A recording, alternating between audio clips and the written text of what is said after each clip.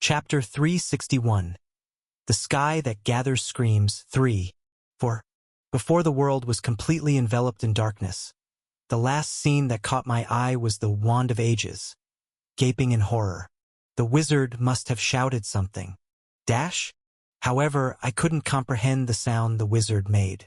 My throat was already torn by the noise, and I hadn't even utilized aura to delay my death. Death came quickly and slowly. You are reproducing the trauma of the enemy that killed you. I couldn't keep up with the rapid changes in the scenery with the speed of my mind. In the irregular rhythm of fast and slow, something got mixed up. Like water and oil, white and black. And if I may say so, it was the soul with the spirit. Like a single snowflake falling on a furnace, my dead spirit gently melted into the body that killed me. You are reproducing the trauma of the enemy that killed you. She was a fisherman born a very long time ago. Therefore, I was a fisherman born a very long time ago. In the repetition of the same words, she was me and I was her. Just like when I became Raviel. Just like when I became my master. In the midst of the trauma of the human path, I stared at the wine-colored sea. The waves are crying. The waves were rough. I could smell the roughness. The fisherwoman knew that water had a smell. On calm days when the sun was gentle, the water was clean too. But when the waves came rushing from far away, the water sweated. It was a salty smell. When there was a smell of saliva, whirlpools formed in that rapids. It was a rotten smell. And now the waves were shedding tears. We must escape. The waves are crying. She merely muttered instinctively. It was a time when humans had not yet emerged from the stage of beasts. It was said that in the vast desert to the south, there was a golden temple as high as a mountain. The people living there were all sorcerers and magicians who could imprison all human voices into strange pictures. I knew that the golden temple resembled a pyramid and that the sorcery was writing. She didn't know. In an era when only a tiny fraction of humanity enjoyed the blessing of writing, a woman was sailing, catching fish. We must hurry and escape. Kurururur. Turning the boat around, the woman looked back. A volcano was erupting in the distance. Hot lava was bubbling at the top of the mountain. Black clouds, lightning, mud rain. The volcano roared as if announcing the end of the world. Instinctively, the woman slowed the boat, steering only to places where she could faintly smell the tears of the waves. It took more than half a day to return to the house, the hometown, the seaside village that could have been reached quickly under normal circumstances. The village was gone. Only a few pieces of wood remained floating on the surface of the water. When the waves hit the cliffs, the wood pressed against the rocks gently rocked. There were no survivors. She looked up at the sky. The clouds were hanging low. These were not clouds from the sky. They were clouds that had belched from the ground. The clouds that rose from underground were much darker and had a much stronger body odor than those of the sky. The entire sea was weeping in black. We must escape. She drove the boat. It wasn't just her hometown that had disappeared. The neighboring village, the neighbor's neighbor, the neighbor's neighbor's neighbor. Villages that clung to the coastline like shellfish, barely clinging to a slice of life, were all gone. Did anyone survive? Each vanished village left behind at least one survivor. Just like herself. I survived. The waves are crying. They keep crying. The survivors, just like me, were people who could smell the scent of the waves. She nodded. I know. I can feel the tears of the waves too. Many have died. God is angry. Must we also die? We must escape. Hurry. Hurry and escape. Follow me. Where to? To the largest village. She drove the boat. 1 became 2. 2 became 3, 4, 5, 16. They were all survivors. The 16 survivors signified the death of 16 villages. Only those who were closest to the waves in those villages could survive. Everyone died. There were no survivors in the largest village. None. Nobody. Nothing. She looked back. Before she knew it, the number of boatmen had grown to 30.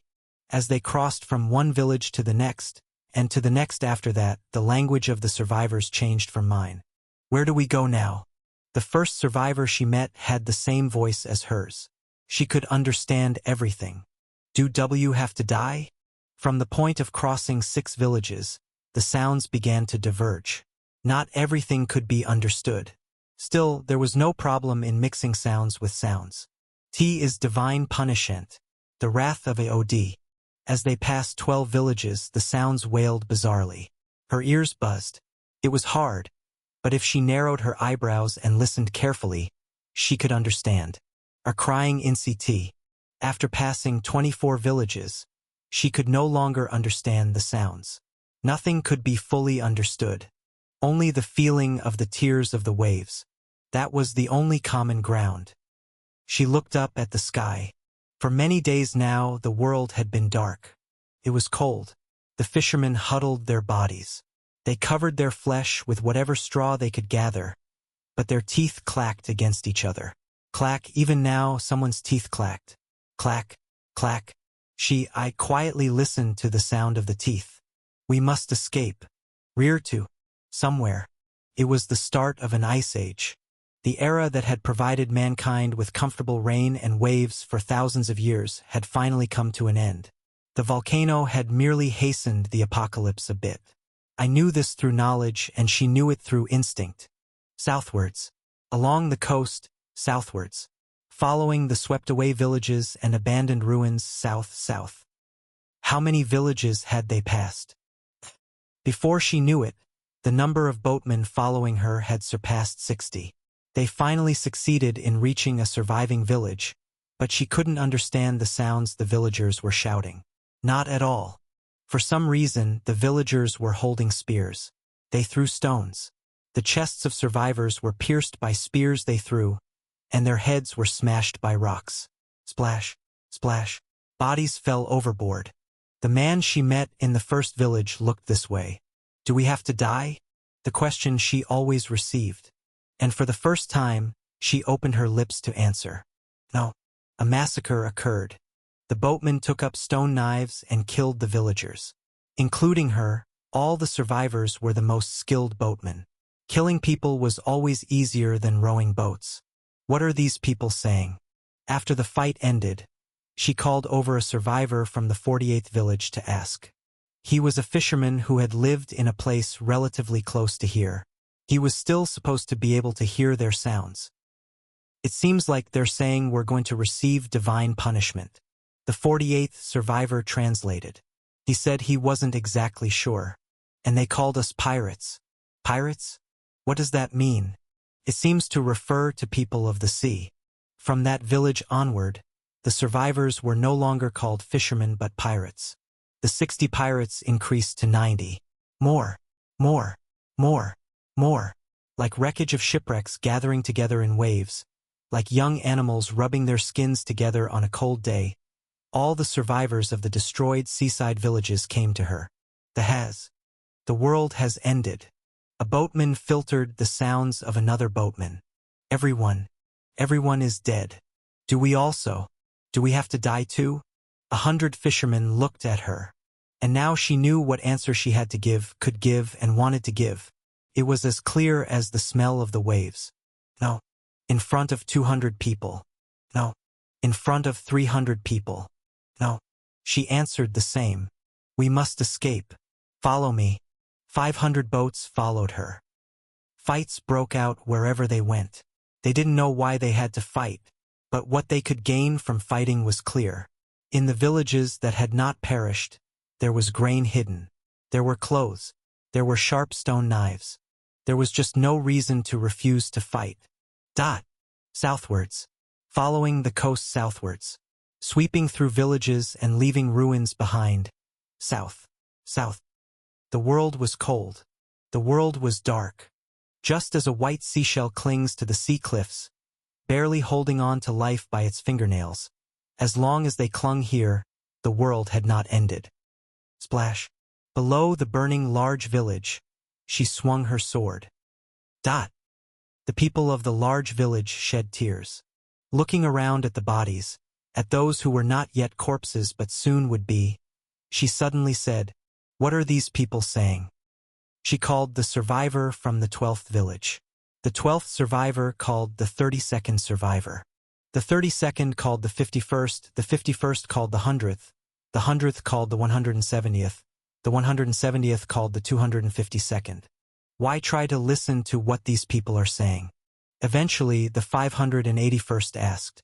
To exchange one question and one answer with the 581st, dozens of translations were needed. Dozens of people babbled. Like the waves. Like waves, like waves, like waves. Overlapping dozens of times. The fishermen whispered to each other. These people of the large village are sorcerers. She also whispered. They know magic that traps sounds. She picked up a clay tablet and showed it to the fishermen. It had pictures on it. They knew neither how to read nor how to write. But magic is originally like that. With their magic, we too can leave behind our sounds. Why try to leave our sounds behind? Waves are waves only when they crash. Sounds disappear. That is the way of the waves, and we follow the way of the waves. Here is the somewhere we can escape to. She pointed at the clay tablet. Looking each fisherman in the eye one by one, she spoke. She wanted them to look here at this place. We must escape. Here. This is where I told you to follow me to. We have arrived. Tell me. What are these people saying? The waves stopped. I don't know. The 581st wave said. I don't know. I don't know what they are saying. Following that, the 252nd wave said they didn't know. The 170th wave, the 100th wave, the 51st wave, the 32nd wave, the 12th wave quietly said they didn't know. Thus, as the waves washed away, they made a sound. No one knows. The wave came to her feet and lapped for the last time. And then the sound of the wave disappeared. Only the wave was shedding tears. She could smell the tears, very close by, and she knew why the smell never stopped. Perhaps she knew this would happen. Towards the burning flames, she threw the clay tablet. Where should we go now? I'm sorry. With a thud. Where should we go? I'm sorry. The flames grew higher. Where? I'm sorry. Thud, the fire blazed. Thud, thud. I'm sorry. Quietly. Trauma reproduction complete. It has been confirmed that the ego of the targeted subject has been maintained. The penalty is terminated. 5. I think I heard the sound of the waves from somewhere. You, what on earth are you thinking? I staggered to my feet. The procedure to regress 24 hours earlier did not activate. This place is the first underground floor. Did they say the flow of time here is different from other floors? Or did the administrators, the pillars, arbitrarily apply a break to the skill? Given that Fox Nim is not by my side right now, has my timeline lost its absolute priority? Either way, it doesn't matter. Grr. There is noise before my eyes. There was a life that had turned into noise. Something that could no longer make any sound, just growling. What it used to be. Clank. It struggled as if it was going to charge at me any moment. Chained in iron. So, by using trauma, you can live the life of the dead? And so, you can make a more accurate judgment than me, who can only watch. Is that your answer? I drew my sword. Yeah. Maybe. But didn't you argue that you have to ask the soul directly? Even if you see the trauma, no matter how close you get, it's not like the soul is directly speaking dash. And then I cut through the noise. What? The wizard had no time to intervene. My sword cut through the noise. The noise didn't scream, maybe because it was already screaming, and was easily sliced. The noise dissipated like ash. You what now? What did you do? Card open. Activating skill. It was the gold I had gained earlier. Plus, 100 Ghosts Reincarnation. Rank, SSS. Effect. You summon those you have directly killed. The deceased do not inherit their abilities from their lifetime. However, if you wish, the deceased can inherit their memories and appearance from their lifetime. If you do not wish, they are simply summoned as monsters. Plus, I lived a life of noise. Thus, I identified the coordinates of the noise. I became the noise that turned into a scream. By doing so, I became able to summon the noise. Therefore, 100 Ghosts Reincarnation is activated. All conditions have been met. The ash that disappeared into the air, from the bottom, turned back into black ash water and rose up. The black water gradually took shape.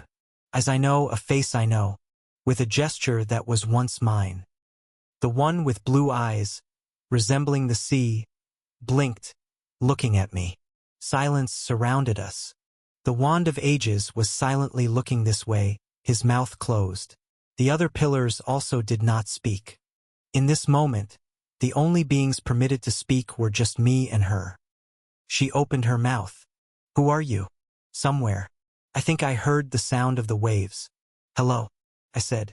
Not in the first language I learned when I was born, not in the language automatically translated by the tower, but in the sounds I learned through her life, through her ears and mouth.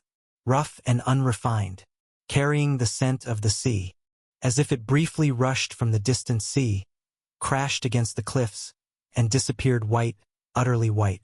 In the sound of the waves, I could say her name, the first wave, and what I could become for her. I am your last wave. I will become somewhere for you.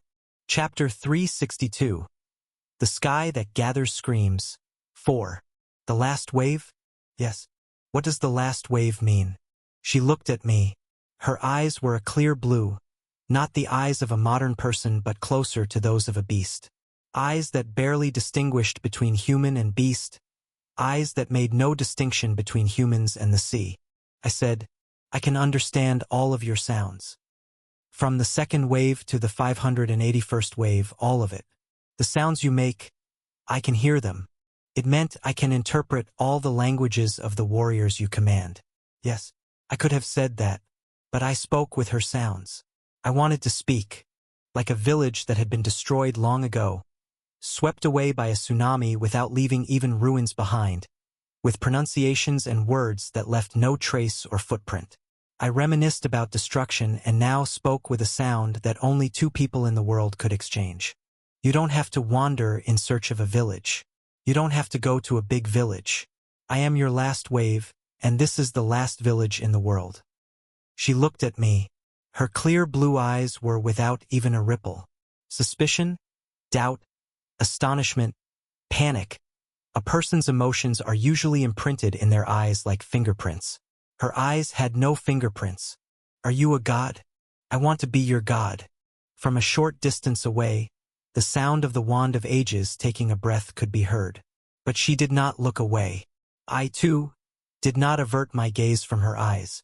Tell me your wish. Wish? Yes. You can go anywhere. To which village do you want to go? This is a very big village. All the villages are here. I will take you to the place you wish to go. She blinked. Once, twice, thrice, like waves that rush to the shore and then recede. Her eyelids fluttered. Teach me the spell to trap sounds. Yes. I turned my head. Could you bring me some ink? The Wand of Ages bit his lip. A wizard who was proficient in all spells, the greatest magician in the tower, had his eyebrows trembling. The one who brought the ink bottle instead of such a magician was the lady who walks the mirage. Here. Thank you. But why ink? Death King. The lady carefully looked up at my face. Wouldn't it be more convenient to bring paper and a pen? It would be unfamiliar to you. Someone who has never held something like a pencil before will find it hard to write. But if you write with your bare hands, you will quickly get used to it. That's why it's easier to just dip your fingertips in ink and write on the ground. The lady listened to all my words. Slowly, after listening, she nodded once. That's right. Again. That makes sense. Her voice echoed softly, announcing the results of the majority vote. Death King 2 votes, Abstain 0 votes, the Wand of Ages 3 votes. I think I heard the sound of waves from somewhere. What is this? Ink. This black water. Does it hurt? It doesn't hurt. I will teach you the spell with this. I crouched down on the floor. She also hunched down. The pillars surrounded us and watched silently.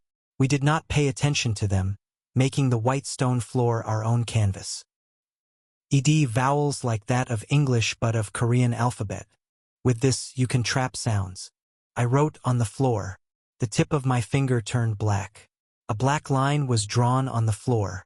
Watching the sight of black waves drawn on the white sea, she looked down clearly. You try it too. Yes. Her fingertip turned black. Half a day passed. A day passed. A whole day passed. Her nails turned black. Her fingers turned black. And her palms turned black. Lines were drawn on the floor, and in the white sea, endless black waves crashed. The pillars watched us without moving. The conference hall was spacious. The canvas was almost infinite. Crouched down, we slowly changed positions, expanding the black waves by a palm's width. Every wave she drew in the sea had fingerprints standing out. 3 days passed, maybe 4. In the depths of the underground where time was meaningless, only the expanding sea marks around us proved our time. If you looked closely, were all wooden planks. Shipwrecked pieces drifted back and forth in the sea. She was writing characters. Splash. She knew the waterways of the Black Sea. So with a splash, splash, she rode with her fingers. Do you understand now? Yes. So, I am listening to the sound of the waves. I understand. I asked the lady to get me a clay tablet, whose surface was soft as it had not yet hardened. Looking at the clay tablet in front of her, she blinked. That was her tension. This was her somewhere. Her homeland had sunk into the sea. Many villages had submerged, and it was the island she had gone searching for. Facing the small island, she rode. I love the sea. A wave crashed. We love the sea. A ripple surged. Because the waves shed tears. Fingerprints. We also shed tears. Gradually. Still, I love the sea. Blue eyes looked up at me. Am I dead?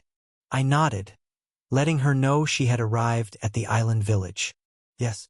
Do you want to live? People, she said. I have killed many people. I can't live anymore. Too many people have died. I'm sorry. I can't live any longer. She looked at me. Waves crashed in her sea-like eyes. Thank you. I think I heard the sound of waves from somewhere. Thank you.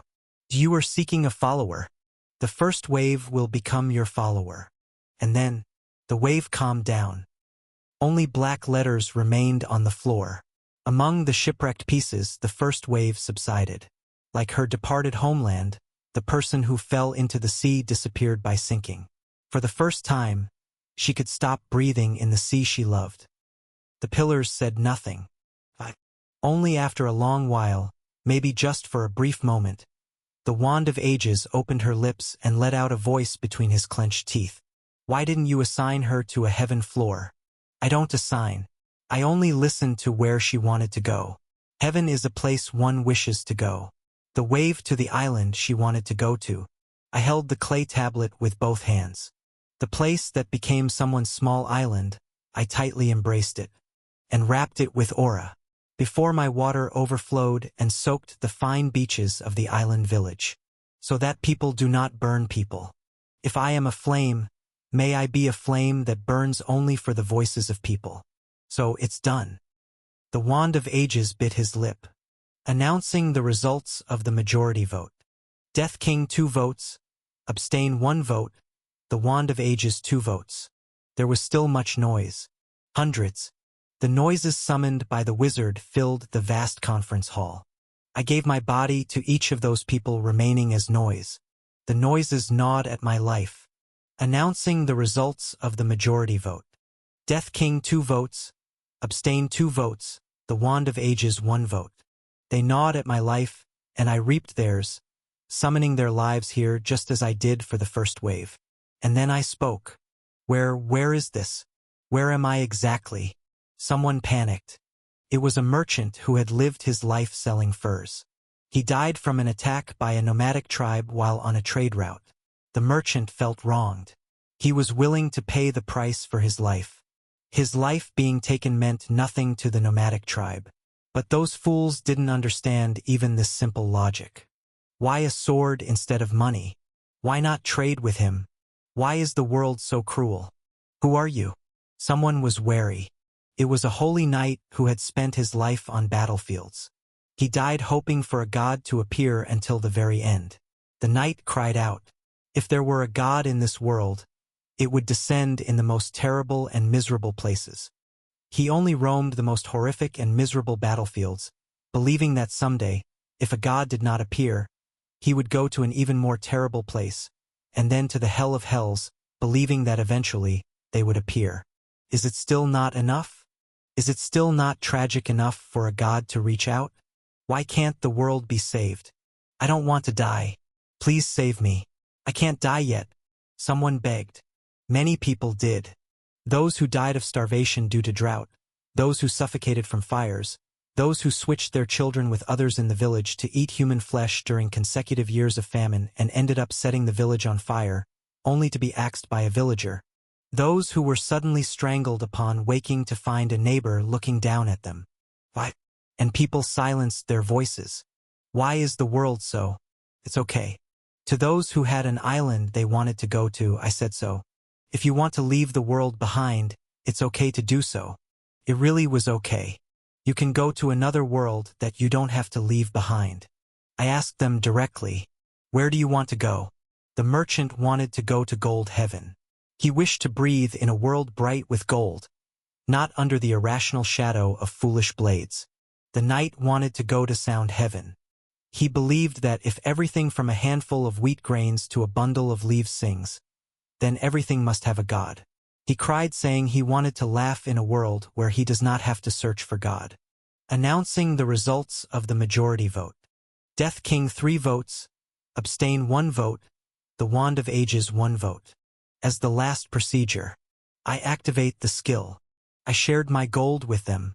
Plus, Earth Bone Dragon's Skull. Rank, SSS+. Effect, preserves the memories of the living. Preserved memories are kept in a box. This box can only be destroyed by the owner of this skill. As long as the box is not destroyed, you can produce the body of a person with the same memories any number of times. The body can wander the world, accumulating new memories, and these experiences can be updated back into the box. Of course, if you permit, even if the body of the person is destroyed, the box remains unharmed. Bestow the privilege of immortality to those around you. Plus, this was how I revived the 100 ghosts. Just as I breathed life into Sylvia, Evenail, and Estelle, the 4 demon lords, the children of infernal heavens, and Yusuha. The Earth Dragon's box is activated. The Earth Dragon's box is completed. I provided bodies for the noises that had become my 100 ghosts.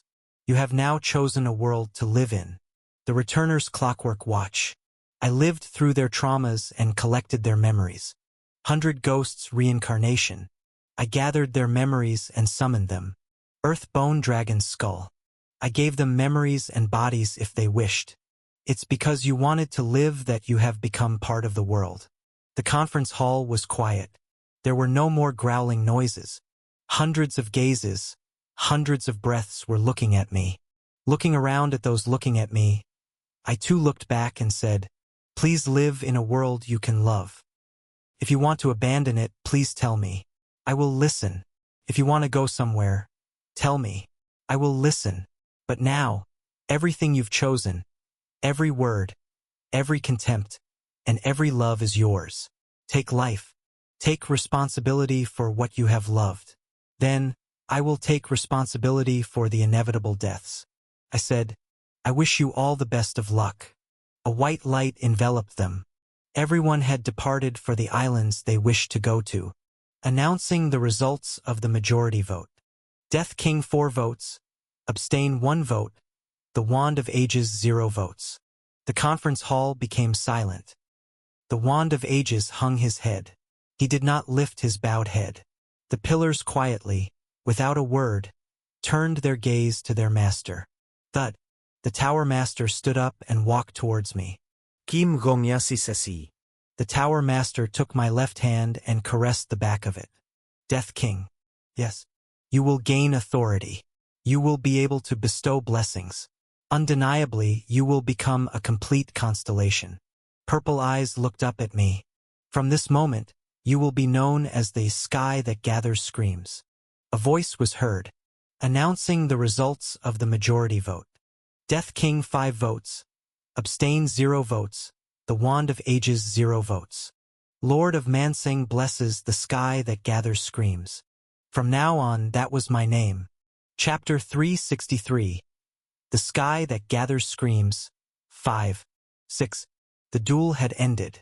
The Wand of Ages was defeated, and I had won. It was a unanimous decision, so all that was left was the aftermath. Death King, no. Do you plan to establish the sky that gathers screams as a new pillar, Duke? Baron Gu Wonha asked. However, the Tower Master lightly shook her head. No. Screaming Sky currently does not wish to become a pillar. Screaming Sky? I tilted my head in confusion. Are you referring to me? Yes. The sky that gathers screams is a bit long, isn't it? Since it's about screams, thus Screaming Sky. Collecting people's memories means collecting their names. So Screaming Sky. Giving back their lives after living through their lifetimes makes it Screaming Sky. Lastly, the heaven that rules the underworld, the dark sky of the netherworld, is also Screaming Sky. You're good at naming. I've had many children. It was a necessary skill. For some reason, there was a moment when it was not the Tower Master but the princess who proudly puffed out her chest. So, do you wish to become a pillar right now, Screaming Sky? I looked around. If I become a pillar now, that means your ascent will end here. The Tower Master continued. While a constellation controls one floor, a pillar manages the entire tower. Just as it's not an achievement for a constellation to frolic within the floor it governs, it makes no sense for one who has become a pillar to ascend the tower. I thought deeply, and then I answered, for now I want to reach the 100th floor. That response seemed unexpectedly to the pillars. But the Tower Master nodded as if she had guessed I would say so. Yes. Then, for now, let's conclude with you becoming a full constellation. Kim Skirein Sky Sensei. I don't quite like being renamed like that. Kim Stupid Sensei. ED.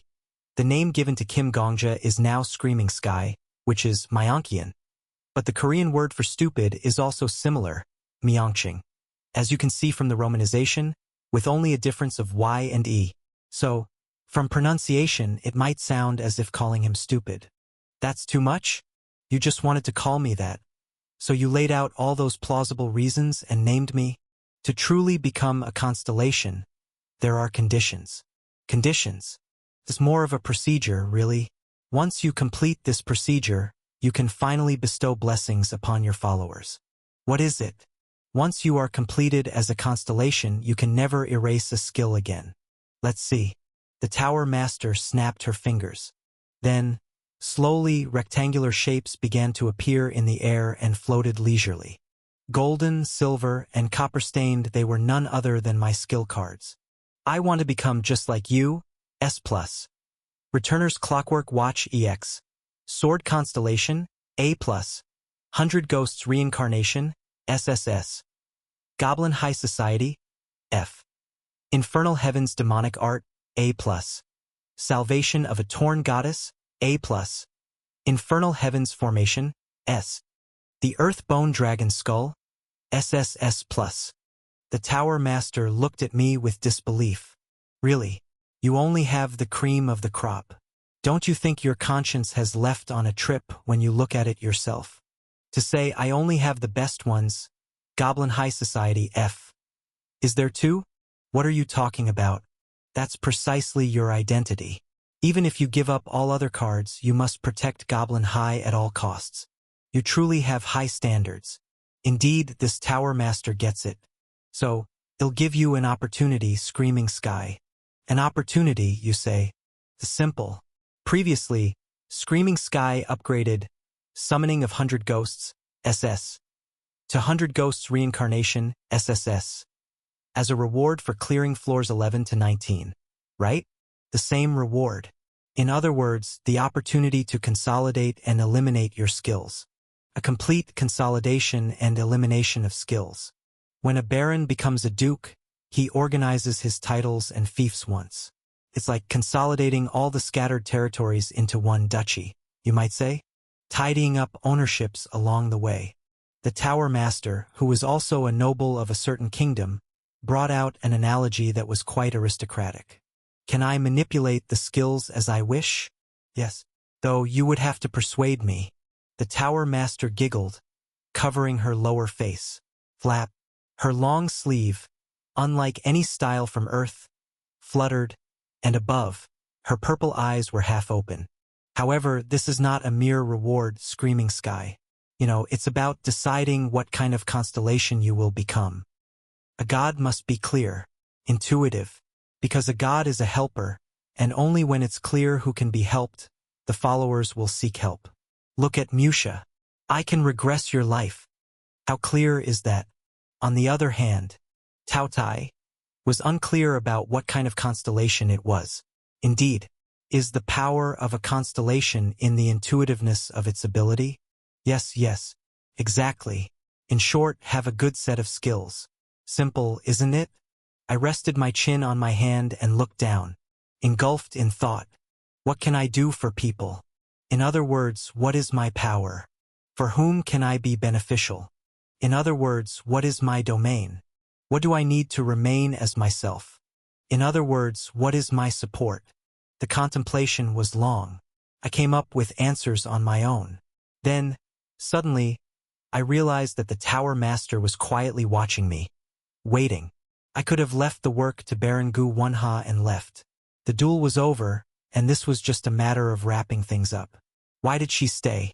Of course, the Tower Master was showing me favor. She might prefer to personally give me the reward rather than delegate the task to a subordinate. But I arrived at a different interpretation. I can ask you. I can seek and listen to your advice on what would be the best course of action. The Tower Master smiled broadly. Correct. As expected. I felt the pressure in my heart melt away. The Tower Master is the god of this tower. She is the central pillar, the starlight pinned in the highest night sky. If I want to become stronger as a constellation, where else could I find a better advisor? None. Definitely none. This is a fantastic opportunity. The Tower Master was right. She was offering me an opportunity.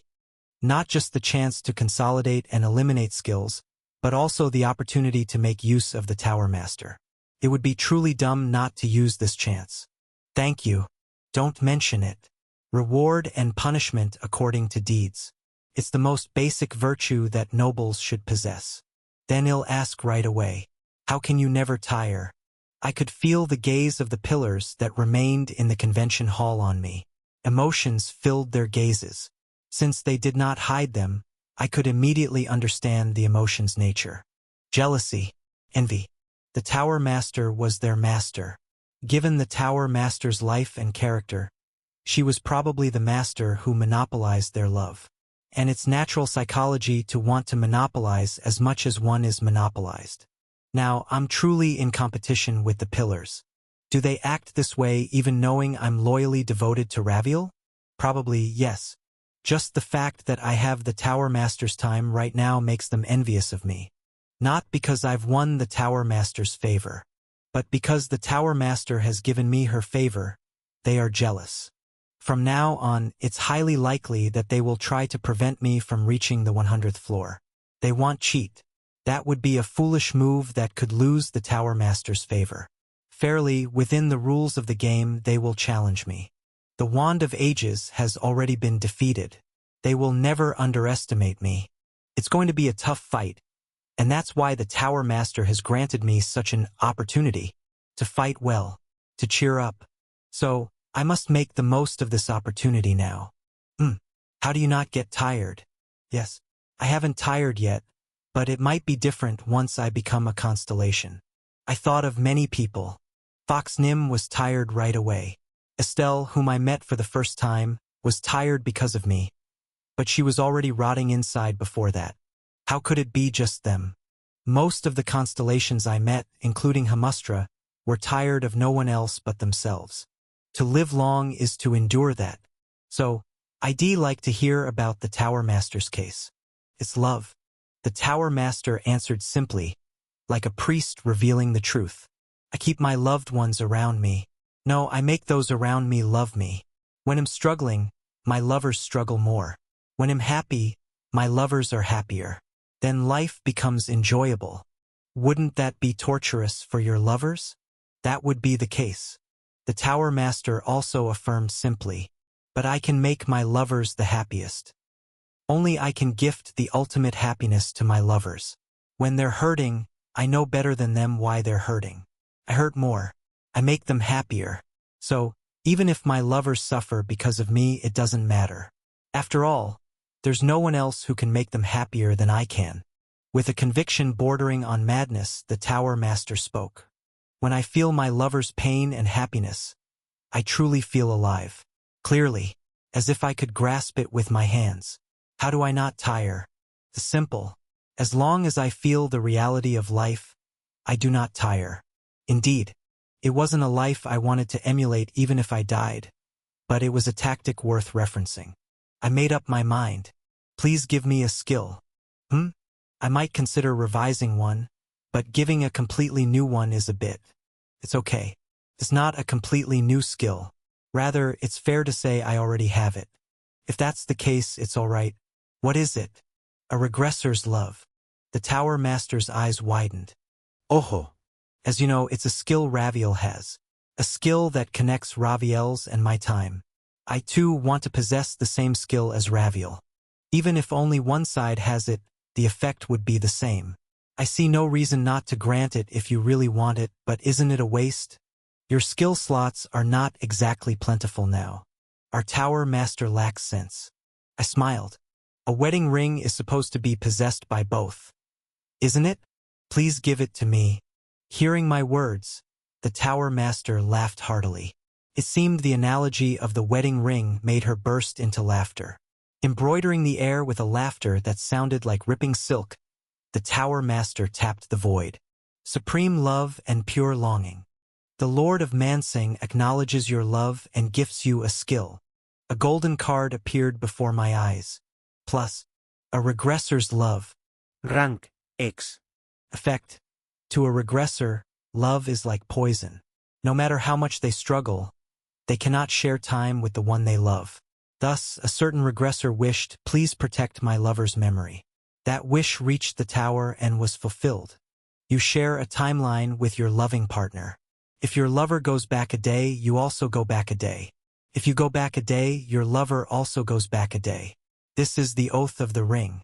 This is the marriage of time. May luck be with both of you. Note: activates only when you and your lover love each other. Plus, the same thing Raviel has. If I am a constellation, the star that would shine the brightest first. All right, shall I be generous? I'll throw in a service as well, Screaming Sky. Sarac dash. A golden card descended onto the back of my hand and melted. Literally melted away. As the card disappeared, it infused into my left ring finger with a golden glow. Naturally, the wedding ring I matched with Raviel was worn on my ring finger. I've linked the wedding ring with a regressor's love. As long as the skill card is not torn, the wedding ring will not be destroyed either. Oh, but now that Screaming Sky is a complete constellation, you can't remove a skill card, right? It's essentially an equipment item with an indestructible option. Yes, now it truly has become a real wedding ring. Congratulations. The Tower Master beamed with a smile. The gaze from the pillars around us became fiercer, but neither of us cared. Of course, there's a difference. I think it's something I have to bear anyway, and the Tower Master is deliberately ignoring it. And what other skill do you want to revise? Please remove the penalty option attached to 100 Ghosts Reincarnation. I immediately requested. Being able to use the skill only once a week is too harsh. Sure, it would be a broken skill if I summon hundreds of ghosts for a group attack, but I don't do that. I just want to give back the memories to the lives I've collected. Please remove the penalty. Well, you have a point, and there are 3 for 5 points. A duck? Quack quack. Okay, so it's another play on words. When the Tower Master says, well, you have a point, they use in Korean, which means point, reason, etc. And so, our MC says, and there are 3 for 5 points, where all the numbers said in Korean have added to them, making it, and there are 3 points for points, 5 points. The Tower Master replies, 5 points? But hey, race the pun. The Korean for 5 plus point equals, which also means duck. To which the MC responds with the duck's quack quack. After exchanging the world's most idiotic cue via, the Tower Master granted my request. Skill revision. The penalty of 100 Ghosts Reincarnation is removed. 100 Ghosts Reincarnation, SSS, transforms into 100 Ghosts Reincarnation, SSS+. Again, you should assume that such opportunities won't come again. Don't lament later and speak up everything now. Please revise Salvation of a Torn Goddess. It's not about a torn goddess anymore, right? It's Goddess of Protection. It's only right that you allow me to fully use the power of Shiny. That makes sense. Duck? ED.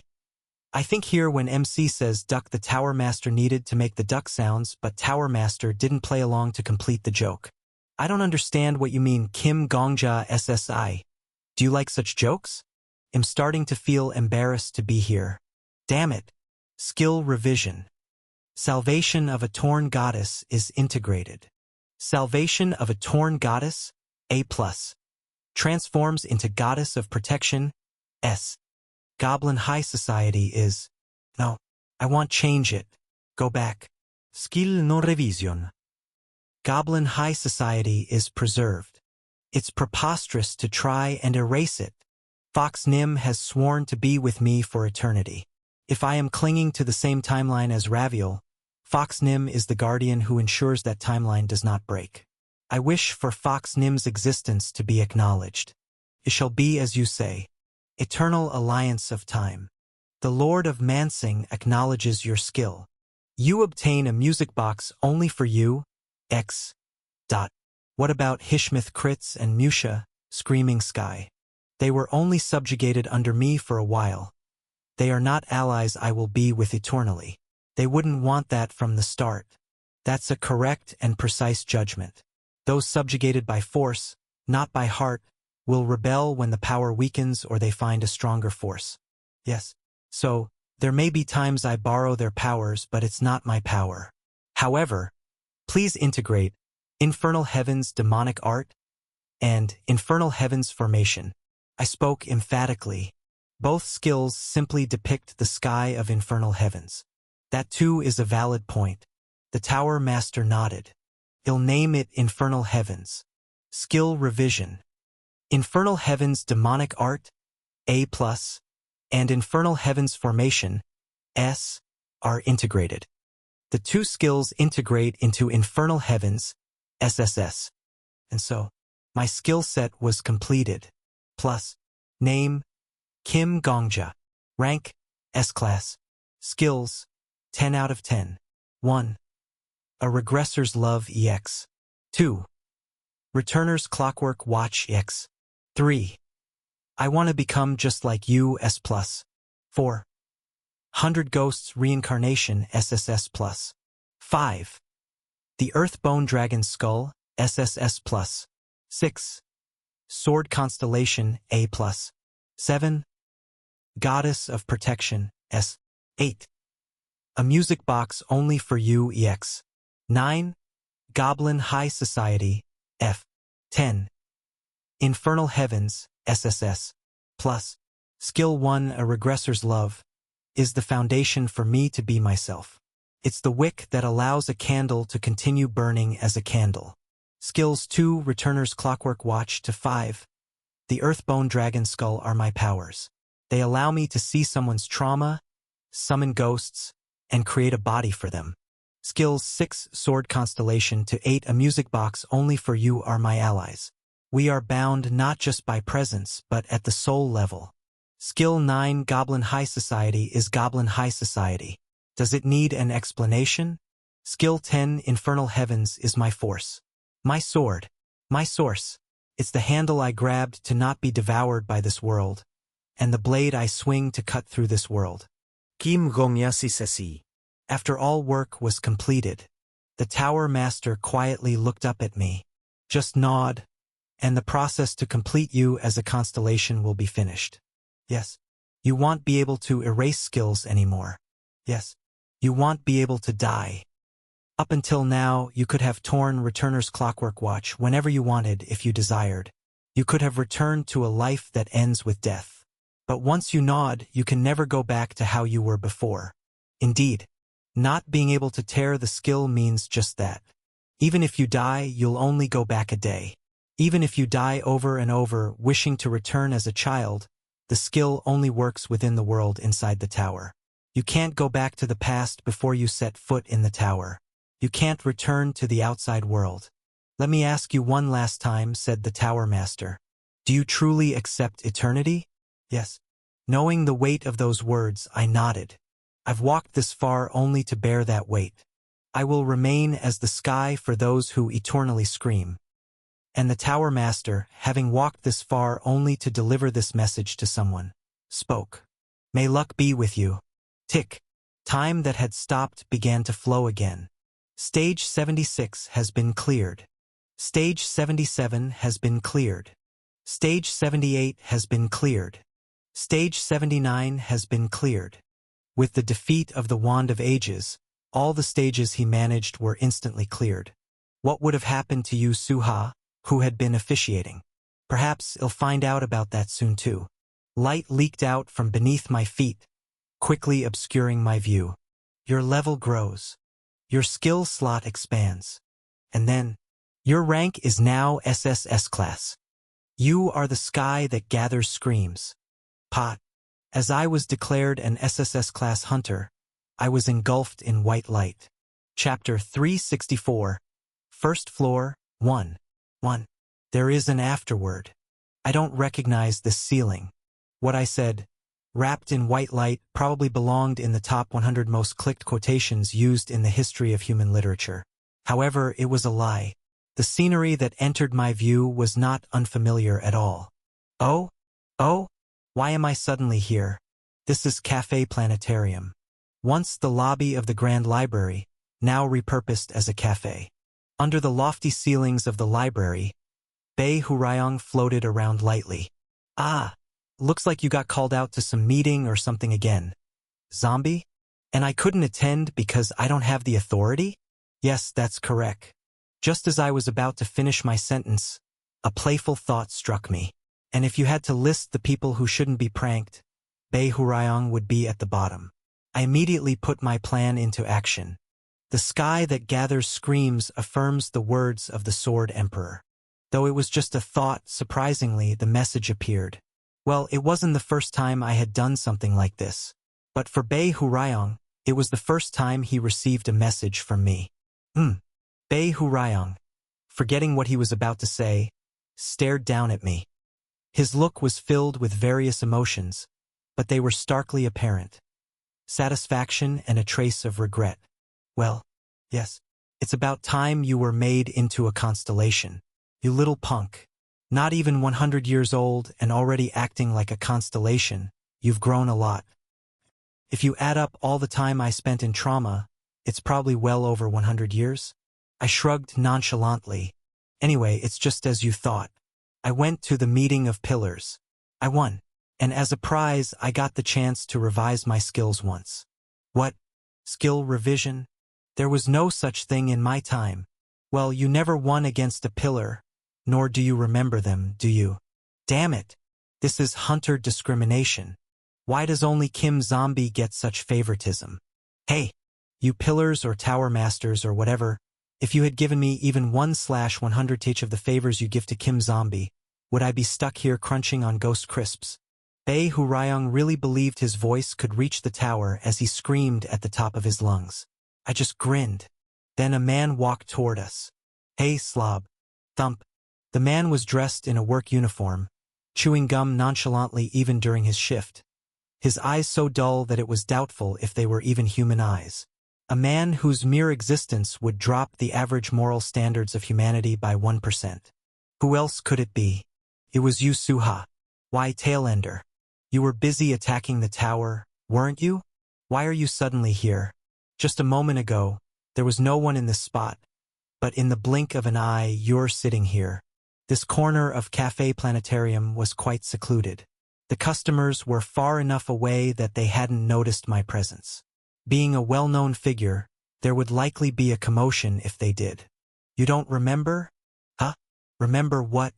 Yu Suha furrowed his brows. Clueless. I see. Of course. Hunters related to the pillars all lose their memories. Even the memories of meeting with the Wand of Ages or taking the role F judging me, Yu Suha doesn't remember any of it. It was a fact that couldn't be more obvious, but for some reason, I felt a little bitter. Hey, I swallowed that bitterness down my throat. Do you want to see me dance? Yusuha's expression seemed to say, I knew this guy was nuts, but he's really reached a new level of madness now.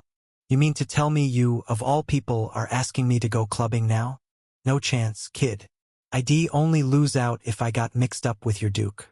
Are you crazy? Are you a moron? I'm not talking about a club, just asking if you'd like to see me embarrass myself doing the Cossack dance. No, what you're saying sounds even more moronic. Then Yusuha crossed his arms. He must have been intrigued. But still, he cast a doubtful glance, suspecting that I was joking.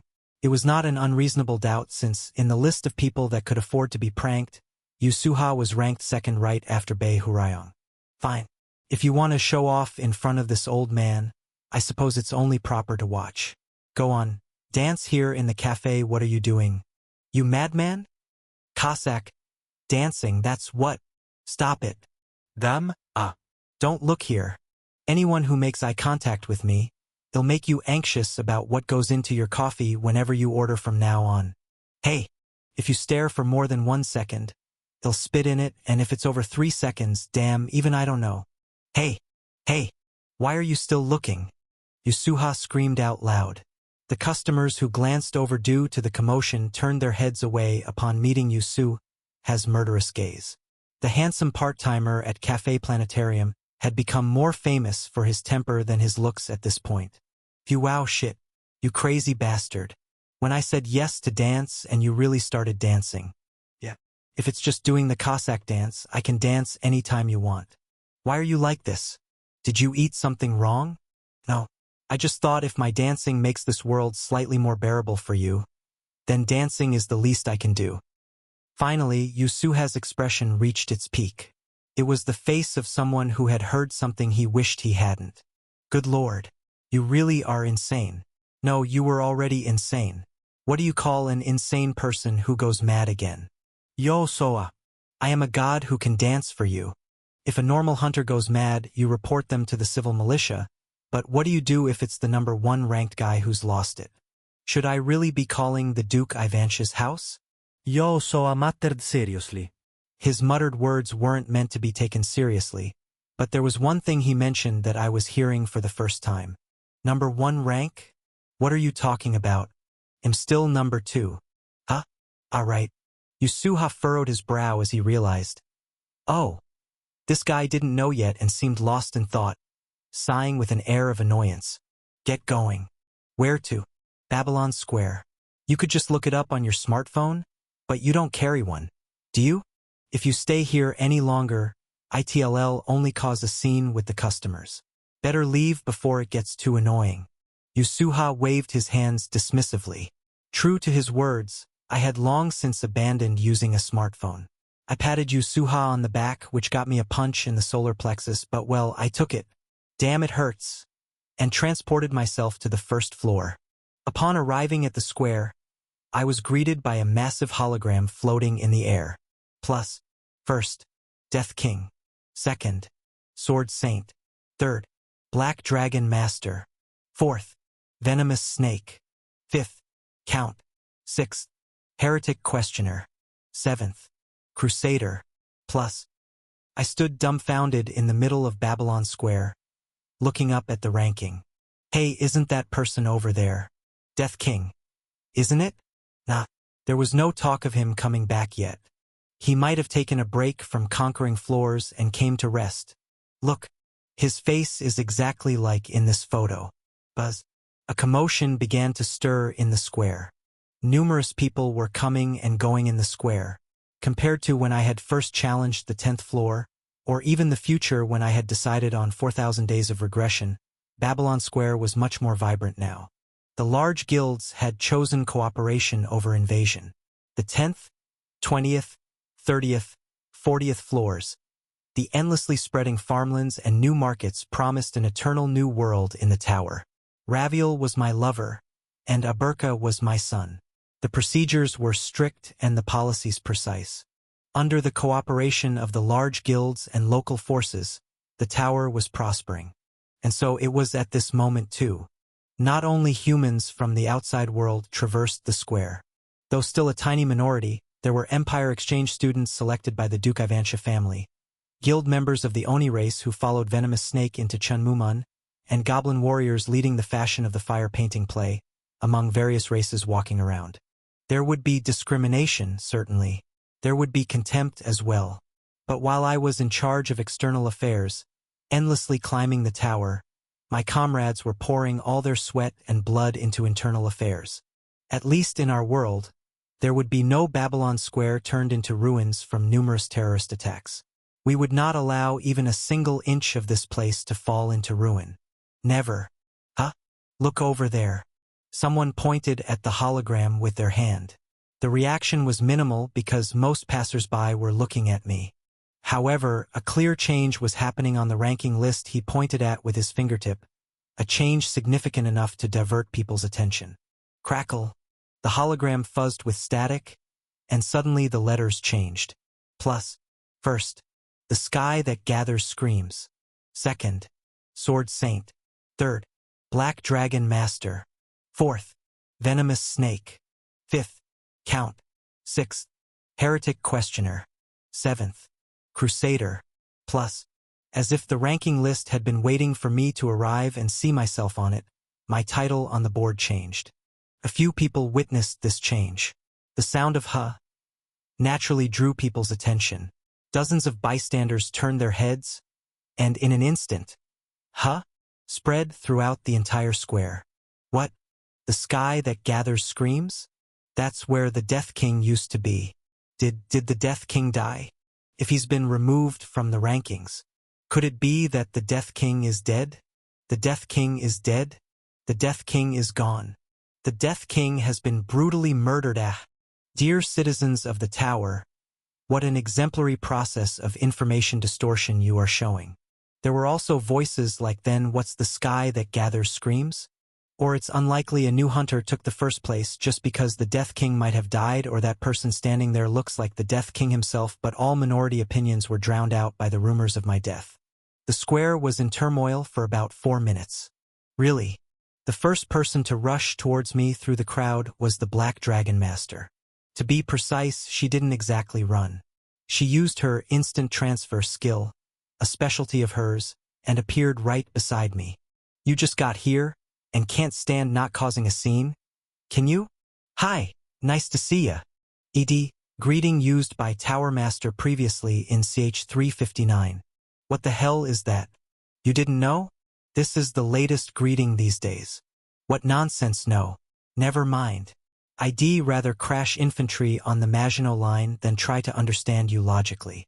Coming back after a long time, and you start by spreading rumors that the first ranked hunter might be dead. It wasn't my doing. I felt somewhat wronged. I had just acquired a new alias, and it was the bystanders here who spread the rumor. Probably among the bystanders, there was a member of the Black Dragon Guild. Hearing the commotion, they must have immediately run to report to the Black Dragon Master. Thanks to that, she used instant transfer to get here even before 5 minutes had passed. It's been a while, though. Indeed, the other comrades also do not remember the events of the heavenly floors. If they did, I would have shared the discussion with the Black Dragon Master as well. That's what I thought. That's right. It's been a while. How have the other comrades been? Huh? What are you talking about? Since that was my thought, I completely didn't expect the Black Dragon Master's response. You talk as if you haven't seen us for months. Didn't you just meet the Count a few days ago? I was momentarily stunned. Yes? What do you mean, yes? I heard about it. You said the heaven floors, right? You're the only one who could climb up to such a terrifying place so nonchalantly. What would have happened if the judge had betrayed you? My eyebrows twitched. The commotion among the passers-by around us had started to settle down a bit. The Black Dragon Master appearing in person and conversing casually with me made it clear. If I had not truly been Death King, it would have been impossible, and thus the commotion about the Death King is dead quickly subsided. Contrary to the passers-by, my heart was only being shaken violently. Hold on a second. How can you remember?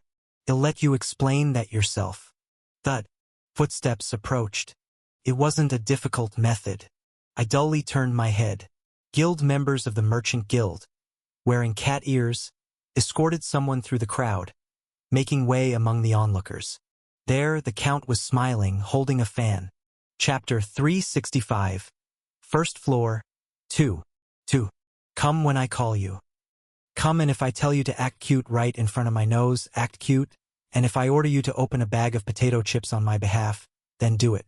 Of course, you can never lie to me and must always speak the truth. And that's not all.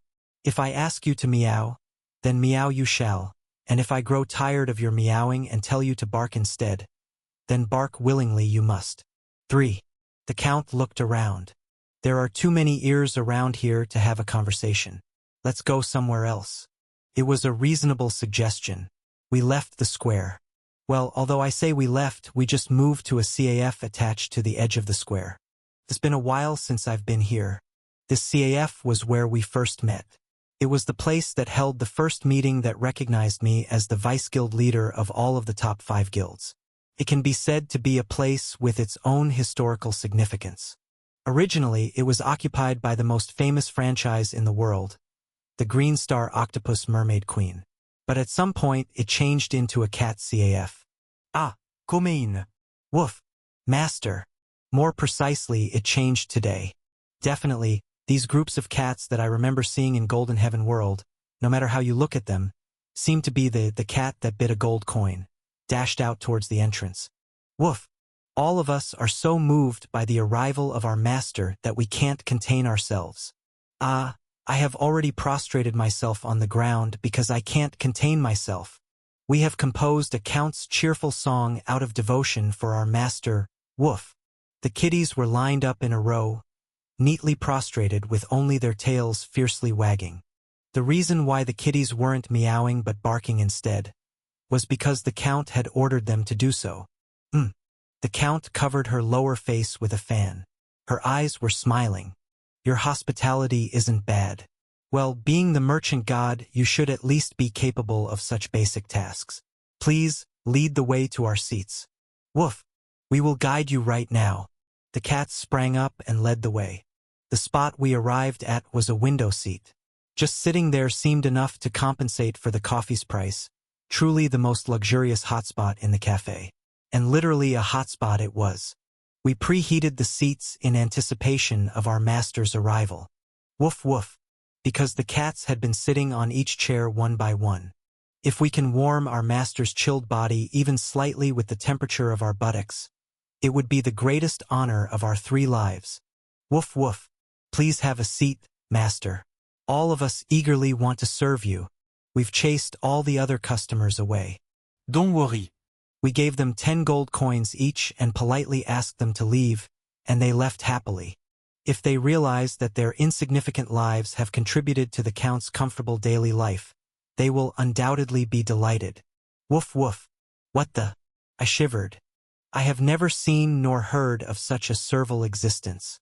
I wondered what the best use for these creatures would be. It seems there's no better punishment for them, who have mocked humans so, than to be petted by them forever. That's why I bought a CAF. From what I know, this calf's land is the most expensive in the tower. Well, there's more than enough money to rot. We sat at the window seats. To reiterate, this was a CAF built in the square. The cats controlled the entry so no one followed us inside. But through the window, pedestrians could still easily see us. Pedestrians took photos and waved their arms, shouting through the glass window. As I gave a slightly awkward smile and waved back, a burst of cheering exploded, causing even the soundproof glass to tremble. Scary. Wouldn't it be better to sit somewhere more secluded? No. The Black Dragon Master firmly refused. Do you know how long you've been away from your seat? I once say you should spend 90 out of 100 days in Babylon, but you should at least stay for 30 days. You are no different from a king. There's no worse leader than a king who leaves his throne vacant. So, you came to the CAF on purpose. Yes. At least when you are on the first floor, you need to be visible to the people. It's better to allow the citizens to observe rather than hold a meeting in an unknown depth. It reassures them to feel that the highest-ranked hunters are living near them. Doesn't it? So this is also a part of image management. Unlike me, Anastasia waved with a smile so skillful it was flawless. Clatter, clatter. The glass shook again. Truly, the Black Dragon Master is impeccable.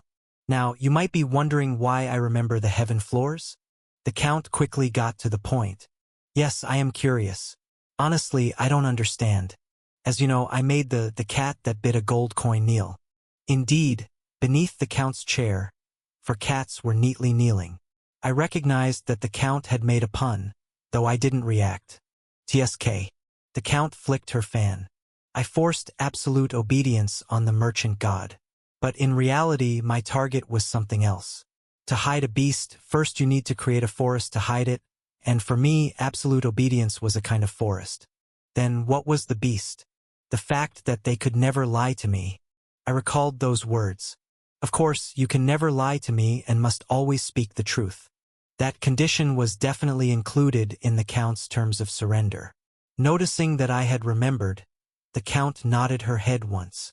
Seeing the look in your eyes, it seems your brain is still very sharp, Kim Gongja. Then, let me ask you. SHRRK, the Count's fan folded. Did the cat that bit a gold coin lose its memory? I blinked. What? A simple question. The Wand of Ages can distort the memories of hunters and constellations. So, simply thinking, the cat that bit a gold coin seemed to have lost its memories of the heaven floor and the pillar. However, I suddenly thought about it after hearing that story. The Count tapped the table with the tip of her fan. That can't be possible, is what I thought. The Count did not explain why she thought it was impossible. Instead, the cats lying under the table perked up their ears. Woof! What you thought is correct, Master. We are in cooperative relationship with the Wand of Ages. When that pillar sends souls, we receive them. Even if other constellations can't remember about the pillar, we, as collaborators of the heaven floor, must remember. I see. I felt like I had grasped the full story. Nisha lost her memory, but the merchant god retained theirs. Then, Nisha asked the cats about what happened to learn the whole truth, since lying was not an option. Nisha realized the whole story of the events. Oh my, now you two are even calling each other by your real names. Anastasia murmured as if amazed next to us. No, she also looked dumbfounded. The Count shrugged her shoulders and then picked up one of the cats, placing it on her lap. Wah wah. Right. But that alone wasn't enough to be sure. The Count stroked the cat's head. Shivering, trembling. The cat was terrified like a mortal who received the petting from a mythical monster. For me, I needed a guarantee that no matter what happened, the pillar would not tamper with the merchant god's memories. Unfortunately, I wasn't in a position to force such a guarantee on the pillar. From the pillar's perspective, I am merely a hunter. Counterintuitive thinking? Simple. If I create a situation where, no matter what happens, the pillar cannot touch the merchant god's memories, wouldn't that solve the problem? The Count tapped the top of the cat's head. The cat trembled. Woof, we, according to the agreement, became the Count's slaves. That was the decisive blow. The moment we became slaves, the Wand of Ages could no longer distort our memories, no matter what. Why is that? Because that would be a complete mockery of our cat lives. The tricolor cat swayed and wriggled its tail. If the pillar erased our memories, we would become slaves to the Count overnight without knowing why this happened, or having any clue. Isn't that unreasonable? Literally in the blink of an eye, we became servants to the most noble person in the world. Woof! Of course, we are very pleased with this situation and praise the elegance of our master just like now. But objectively, it's merely an act of extreme violence. That's right. The Count rubbed the cat's ears, causing the cat to jump in surprise and pathetically protest with meow. Wah woof. Bark bark. But to no avail. In essence, a point where memories cannot be rolled back. A definitive starting point where they can neither be erased nor distorted was necessary for me. That's why I left you to stir things up in Golden Heaven World, subtly pushing the merchant god until it succumbed. As soon as the Shi heard about the summoning for judgment and suspected that manager of the Golden Heaven World might be the cat that bit a gold coin, the Count aimed for the merchant god's surrender. I moved my lips after hearing the Count's grand scheme. Weren't you worried? About what? What if the Wand of Ages had a vicious nature? It might have embraced such irrational violence. How could you trust that pillar? The Count's eyes widened. She then covered her mouth with the fan, chuckling softly. What are you talking about? Kim Gongja. I have never trusted the Wand of Ages. Not even once. What? But I trusted you instead. The Count looked at me. You care about the tower more than anyone. If the pillar managing that tower had been a ruthless tyrant, you would have been the first to crush it, wouldn't you? You tolerated the existence of that pillar. It wasn't a feeling of helpless acceptance. Kim Gongja. If you respect a human, then that person must truly possess a worthy character. From a distance, the cats waddled over to us. They served us each a cup of coffee. The Count held an Americano in one hand and smiled broadly. Just as you trust my abilities, I trust your judgment. Nisha, you are our leader, and we are your colleagues. I firmly believe that colleagues strive to be equals. The Count said. What we did, how we approached the stage, what conversations we had, a world remembered only by Kim Gongja alone, oh dear. I would firmly reject such a notion from my side. As she said this, the smile that the Count wore was one that could make anyone understand why Patricia, who is almost the complete opposite in personality, had fallen for her. I have lost my memories, but when I opened my eyes, there were these cats squirming at my feet. I asked what had happened, and the cats showed me a high-definition hologram of what occurred in the heavenly floor. I'd like to boast that everything went exactly as I had planned. Woof woof. The cats that had delivered coffee to the Count now pressed down on the hem of my pants. 3 cats were together lifting a tray. White mocha frappuccino, venti quad shot Java chip, half and half chocolate drizzle. I had not ordered it, but the cats brought my custom menu item. I chuckled and looked back at their master. It's a gift. I was momentarily speechless. Of course, the real gift is something else. Really. I just wanted to say this to you. Really. Come now, Kim Gongja. You have worked hard conquering the heavens. We will always remember the hardships you faced. There's really only one thing you need to remember. Really, my colleagues are amazing. Even if you leave us alone, we will never leave you alone. Right now, I am probably making a face too embarrassing to show to the pedestrians. To hide my expression, I took a sip of my coffee. The white mocha that day was exceptionally sweet. Chapter 366. First floor, 3. 4. Thus, reassured by the fact that my reliable comrades were guarding the rear, I was ready to ascend the tower again, I would like to say. But there was still work left to do around the first floor. Where are you going? There are hundreds, thousands of interviews that have been put off. It was already a burden being cautious of the press. But this is a good opportunity. Let's settle this now. From Anastasia's gaze, it seemed like there was quite a bit of work remaining. And there's this too, Kim Gongja. There's going to be the first marriage between our hunters and the goblins. What? Yes, I had the same expression when I first heard the news. It seems too fast, but it's certainly something to celebrate, right? The wedding hasn't happened yet. Since you are the oldest friend and a god to the goblins, go and give them your blessings. Wait, just a moment. Wait, interviews come first. Hey, Kim Gongja. you bastard. I rushed over to congratulate them.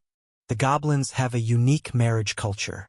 Each partner rakes out their own hearth at home and transfers the burning embers to a lantern. At the wedding, they combine the flames they each brought into one. Guests also bring empty lanterns to the ceremony. Once the couple's flames merge, the guests convey their congratulations and transfer some of the fire to their lanterns. Guests then carry this newly kindled ember back to place in their own hearths.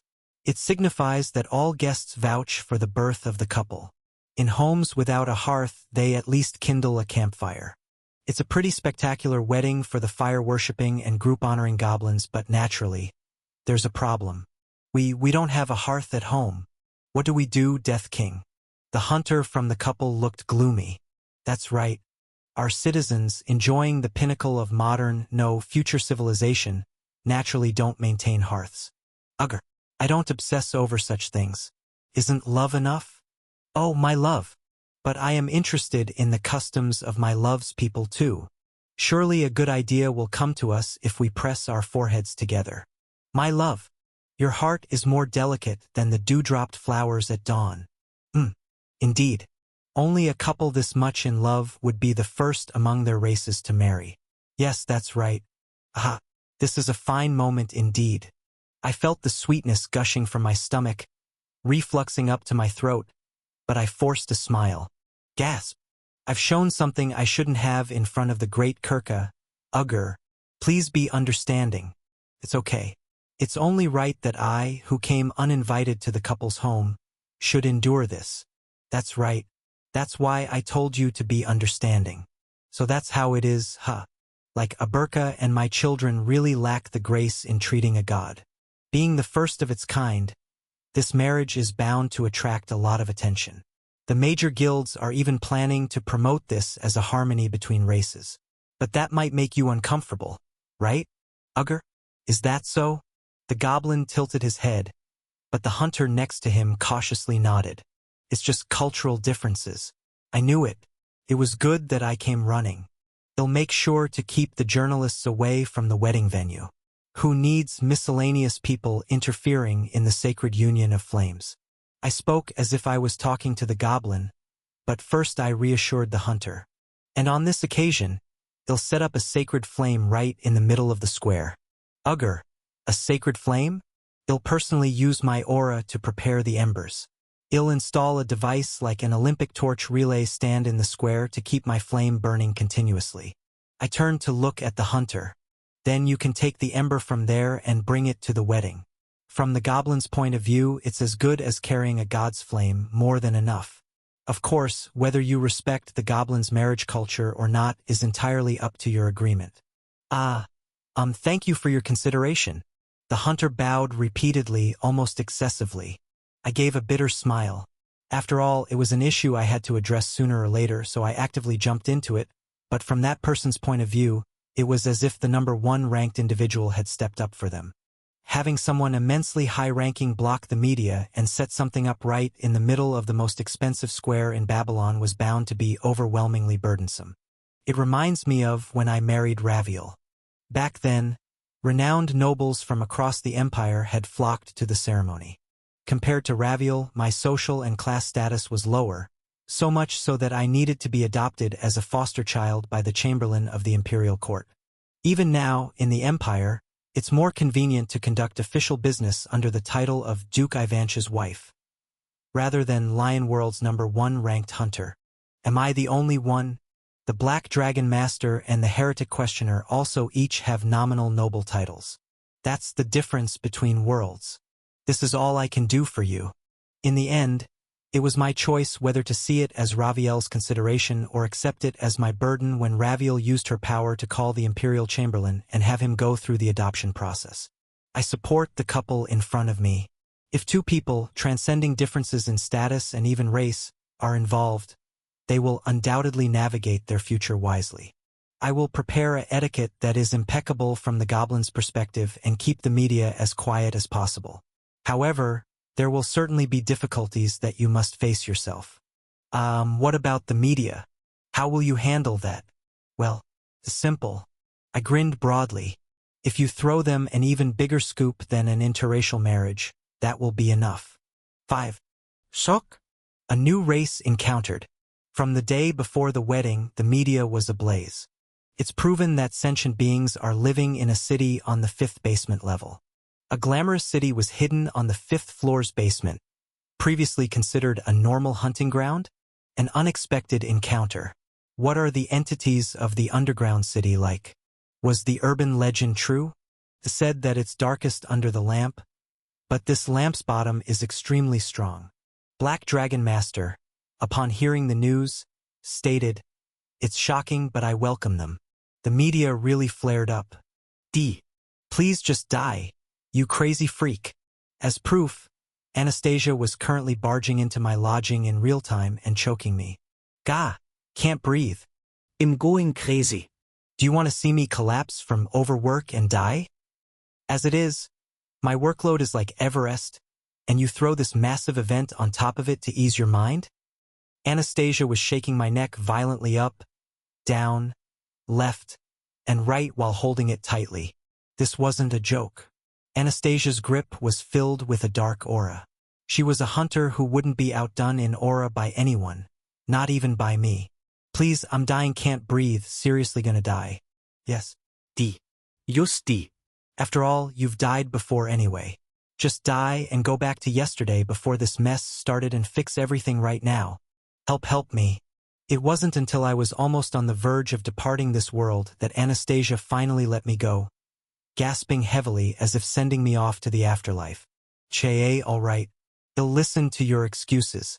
No, how did you even know there was an underground civilization on the 5th floor in the first place? I caught my breath and replied, well, I met a constellation called Musha on the 62nd floor. Musha? Yes. Its formal alias is the ox that harvests ruins. It has the ability to regress people, understanding what kind of lives they can lead and the various possibilities they hold. The Black Dragon Master slightly furrowed her brows. What? That's cheating, isn't it? Yep. A total cheat character. Anyway, this cheat had fought with me and pulled all sorts of tricks. If the Flame Emperor had not obtained the Returner's Clockwork Watch, it was a world that would have been established on such a hypothesis. There, I had forged my future without being stripped of my life by Flame Emperor.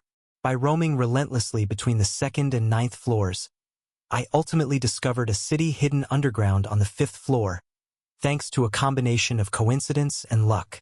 Musha showed me my possibilities, which incidentally led me to discover the 5th floor's underground civilization. Now that I know about it, I might as well make use of it.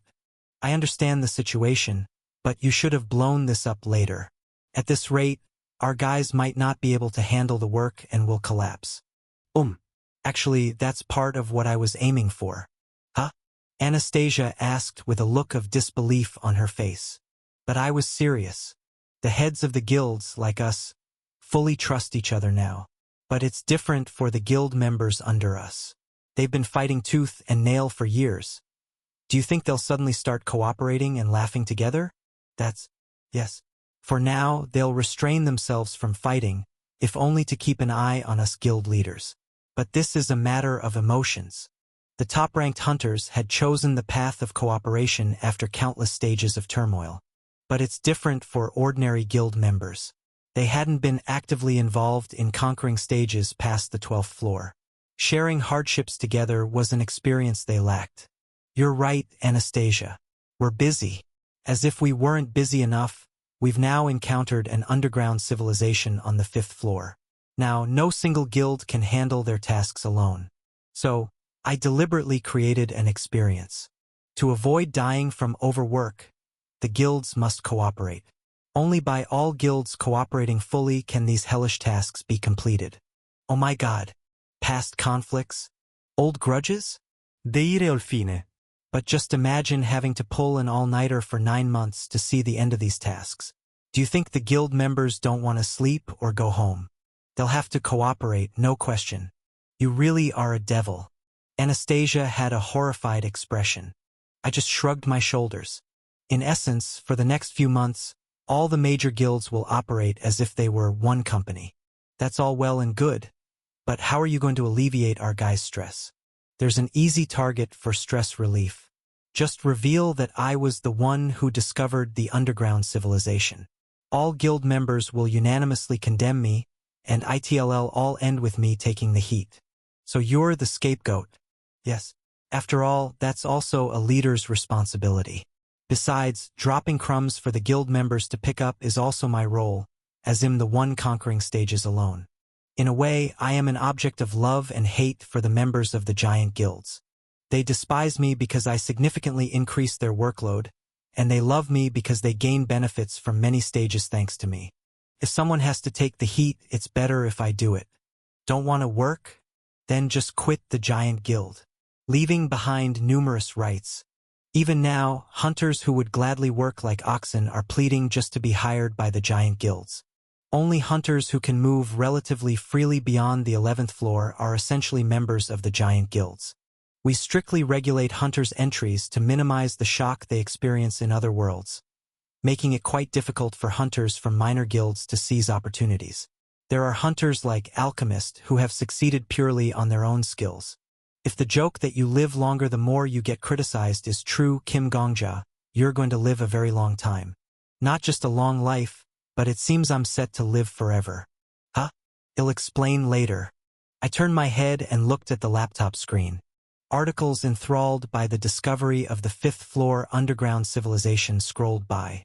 Among the flood of summer articles, there was one small, modest article floating. The first marriage between a Babylonian and a goblin takes place. A modest but beautiful ceremony. The citizens bless. I smiled and closed the laptop. Chapter 367. Reverse Scale 1. Not everything went as smoothly as the wedding. Time flew by rapidly. I closed my eyes for a moment, and when I opened them, a month had passed. It was literally a blink of an eye. It was almost unfair how time had sped on without me. Can't be helped. Isn't it said that the older you get, the faster time seems to go? Even if my physical age says one thing, my mental age is totally out of it. I tried to calculate how old I really was, but I gave up once the numbers surpassed 3 digits. It's okay. My body is still in its 20s. This really sounds like I'm trying to convince myself I'm still in my 20s. Glory to the moon of Ivantia. Duchess, as you commanded, we have surrounded the gates. As I was brooding over the cruelty of time, a knight approached and saluted. I snapped back to reality. Well done, Captain of the Knights. It's nothing. Did you send an envoy for their surrender? And they still have not responded? Yes. They are vowing to fight to the death till the end. How foolish. I clicked my tongue.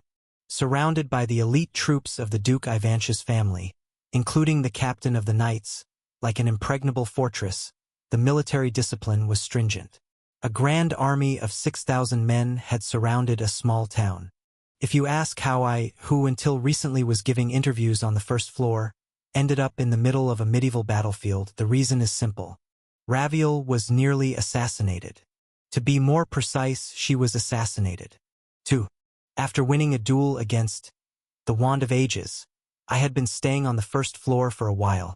As Anastasia had strongly suggested, I needed to show my face to people occasionally. But it was during the peaceful conclusion of the interspecies marriage ceremony and the onset of the underground civilization commotion. During an interview with a journalist, a message rang in my head. Skill activated. I was puzzled, because I hadn't used any skill. Noticing my strange demeanor, the journalist conducting the interview asked, "What's the matter?" Trying to respond with a smile, pretending it was nothing, I experienced for the first time the activation of a certain skill. A regressor's love EX is activated. That was the starting point. You share a timeline with the other person. The timeline has ended. What? My vision spun. It muddled up like ink-stained spaghetti. I could hear the journalist panicking. Death King? Death King? From afar, but even his voice quickly faded. You have died. You regress 24 hours. And thus, I probably for the first time in my life experienced death while really doing nothing. Please just die, you crazy freak. When I blinked, the scenery had changed. The journalist who was interviewing me had vanished. Instead, Anastasia was shaking me back and forth vigorously, holding onto my neck. I had returned 24 hours in time. This is insane. I realized the full story of why I suddenly died. The message clearly stated that a regressor's love had been activated. A regressor's love is a skill that allows Raviel and me to share the exact same timeline. If I go back one day, Raviel also goes back one day, so the two of us always breathe on the same timeline. If Raviel dies, meaning if her time ends naturally, my time ends as well. We die together. But I have Returner's clockwork watch. If I face death, I immediately regress 24 hours. My timeline is rewound, and so is Raviel's. In short, as long as the skills a regressor's love and Returner's clockwork watch are functioning, we will never face a complete death. We just regress for a day. I hadn't been in any danger of dying just moments ago. Literally, I hadn't done anything.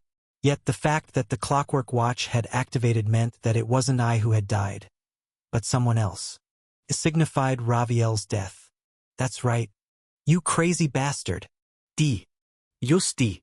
Of course, Anastasia hadn't realized that I had just regressed. She must have misunderstood the muttering this crazy that slipped from my lips. You don't have to shout at me to die like that. Anastasia, I murmured. I had already died a moment ago. What? I came back from tomorrow to today. Right now. Only then did Anastasia take a good look at my face. What the? Why does your face look like that? What's wrong with my face? You look like you're about to kill someone. Slightly scary. Was it such a shocking death that you have to wear that expression now? This time, the situation is different. Oh, I see. It was different. May I ask in what way it was different? It wasn't me who died, it was Raviel.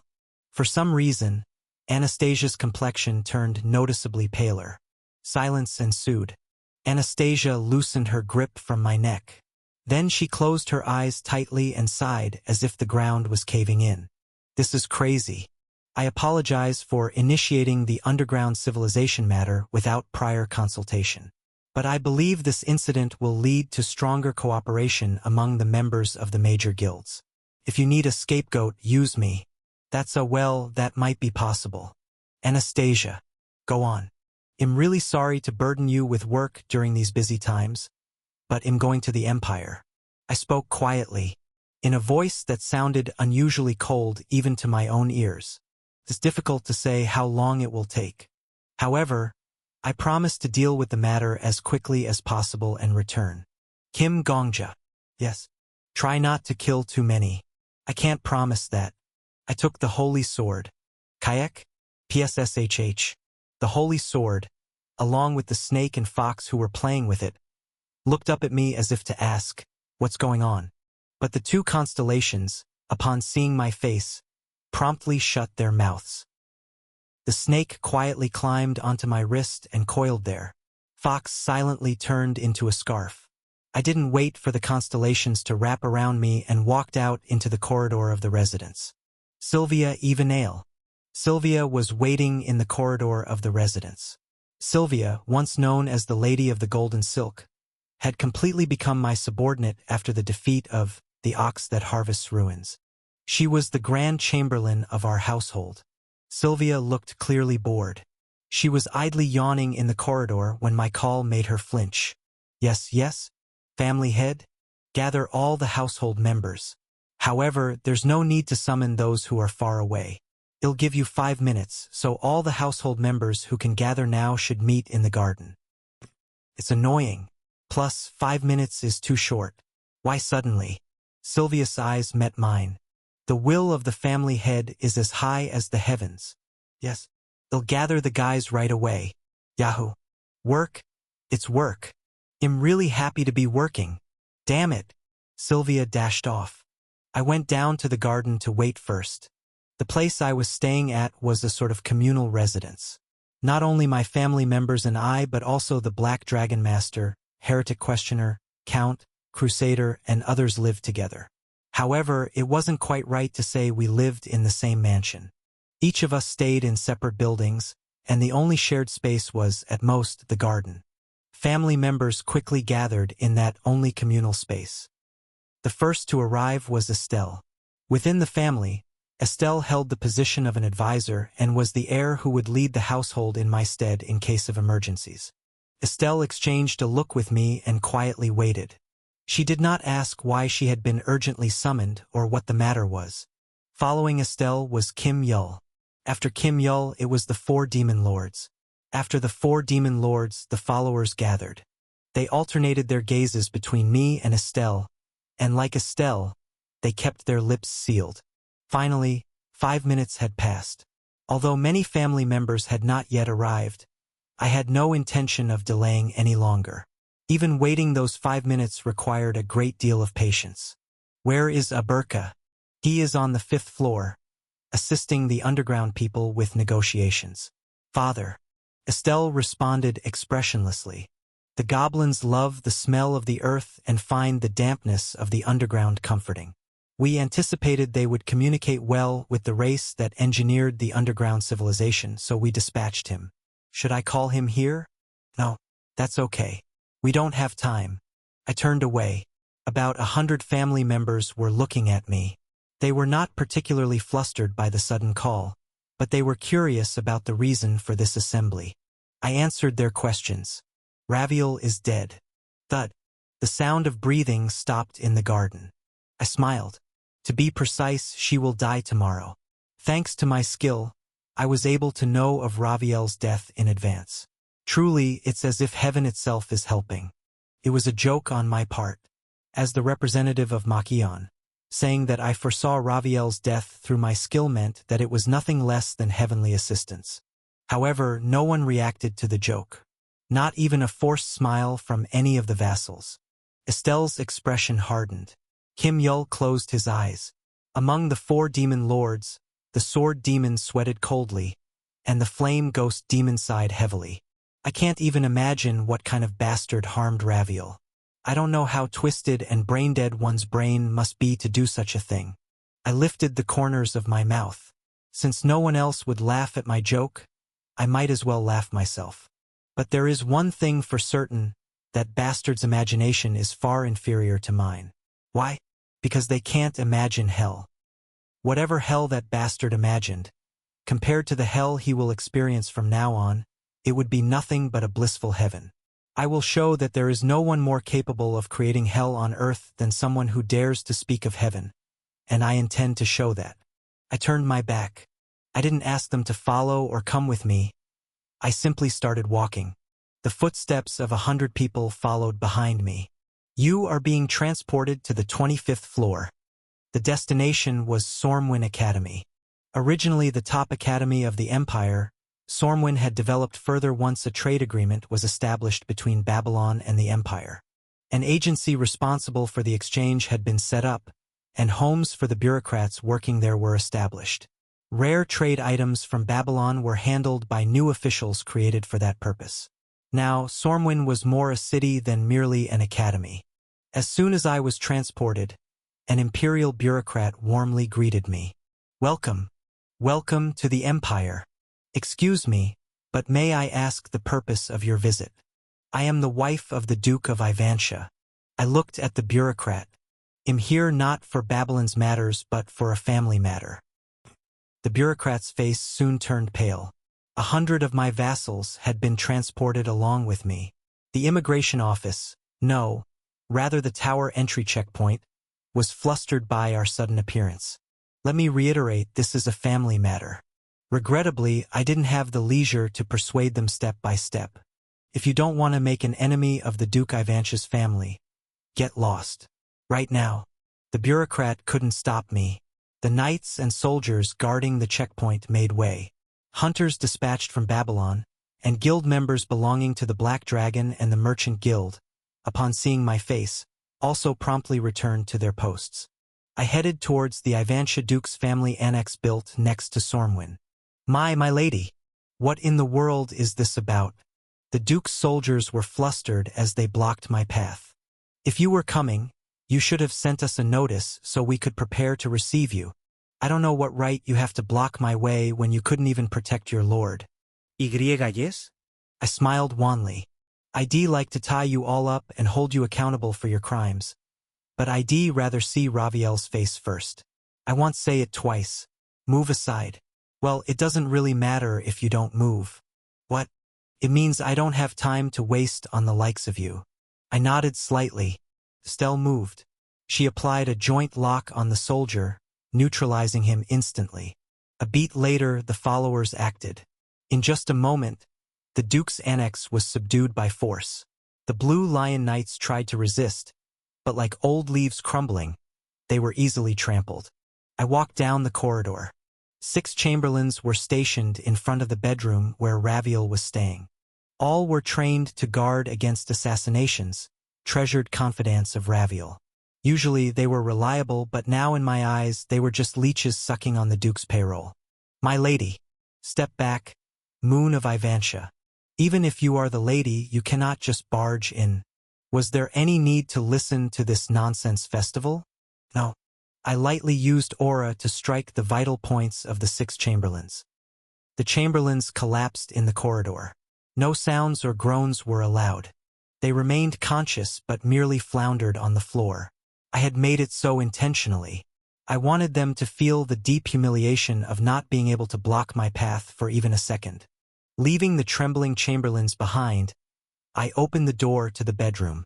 Creak dash. The door opened. Raviel was sitting in a chair, looking down at her watch. Despite all the chaos and villainy I had caused, Raviel wasn't particularly surprised. Instead, she lightly nodded as if she had expected this. 13 minutes and 27 seconds. Huh? Her red eyes moved from the watch to look at me. I thought if you came alone, it would take less than 5 minutes, and if you brought forces, it wouldn't take more than 15 minutes. Indeed, the distance between us was 13 minutes. Im sorry im Late, Raviel. I smiled. So, which son of a bitch do I need to kill? Raviel gave a bitter smile. Chapter 368. Reverse Scale, 2. 3. First, calm down, Gongja. Your eyes are filled with murderous intent. Raviel lightly tapped the chair beside her. The fan used to tap the armrest was a high-quality item I had gifted. I bit my lip. It wasn't just an expensive gift. It was my teacher's cherished item, a fan that Namgung-un, the former leader of the Martial Alliance who had retired as the Taesang Hobiop of the Chun Mumun, had put his heart and soul into making. Raviel must have guessed that I would barge in. She was wise. She found a way to suppress my emotions far more effectively than merely telling me to calm down. Indeed, Raviel's intention hit the mark. Seeing an object even remotely connected to my master poured ice over my burning heart, though it was merely pouring an ice cube into lava. If not now, when should I harbor murderous intent? Whenever that time may be, even if it's this very moment, it is clear that the place for you to harbor murderous intent should not be before my eyes.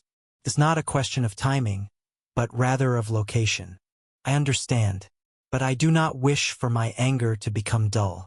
The more I talk with you, Raviel, the more my reason will reign in my emotions. I spoke softly.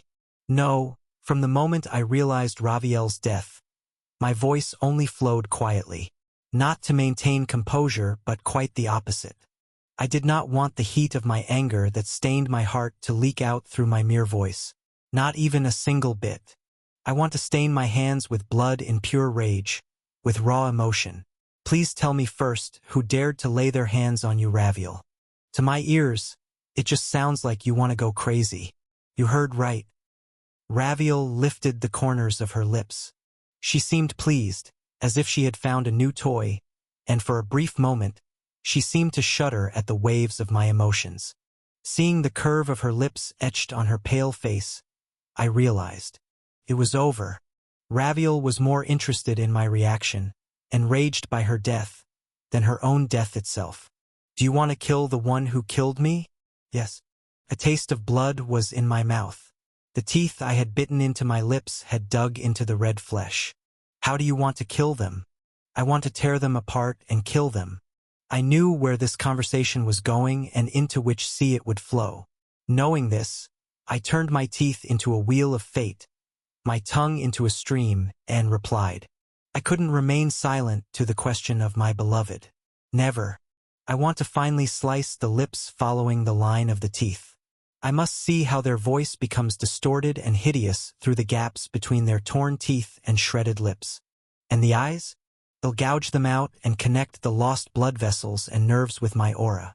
Then I'll place them back into the sockets. Every time they blink, I'll make them feel pain that makes them wish they were blind. Raviel's smile deepened further. Now it was visible even to the eyes. A slight spasm under her left ear. The thin neckline twitched. Raviel was tasting the rare sight of her husband's madness, having completely lost his reason. Raviel. That's it. My consideration was not deep enough. Close the door. Raviel gestured with her eyes towards the wide-open bedroom door behind me. I can't leave your voice and this face to be possibly admired by others. It's a luxury that should be allowed only to me. Close it, Gongja. I closed the door. The air in the bedroom grew more toxic. The poison was the scent of blue lilies. What about the hands? The wrists? The back of the hands? The fingers? The nails? What do you intend to do? The source of the poison was her red eyes. I want to hear. I opened my mouth. Listen, my love. I told her. Every conceivable hell that even hell itself would scoff at as lukewarm. A white-hot purgatory flowed from my mouth, holding the warmth of my heart and the poison of my blood. Raviel indulged in my warmth and poison to her heart's content. It would be fair to say she devoured it. The more my rage demanded red blood, the glossier Raviel's red eyes became. They gleamed brightly. My venom was sweet to her, like vitality. So, will you kill them like that? Raviel asked languidly, like a sated lion, as if she had finished all her feasting. Yes. Among the shadows you've gathered, those who are not killers are the rarity. Some are murderers and others even mass murderers. Ah! Whoever killed me rightly deserves to pay the price, Gongja. I have no intention of stopping you from ensuring they pay that price, my love. However, I am uncertain whether the weight of the price will be justly measured. I pressed my forehead.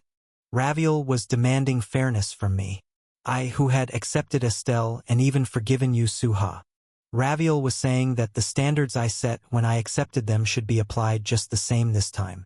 Raviel, but do you think I would not have felt the same rage if you had died? My heart slowed.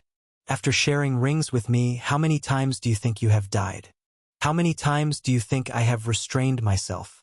Gongja. Raviel smiled. You will need to endure as much as I have. I couldn't say anything. Raviel knew my rage and the way to suppress it. She also knew the exact words to ensure I would never unleash that rage. Even if I had something more to say, it wouldn't have been able to come out of my mouth. Raviel pulled my wrist and covered my lips with hers.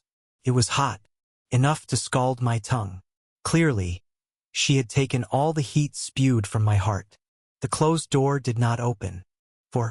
Eventually, when we calmed down and began to talk calmly, the sun had set, and the silver moon flickered through the window. It's the Crown Prince. Raviel spoke in a voice that had considerably cooled down.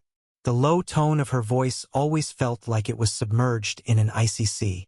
It was the voice of Raviel I loved. Damn it. However, the information Raviel revealed included a character I could never like. That ramen noodle bastard. Isn't it enough that he's got noodle hair? Now has his brain also swelled up like udon noodles? I always look forward to what you'll compare the Crown Prince to. Satisfactory as always. My anger, which had barely subsided over 4 hours, reignited. But where the fire had already swept through, only ashes remained. Raviel had intended it, and a similar level of anger did not arise again. Moisture seeped into places the ember had not burned. It was reason. It was cold judgment. Reason clung to my skull like old dampness, and I let my judgment flow, almost out of habit. Indeed, if not for the royal family, who else would dare to harm the Duke of Ivantia? Once the wheels started turning, the rest was simple. My thoughts spun quickly. However, the current emperor is a wise ruler. He knows that the power within the empire is leaning towards the Ivantia family. This must be the arbitrary act of the Crown Prince alone, not the machination of the entire imperial family. Raviel rested her chin in her hand. She was enjoying this, gesturing with her eyes for me to continue speaking. But if Raviel dies, everyone will immediately suspect the royal family. The emperor will claim his innocence, but it will be hard to quell people's suspicions. That's when the Crown Prince will incite a rebellion against the emperor. Crack. Even as I clenched my molars, I articulated my reasoning. The emperor, blinded by power, assassinated a loyal subject of the empire, the Duke of Ivantia. As the Crown Prince, I cannot simply watch the empire crumble. Thus, with tears of blood, I will rise in revolt. Though it may be disloyal to my father, if I alone can bear the disgrace to save the empire, I will gladly take up the sword. Raviel did not contradict my words. Her reaction instilled confidence in me. Crazy bastard. A noodle-brained bastard blinded by power. After sparing his life because he's the heir to the empire, after turning a blind eye out of consideration for the emperor and the royal family's dignity. The audacity. Although he is no longer engaged to you, the crown prince was once Raviel's fiancé. Even though it ended unhappily, I cannot overlook the death of a noble who I was once engaged to. He plans to gain the support of the ducal family with this plausible justification. How unfortunate. Raviel sighed sweetly. People always marvel at your inaction. None of them know that there's also a well-concealed sword in your head. But what would they know, right? I coughed awkwardly. If the crown prince gains the support of the ducal family, it effectively means he has the nobility on his side. He must have calculated that a coup would have a high chance of success. Yes, in his own head. I looked at Raviel. For this plan to succeed, he need to plant the conviction in people that the emperor is the assassin who killed the Duke of Ivantia. Raviel, where will you close your eyes tomorrow? The moon of Ivantia is so wise. The people of the empire should rejoice. Raviel wholly affirmed my reasoning. I was waiting in the imperial palace to meet his majesty. Of course, it was not an direct assassination but poisoning. The idiot who abandoned Raviel and had an affair with the lady of the golden silk, with his fair face, must have seduced even an imperial chamberlain or two. Correct. Even if I were to give 120 points on a paper out of 100, no one would criticize. It's a given that the crown prince himself wasn't in the palace at that time. He would need to avoid suspicion. Perhaps he went hunting? 150 points. Using hunting as an excuse, he must have taken a few of the imperial guards with him. The moment he heard of Raviel's death, he would storm the palace with his soldiers. 200 points, this is troubling Gongja. Even if I am the duke, giving more than double the perfect score might make people doubt my fairness as an examiner. Are you trying to subject me to biased judgment? Fine. He'll go kill the crown prince and those who joined him on his hunt. Then come back. 100 points. And now you are back to a score of 100 again. Your consideration is truly deep. I looked at Raviel. Raviel looked back at me. Now that I think about it, 5 hours is too little to suppress my rage. Oho. The more I think about it, it's been a while since Raviel and I have had time alone like this, and it's incredibly annoying that we can't fully enjoy this time because of that damn crown prince. Bastard. So, just play with me all day. Are you planning give over a day to the crown prince's bunch? No. After a day of play, we'll turn the day over again. A brilliant plan. I see no reason to refuse your proposal. We played all day long. You have died. You will return to 24 hours ago. And we played another day. You have died. You will return to 24 hours ago. As we played, it became difficult to find a reason not to play for another day. You have died. You will return to 24 hours ago. The world, assassinations, power struggles, and political battles, all can go away. For now, I'm going to play with the person I love. You have died. You will return to 24 hours ago. Took us a whole week to come to our senses. The silver moon was still twinkling in the same spot through the window. Raviel and I, side by side, rested our chins on our hands, contemplated together, and muttered together. Was it a bit too much? It seems it was a bit too much. Indeed, a week was too long. Indeed, a week might have been too long. Then we should play just one more day. Yes, let's play just one more day and restrain ourselves. You have died. You will return to 24 hours ago. So 2 weeks passed. I'll keep my mouth shut about the mess we made during those 2 weeks.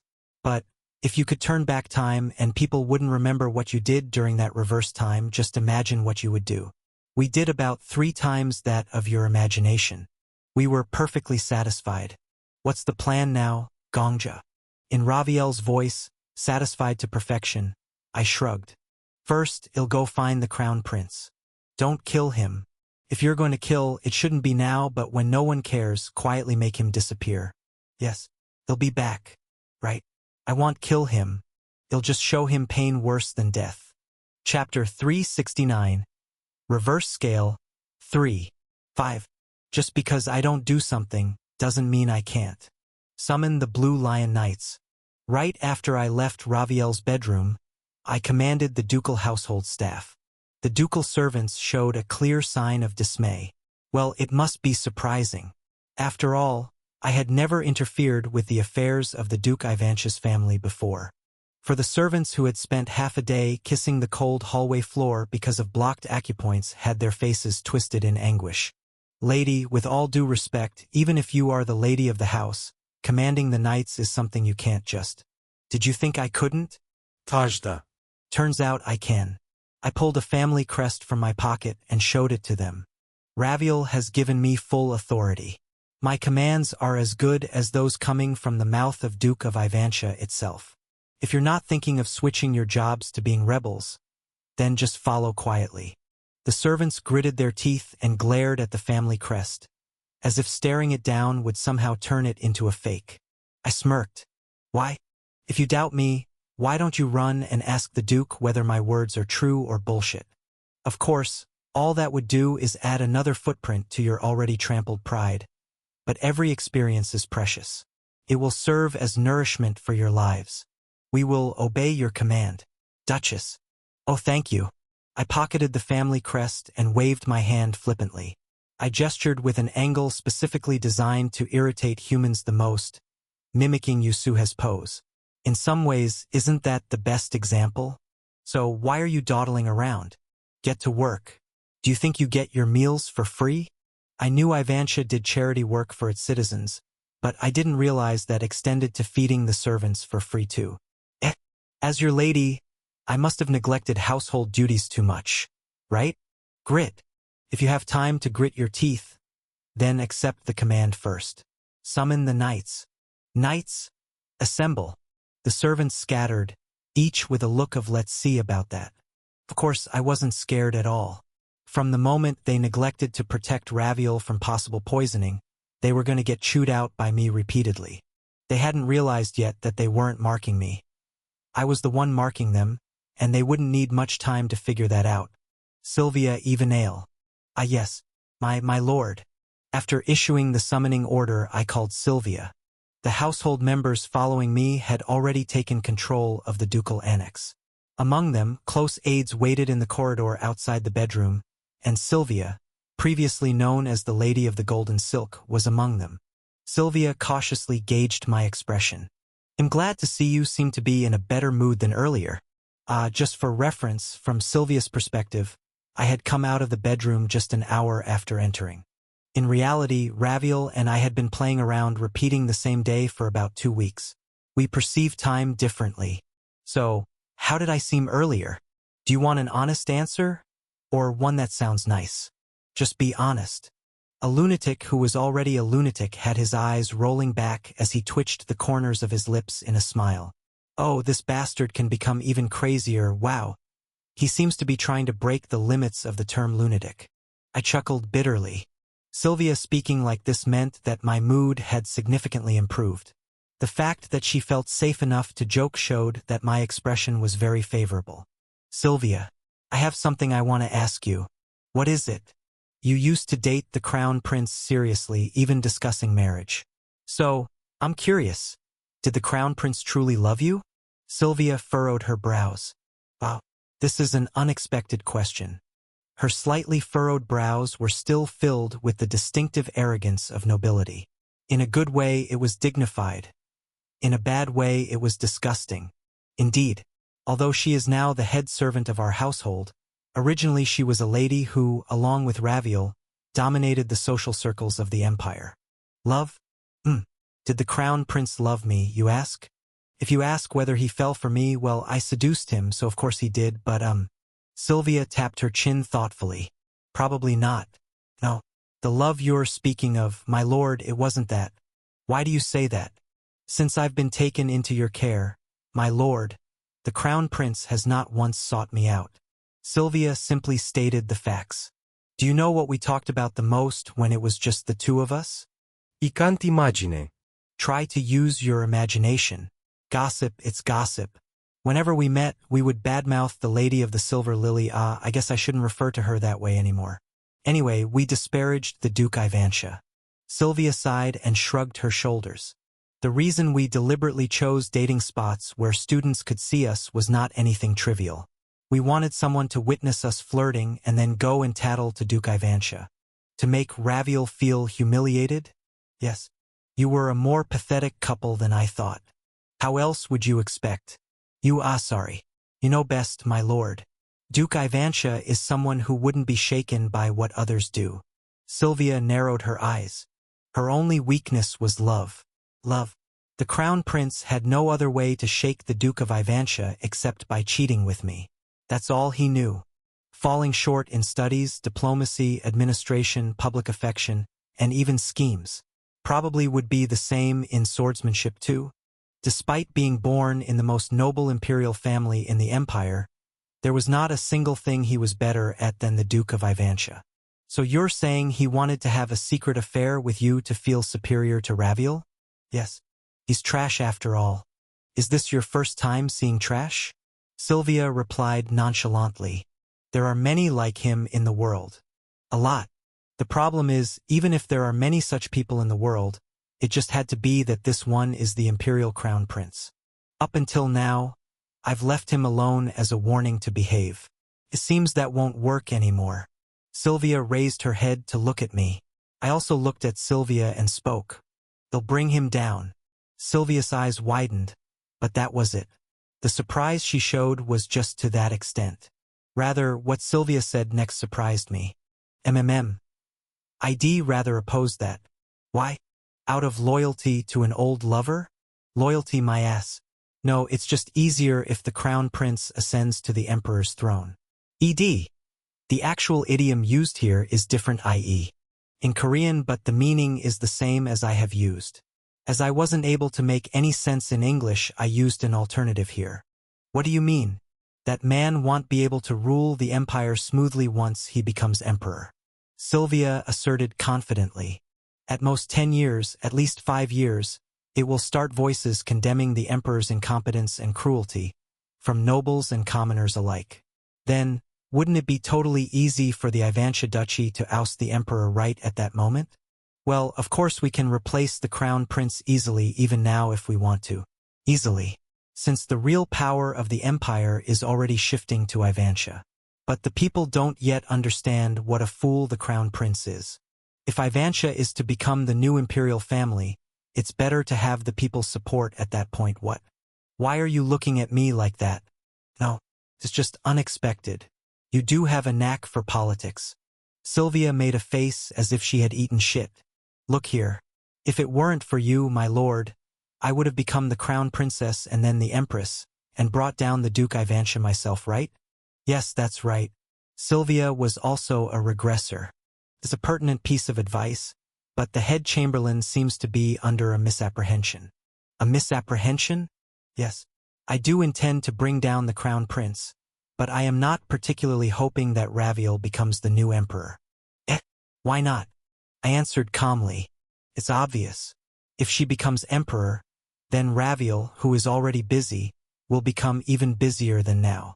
Sylvia parted her lips. Really? Really, for such a trivial reason? Rather, I don't know what other reason would be more necessary than this. You crazy nutch. I mean, right?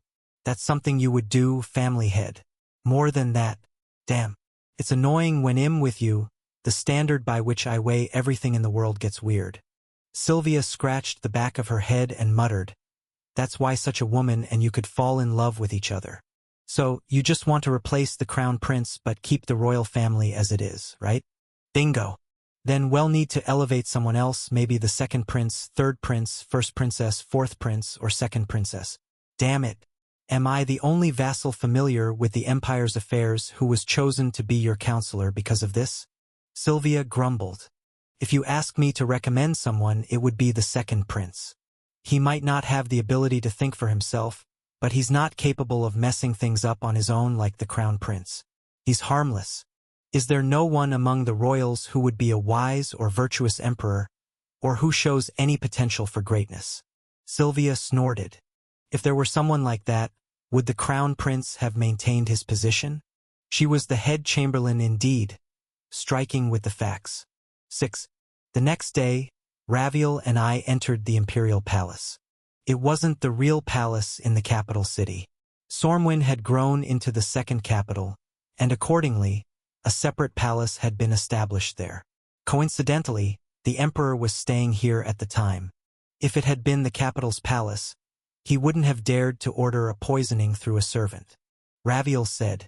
However, this place is different. Apart from His Majesty's personal attendants, most of the servants here are those of the Crown Prince's faction. It would have been relatively easy to plot a poisoning. Of course, it was only relatively speaking. The Crown Prince had mobilized all his connections and power to orchestrate this assassination. However, only 2 servants at the annex were actually involved in the poisoning.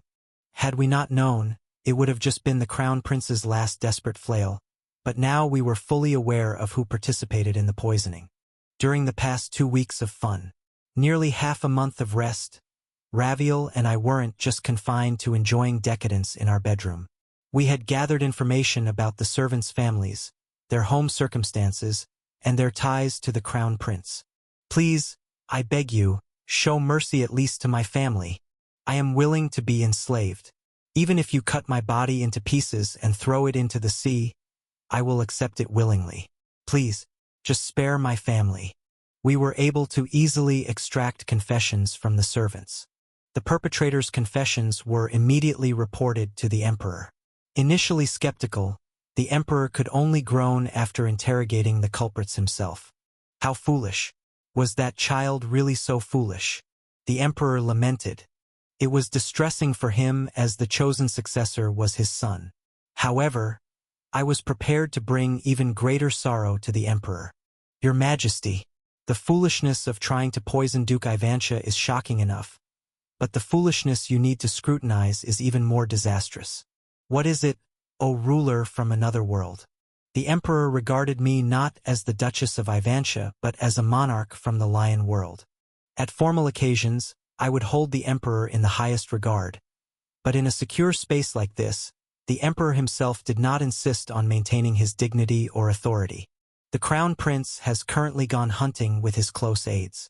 According to intelligence, his equipment is unusually substantial for just a hunting trip.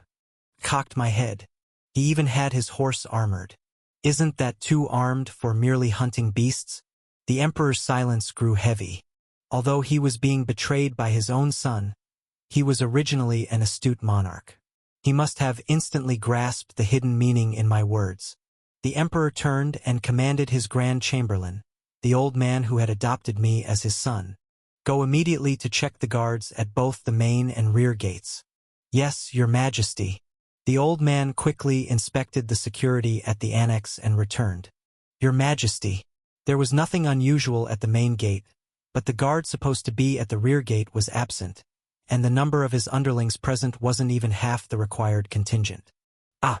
The emperor sighed deeply. Is that child truly intending to harm me? No one responded. Raviel remained silent throughout. Her mere presence was enough. Reporting the poisoning, detailing the confessions of the culprits, and clarifying the Crown Prince's intentions, such words that might be interpreted as disloyalty to the emperor were spoken only by me. Even when reporting the tragedy to the emperor, I spoke not as the Duchess of Ivantia but as a representative from another world. It was better not to create grounds for future accusations. Your Majesty, please summon the Crown Prince who has gone hunting. I pushed for a decisive action. If the Crown Prince is innocent, he will respond to the emperor's call. There's no reason for him to refuse. However, if he indeed orchestrated all this tragedy, he might flee, fearing his plans have been exposed. Very well. It shall be done.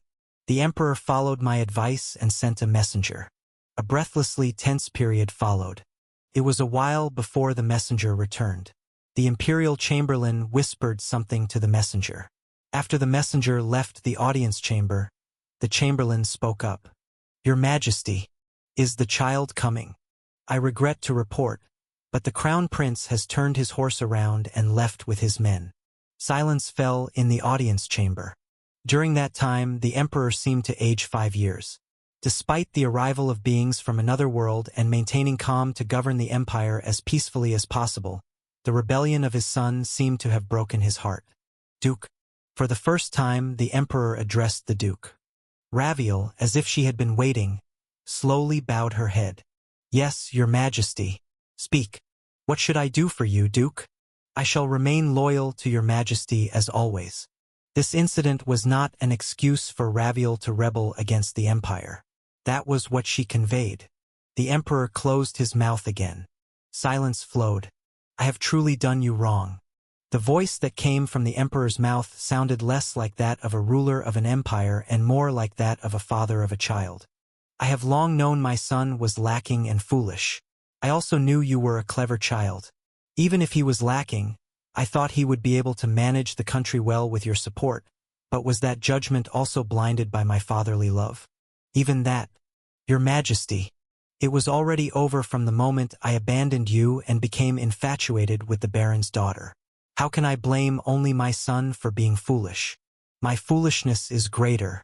Your majesty has always shown interest and favor to this humble subject since the days I was a young lady. I'm sorry. The emperor closed his eyes. The crown prince is no longer the crown prince of the empire, nor will he be my son anymore. At this moment, the fate of the crown prince was decided. He was born a prince, but he would not die as one. Let the house of Duke Ivantia handle this matter. That day, I led the duke's knights in pursuit of the crown prince. Chapter 370. Reverse Scale 4:7. The crown prince, along with his close aides, stealthily hid himself in a small town. It was more of an escape than a flight indeed, an escape from reality. First, let's send an envoy to suggest surrender. I surrounded the small town with the Duke Ivantia's knights, the imperial knights, and my own vassals. We then formally sent an envoy to propose surrender politely. Of course, the crown prince, who had fled from reality, was not in any mood to observe such formalities. According to the envoy who returned, His Highness the Crown Prince screamed, "You are invaders from another world. I am the foundation of the empire. I will never bow my head to the likes of lowlifes from another world." I clicked my tongue after hearing the news. How foolish. Yes, if I had intimidated the Crown Prince without any justification, I would have been treated as an invader from another world. There were quite a few nobles and citizens of the empire who disliked the other world. If handled well, the Crown Prince's argument that we must stand against the threat of the other world could have gained traction. However, I had the legitimacy granted by the emperor. From the clothes I was wearing to the empire's attire, I was none other than the wife of the Duke of Ivantia, acting under the solemn command of His Majesty the Emperor, not a monarch from another world. Checkmate. What are you planning to do now? Sylvia approached me and asked. She, being well-versed in the affairs of the empire, was assisting me. Based on my past experiences with him, I would advise you to drop any expectations of his surrender. That man, once he sets his mind on something, he does not relent. So what if he doesn't surrender? Hasso? I grasped the hilt of the holy sword. They'll capture him. That night, I alone climbed over the city walls. The Crown Prince's forces were seemingly prepared for a siege, as the security was quite strict. Which is to say, it was quite strict but not nearly strict enough. If they wanted to stop me, they needed to have set up an immensely meticulous and terrifying security. Not this, my good man. Less than an hour had passed before I infiltrated the Crown Prince's bedroom. Huffahum. The blonde Crown Prince was deeply asleep, oblivious to the world, even though the knights outside his bedroom were all knocked out. I snickered and poked his cheek. Hey, you, aren't you going to wake up? The Crown Prince squinted murkily at me. He still hadn't grasped reality. Ugh. What is it? What is it, indeed? How can you not prepare yourself properly? I am the one who married your first fiancé and has taken your second fiancé as a vassal. What? Hyuk? Only then did the Crown Prince's eyes snap open. I had been waiting for this moment. I immediately flicked the prince's eyelid with my finger. Ayak! My eye! The crown prince covered his face and fell from the bed. TCH. That was a light tap, and you're making such a fuss. Guards. Guardsis.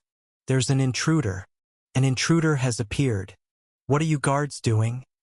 Your guards are all knocked out. You udon noodle vongol muscle jampong bastard. You xiaoliangtang leftover noodles that don't come out even after 30 minutes of ordering. Can't you tell that I'm gently stroking your eyebrows? ED. Udon noodle vongol muscle jampong are different types of noodles. Guards. Guardsis. I crouched down and looked down at the crown prince. The so-called condescending pose. The crown prince, having never expected to find himself in such a position due to his royal birth, shuddered violently as our eyes met. Why is no one responding to my call? Because I've covered a 6-meter radius around us with an aura dome. No matter how much you whimper, the sound won't reach outside the barrier. T'as impossible. This happened, and it will continue. Crown Prince, since I don't like facing you either, let's finish this quickly. I pulled out a scroll from my bosom. It was an imperial edict stamped with the emperor's seal. What is that? The crown prince, recognizing the seal, gaped. I flicked my finger and this time hit the crown prince's lips. Huick! A truly disgraceful scream echoed. My dear child, for your simple little head, I will personally paraphrase His Majesty the Emperor's sublime words. I smiled broadly at the crown prince whose lips were now burst open. From today you will be studying abroad in our world. Street study abroad? What nonsense is this? Well, it's called study abroad to sound nice, but it's actually exile. You bastard. Did you really think you could get away with trying to poison Raviel and threatening the emperor? The crown prince's face turned pale. He must have realized that I held all the evidence. I have countless nobles who follow me. They will never tolerate such tyranny. That's the funny thing. If things stay as they are, all of them will be implicated in treason and lose their heads. But I am going to give them a chance. A chance? Yes. A chance to cut ties with you and save their own lives. I tapped the crown prince's forehead with the scroll. Each time the edict touched his forehead, the prince twitched and shuddered. The nobles didn't join you in treason. His Majesty the Emperor has ordered you to study abroad in another world. But you were afraid and unfamiliar with going to another world, like a teenager throwing a tantrum saying no. Ah, you didn't throw the tantrum by yourself. You begged the nobles to please hide you, and the nobles, unable to refuse the crown prince's request coldly, secretly hid you here. But the secret didn't last long before His Majesty found out. The crown prince looked up at me dazedly. I raised the corners of my mouth. Still don't understand the situation? This is my scenario. According to this, the nobles don't have to bear the sin of treason. They only remain guilty of indulging the immature whims of a worthless crown prince. Now, if you alone are sent to study abroad, it's a happy ending for everyone. I wonder how the nobles will react, huh? Oh my, will they say, we will follow His Highness the Crown Prince even if our families are destroyed and our heads roll? What do you think? Aak! Aak! The Crown Prince, finally grasping my true intentions, began to struggle frantically. You plague of another world. It's all because of you. Everything fell apart after you came. You took away not only the cute and lovely lady of the golden silk, but also the Duke Ivanch's daughter. If it weren't for you, please have sweet dreams, Your Highness. I pressed a point on the crown prince's body. When you wake up, the world will have changed. And then the prince's world went dark. Hoke! The crown prince bolted upright. He was sweating profusely and gulped down his saliva. Was it a dream? Phew! Did you have a nice dream last night? Kaiawa Kak. As soon as he saw my face, as if he had seen a terrible monster, the crown prince jumped. Where exactly is this place? This is the 29th floor. Dear customer. I grinned broadly. It used to be a school genre stage managed by the corner librarian. Among my vassals, there was a fellow named Kim Yul who lived here. Ah? Of course, such information is useless to you. The only crown prince of the empire, destined to wear the emperor's crown. The only piece of information you need to remember is that in this world, no one will treat you as the crown prince. Knock knock. Someone knocked on the door from behind. Come in. Yes. Im coming in. With a lively voice, Sylvia entered through the door. What greeted her was a two-payong studio apartment. No, calling it a studio was too generous. It was actually a gashawan. ED. 2 payong equals 6.6 SQ meter, and gashawan is a tiny single room for rent. Sylvia looked around the room and immediately furrowed her brow. Wow, it's so cramped, family head. Can he really live in such a tight space? It seems absolutely impossible to me. That is now the reality he must face. Did you speak well with the gashawan owner? Ah yes. Their eyes lit up the moment they saw the gold bars, and they said they look forward to our patronage. They seem to think we are some kind of mafia from abroad. Good. The 29th floor was currently operating as an academy city. Babylon had schools too, but a systematic public education system hadn't yet been established. Thus, the 29th floor, where time was fixed to the era when Kim Yul lived, was being used as a venue for education. See, Sylvia? The crown prince, completely unaware of these circumstances, was stunned by Sylvia's appearance. Sylvia, dressed in modern clothes instead of a voluminous dress, flashed a grin. Yes, Huangtae, Sylvia Evenale. Oh, my Sylvia, my nightingale with the name of the golden silk. You must have rushed here to save me from the clutches of this devil.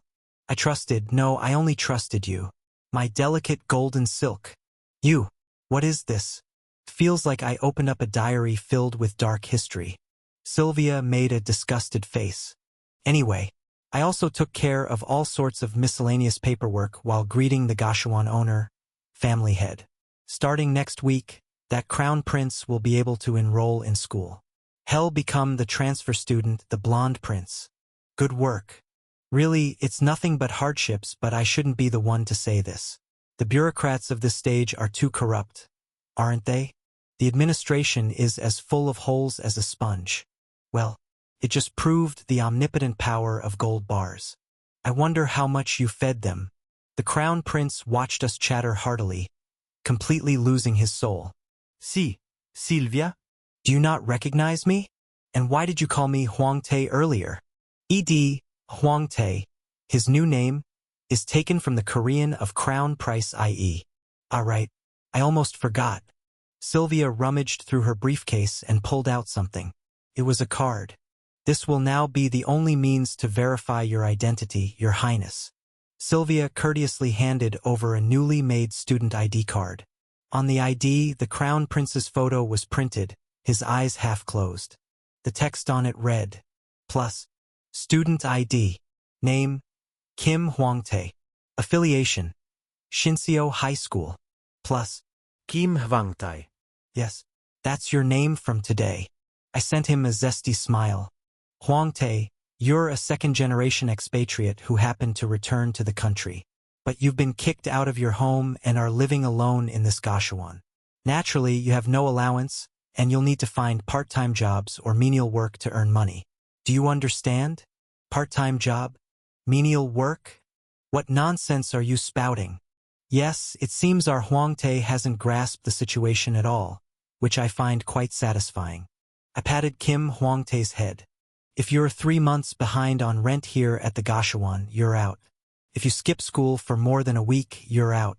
To our Huangtae, who has been pampered as royalty his entire life, this world might feel quite harsh. But, Huangtae, that is precisely the real reality. Endure it. Cheer up. You can do it. I clenched my fist tightly. Although no one in this city will treat you as a crown prince, and they won't care where you've come tumbling from. Originally, the world doesn't care about you at all. Work. As a student, there won't be many ways to earn money. But that's just how it is. Earning money is inherently hard.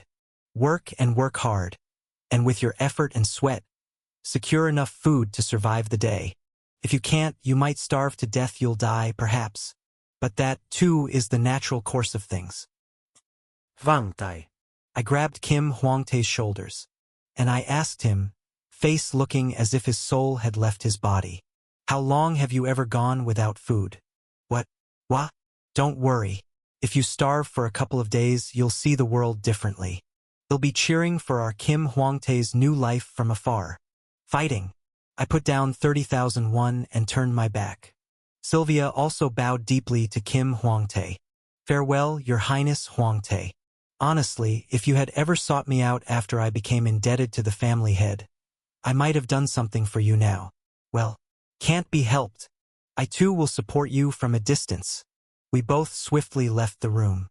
As we walked down the gloomy staircase, Sylvia said, "So, how many years do you plan to keep him before sending him back to the Empire?" Send him back? Why send him at all? He should live out his life here.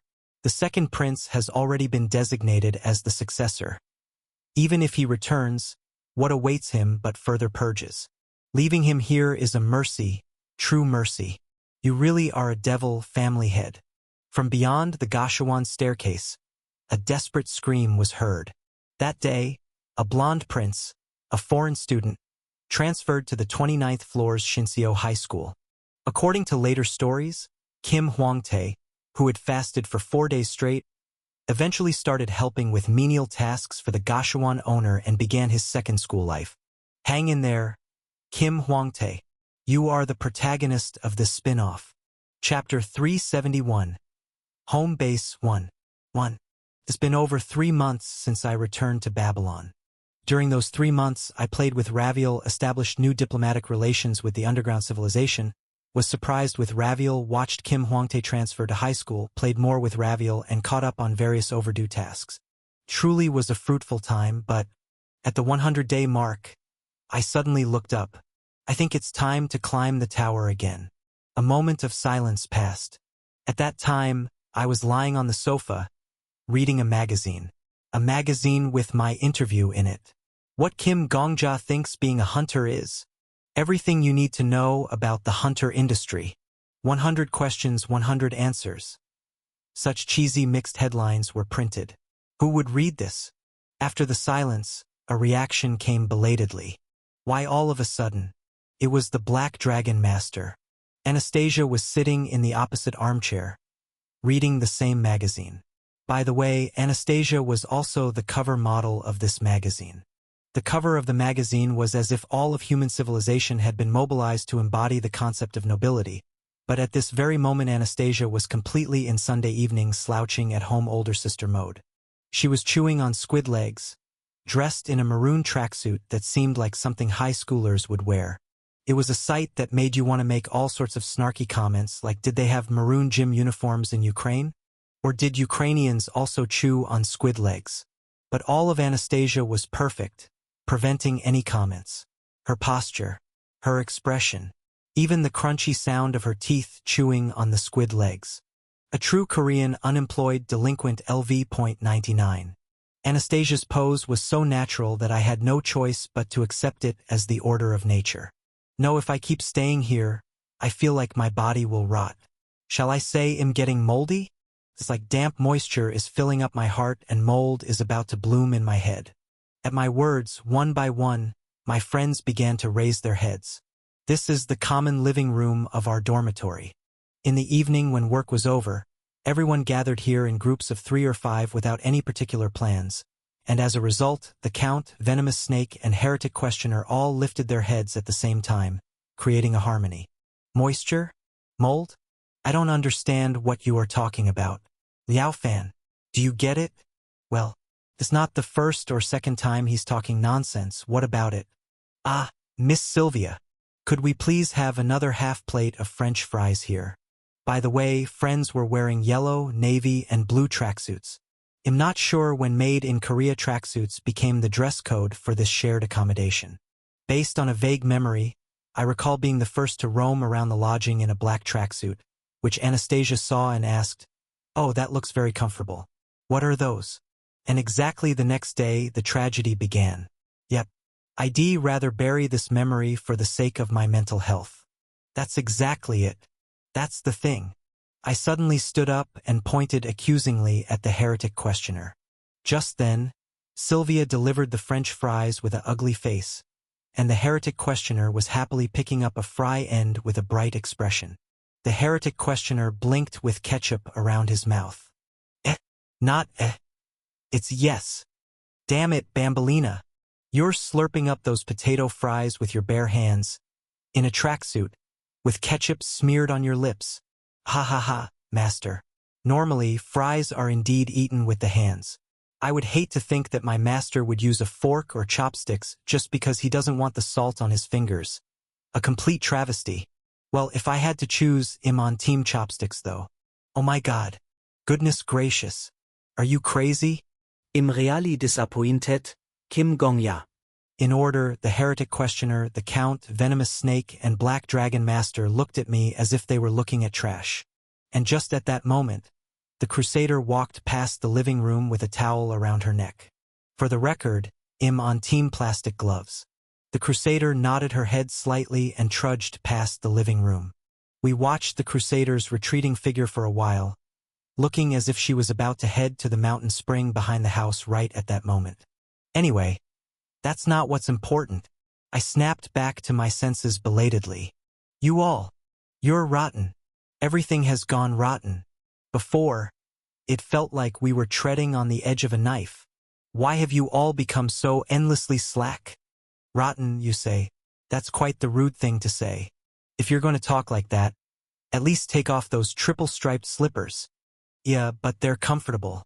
Yes. Anastasia sitting in the armchair was indeed wearing triple-striped slippers on her bare feet. Not just Anastasia, but all the friends here were the same. School tracksuits and triple-striped slippers fashion terrorists that could only be found in South Korea had taken over the upper echelons of the tower. Could this also be my influence? Huh? Seeing me wander around comfortably and then one by one they started imitating? My God. No one ever wished for a Hallyu wave like this. If I stay with you guys any longer, even my brain might turn weird. You should be working. The subordinates are probably dying because work's piled up and here you are, lounging around? Well, we are not the subordinates, are we? That's right. We just work when we need to and leave the rest to the subordinates. Isn't that what we pay them for? Sometimes it's very important to relax. Master. You're wrong. These guys, their brains must have been infected with Mitochondrial Enterobacter tetracy influenza bacteria. There's no hope or dream left. Never mind. I'm going to climb the tower. Seriously? Yes, for real. I really am going to climb. Because if I stay with you guys, I think it'll become weird too. If I stay holed up here any longer, I'll lose all interest in conquering stages and end up an unemployed uncle, so I'm going to climb. My friends looked at me blankly. Well, go ahead then. Do as you wish. Since all the urgent tasks are dealt with, live your life as you want. Everything will proceed according to the master's will. Wow, these French fries are freaking delicious. Hey, Gong-ya's Camberling. What oil did you use to fry these? Give me the recipe to have my guys cook it too. Overall, it seemed like only about 0.5 people were paying attention to what I said. Just as I was starting to doubt whether these guys were really my friends or comrades who had entrusted their lives to each other, the crusader who had left the living room returned. The crusader, holding an electric toothbrush in one hand, glanced around at us. For the record, I think socks are better than bare feet with triple-striped slippers. And then she nodded her head and walked past the living room. Everyone watched silently as the crusader's back receded, until the count decided to throw her slipper at the back of the crusader's head with all her might. I'm really going okay. Going? I said I'm going. For real. There was no response. Surprisingly, no one seemed interested in me as the count and the crusader began to tussle. Feeling like an adult who had been alienated from his family, I headed towards the next stage with heavy, powerless steps. You are being transferred to the 80th floor. So that's how I ended up here. As expected, a hunter should climb the tower. No, now I'm a constellation, or should I say I'm both a hunter and a constellation. Anyway, one must climb to higher places. See? The air is already different when you reach the 80th floor. Isn't it? You, the Wand of Ages, looked at me with an incredulous stare. I'm sorry, but have you ever been told you seem like an idiot? That's a bit harsh. 2. The administrator who greeted me on the 80th floor was the Wand of Ages. The mage looked at me with his unchanged silver blade-like eyes, and more than anything, with very sullen eyes. What? I was worried about when you would start climbing again. I thought you might not come for a while, but you've come at just the right time. Yes, I finished everything I needed to do on the first floor, huh? I suddenly noticed something different about the Wand of Ages. The look in his eyes hadn't changed. Neither had his face nor his clothes. It was just his symbolic item, the wand. A wand as thick as a pinky finger but very long, his trademark, was now cleanly snapped in half. Why is the wand like that? Did you fight with someone? Fight with someone? Are you really asking because you don't know? The Wand of Ages let out a hollow laugh. I lost to you in a fight. Screaming Sky. After the control of the underworld was transferred to you, I've been like a broken wand. But you are still managing the heavenly floors. That's true. For now. Just for now. The mage sighed. If you fail to reach the 100th floor or give up midway, I will return to being a complete pillar. If you succeed in conquering the 100th floor, it'll be gone for good. It's really frustrating, but right now, I am not in a position to guide you, but rather a position to serve you like a superior. Indeed. I nodded my head. Then, ID like a vending machine barley tea now. Could you get me one? First of all, yes. I understand trying to boss me around right after saying I'm in a position to serve you. Let's say I concede that point. But why, of all things, vending machine barley tea? Think about it, mage. Do tell. Imagine your boss isn't asking for anything other than barley tea, and from a vending machine at that. Asking you to buy only that one thing. Then, how would you feel while putting money in the vending machine, pressing the button, and waiting? It would probably feel like how I feel right now. See, you know well. Why aren't you hurrying to get it? This damn. 3 minutes passed. I slurped the vending machine barley tea that the mage brought. The chaotic taste of barley powder and sugar merged, making it indistinguishable where the barley ended and the sugar began in my mouth. This is the taste. This is exactly the nostalgic taste that the director of Memorial Gourmet once talked about. I wonder if this could also be turned into a spin-off series. You want die peacefully. I couldn't die anyway. Now, did the barley tea I illegally fetched taste good? Yes, it's delicious. Then listen while drinking. From the 71st to the 80th floor was the stage for you to establish yourself as a constellation. And you passed this course more perfectly than any other constellation. Now, from the 81st to the 90th floor, it's your turn to build your own kingdom. I tilted my head with the straw in my mouth. My own kingdom? Yes. Also called a sanctuary. Many also refer to it as a holy domain or dragon kingdom. The mage touched the air with his broken wand. Then a white cube appeared and projected something on its surface. A familiar scenery appeared in that place. That's the Universal Library. Correct. The Universal Library is the sanctuary of the corner librarian, specifically Hamustra's domain. Seeing the example, I get what they want me to create. The ox that harvests ruins. Musha's domain was a temple buried in the desert. The eye living in the labyrinth, the domain of Hishmith Kritz, which you are currently wearing as a bracelet, was a doll exhibition hall. Even hunters who do not become constellations are allowed their own space if they pass up to the 90th floor. In short, I removed my lips from the straw. I'm about to have my own home from now on. Yes. Top.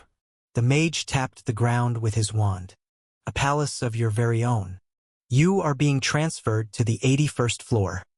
White light enveloped my vision. Chapter 372. Home Base 2. When I stepped out of the light, I found myself in a kingdom of my own. Unfortunately, nothing like this happened. It was total darkness there. Wow, it's really dark here. Only darkness. When I cautiously took a step forward, my ankle squished into something, sinking into somewhere. It was as if I had accidentally stepped into a mud puddle. The feel of the darkness was much like a mass of mud. Well, that's because nothing has been created here yet. The Wand of Ages spoke from behind me. This place is basically bare ground. Not even the skeleton of a house has been set up yet. Not to mention built-in furniture, there isn't even a roof. Screaming Sky, you have cleared stages and earned enough land, but you haven't built a house yet. So, I'm a landowner, but not a homeowner yet. If you put it that way, I wonder if I've worked myself to the bone from the 10th to the 80th floor just to buy a single plot of land. If life were compared to 100 floors, securing the land would mean I've already achieved 80% of my life's goals. It's uncomfortably realistic. Where can I find an architect or an interior designer to hire? Sorry, but you are the architect and the interior designer. You're no longer a hunter who passively receives quests and carries out tasks. Well, if we must put it in the form of a quest. The mage drew letters in the air with his staff. It would be something like this. Wherever the tip of the staff went, bright white letters spread out. Plus, build your own kingdom. Constellation. The sky that gathers screams. Difficulty. Undetermined. Mission objective. Create a sanctuary. Plus, I nodded. Simple enough. Be good. Save the world. Help humanity. The hardest tasks in the world are always expressed in one sentence. So, I will just watch you diligently build your palace and occasionally interject here and there. The mage sighed softly. There's one problem though. Life is nothing but problems. Yep, but this problem needs immediate resolution. You're usually good at cleaning up your tracks before you leave, but now, it seems there's one connection you haven't properly tied up. An untied connection? An unresolved human relationship? Did I still have such things? I had thought my social relationships were not just cleaned, but bleached thoroughly since the time I performed the Cossack dance for you, Suha. Haha, it seems you're mistaken. I'm a man who has sorted everything out. Actually, I've been waiting for when you would come up. That thing is only a nuisance for a day or two, but it comes in every day to harass me, so it's been unbearable. Krararak. Somewhere, an ominous ripping sound was heard. I turned my head to see whether to call it the sky, the ceiling, or simply the darkness above. A curtain there was splitting apart. Congratulations, Screaming Sky. The mage stepped back 3 paces from me as if dodging something. He wore an ominous smile. You are now officially a famous and popular constellation. What do you? In the constellation world, there is a stalker that follows only the celebrities. You've drawn the attention of many constellations. Unfortunately, it seems the stalker has heard about you too. I can't help but good luck. As the fissure opened, black liquid flowed out. It was dark here, but it was just as dark beyond the curtain. However, the entity that fell to the ground covered in black liquid was not merely black. Warning. Constellation Killer has appeared on the 81st floor. Constellation Killer harbors hostility towards you. The being had hair as white as platinum. Are you the sky that gathers screams? The man with silver hair spoke to me in a familiar voice. However, that was all that was familiar. The temperature of his gaze as he looked at me was entirely different from that of my servant, who had now regained the name Kim Yul. Above all, the man in front of me still had his hair tied with a yellow rubber band. Lefanta Ejim. Constellation Killer slowly tilted his head. His eyes, blue as a newly born star, looked this way. Do you know me? Yes. You were the one who remained. I know you very well. As the mage said, there was indeed one cause and effect I had left untied. 3. Constellation Killer is a multiple-body slaughtering puppet. Previously, I had taken the existence known as Kim Yul from Constellation Killer. More precisely, I had succeeded in restoring it. Constellation Killer gains power by discarding memories. He had discarded all past associated with being Kim Yul. However, through trauma, I was able to forcibly see his past and thus restored Kim Yul from these glimpses. Yet, I had merely created a being with memories identical to Kim Yul's. Still, there was a combat doll with amnesia known as Constellation Killer wandering the world, thanks to the S-grade skill he possessed. Plus, Puppeteer's Parade. Rank F. Effect.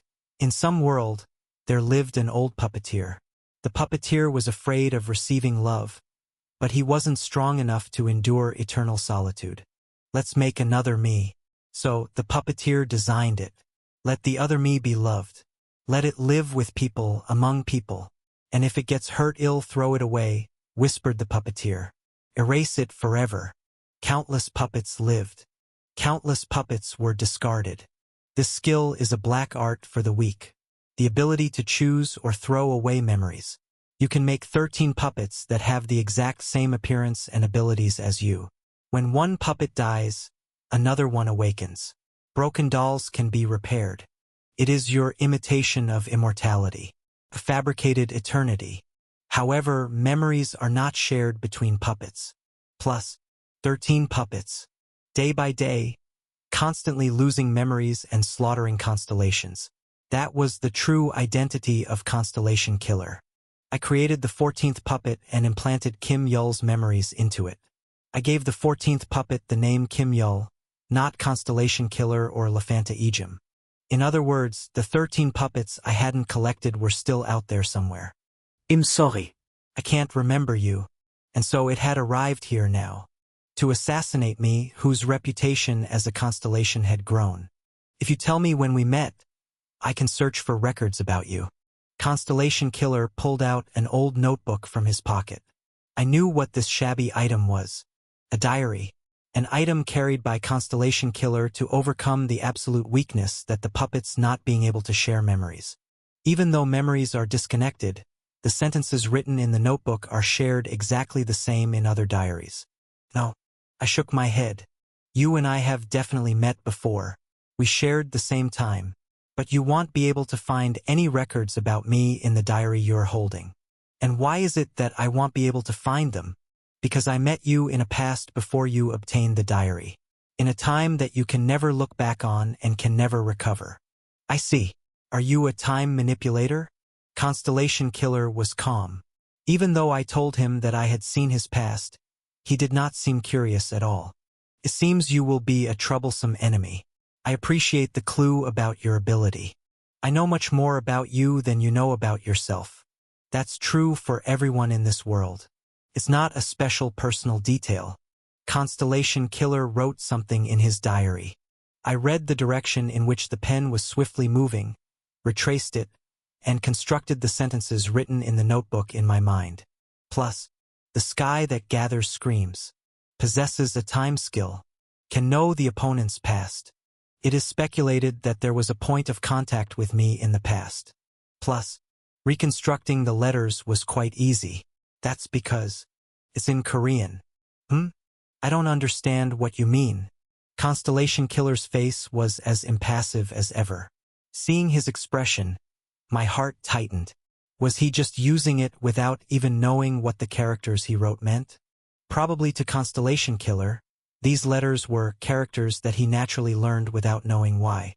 That's why he used them when writing sentences that would be problematic if others recognized them, like when writing in his diary, as if they were a code known only to himself. He was an exile who had lost his homeland. Due to forgetting his language, he was aphasic. Because he had discarded his own existence, he was non-existent. I silently gazed at the one who had become exiled, aphasic, and lost his presence. Even though he was using the same yellow rubber band and writing the same letters from the same hometown as me, unlike when I saw Anastasia and others in gym clothes, my heart was only perplexed. I've been chasing you for 31 days. Constellation Killer snapped the notebook shut. The dull sound broke my train of thought. Since 31 days ago? That's right. However, each time I tried to invade the lion world, there was an old swordsman in a black suit who blocked me every time. Constellation Killer muttered as I looked puzzled. The old man declared his alias as Sword Saint.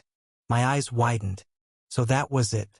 I had wondered why I hadn't seen Marcus Grandpa's face at all, thinking he was fighting Constellation Killer in places unknown to me. During the 100 days I stayed in Babylon, I never met Marcus Grandpa. Nor did my other companions know of the Sword Saint's whereabouts. I had secretly guessed he might have gone on a solitary training journey, but little did I know he was preventing Constellation Killer's invasions. I wish to become your bodyguard. I want to be your bodyguard, protect your life, and forever guard the humanity of those around you. Marcus Grandpa's words about wanting to be my bodyguard were not empty. Grandpa had become a defensive barrier for us, the walls of the lion world, exchanging swords with invaders in places we could not see. The troubled feeling I had when I saw Constellation Killer was somehow refilled with an inexplicable pride. I tried to invade through different routes numerous times, but each time the old man was a step ahead and blocked me. He might possess a skill to sense my movements or a skill to detect outsiders trying to invade that world. The Constellation Killer said, "In the end, it was only after you left the lion world that I finally succeeded in chasing you." "I see. That's good news." I grinned, "because it means you ultimately couldn't defeat the Sword Saint. And I am stronger than him. Constellation Killer. There's nothing you can do to defeat me." "That's a sound conclusion." Constellation Killer responded nonchalantly to the blatant provocation. "Sword Saint even said that even if he were defeated, ultimately, I would surely be defeated by you. Having heard that information, I assessed your threat level as the highest. Just as you said, with my current self alone, I indeed cannot defeat you, by any means. That was the moment. Therefore, I have concluded that I need to use every possible means." Crackle. Crack. Crack. Crack. The fissures already in the sky widened even further. One by one, something kept falling through the gaps. And then, Constellation Killer has appeared on the 81st floor. I witnessed that all of them had silver hair fluttering alike. Constellation Killer has appeared on the 81st floor. Constellation Killer has appeared on the 81st floor. Constellation Killer has appeared on the 81st floor. Constellation Killer has appeared on the 81st floor. Constellation Killer has appeared on the 81st floor. Constellation Killer has appeared on the 81st floor. Constellation Killer has appeared on the 81st floor. Constellation Killer has appeared on the 81st floor. Constellation Killer has appeared on the 81st floor. Constellation Killer has appeared on the 81st floor. Constellation Killer has appeared on the 81st floor. I unconsciously closed my lips. All 13 bodies. Even if only one was mobilized, it could sweep away most constellations, and a slaughtering puppet on par with the Sword Saint.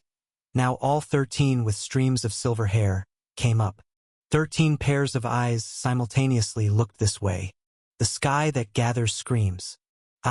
I designate you as the highest level of threat. From now on, I will use all my strength to annihilate you. I couldn't help but burst into laughter. Hamustra would faint from joy if he saw this scene. The moment I grasped the hilt of the holy sword, all 13 Constellation Killers charged at me simultaneously. Chapter 373, Blue Blood, 1. The first flower to bloom in spring was blue. Spring had come to the world where Constellation Killer resided. Constellation Killer looked up at the flowers that resembled his own eye color. Originally, in his homeland, yellow or perhaps pink bloomed first. However, he had forgotten the spring of his homeland. To Lefanta Ejim, spring was now merely blue. If I don't want to become a constellation, what should I do? Constellation Killer touched the petals with his fingertips, which had turned white. Constellations determining people's fates should no longer exist. For ordinary people, being a constellation is an overwhelmingly powerful existence. The mere existence of the constellations determines people's lives. They run away from what they should be responsible for. He stopped speaking suddenly, not because he doubted his logic, but because of a very materialistic reason. A bee, lured by the scent of the flower, suddenly landed on Constellation Killer's fingernail. Constellation Killer observed the bee's wings for a long time and then slowly stroked it. Sting. The bee perceived the humans stroking as an attack and regurgitated its innards, stinging Constellation Killer's finger with its stinger. The stinger of the insect, which did not entertain the concept of goodwill in this world, was venomous. The poison, cultivated within the insect all its life, infiltrated the flesh of Lefanta Ejim effectively. That was all. The bee, having lost its only reason for existence, soon fell to the ground, trembling. When stored inside, it didn't know, but after stinging once, the poison was a poison that only killed itself. Constellation Killer could have easily detoxified the minor creature's sting using his aura. But he chose not to, merely observing the swelling flesh inflicted by the trivial, mortal insect's sting with his blue eyes. Indeed, he had realized something. I should have a child. Constellation Killer turned his head. The place he was standing was a noble's garden. Having been chosen by Goddess of Protection, and becoming the supreme emperor of all, Lefanta Ejim, after abandoning the throne himself, had traveled through various worlds. This time, by chance, he had stayed longer than expected in this world. Perhaps he had taken a liking to this garden. A nameless maid was working in the garden. The maid constantly shoveled the soil. It wasn't until Constellation Killer approached close that the maid sensed his presence and looked up. "What brings you here?" The maid's eyes were red.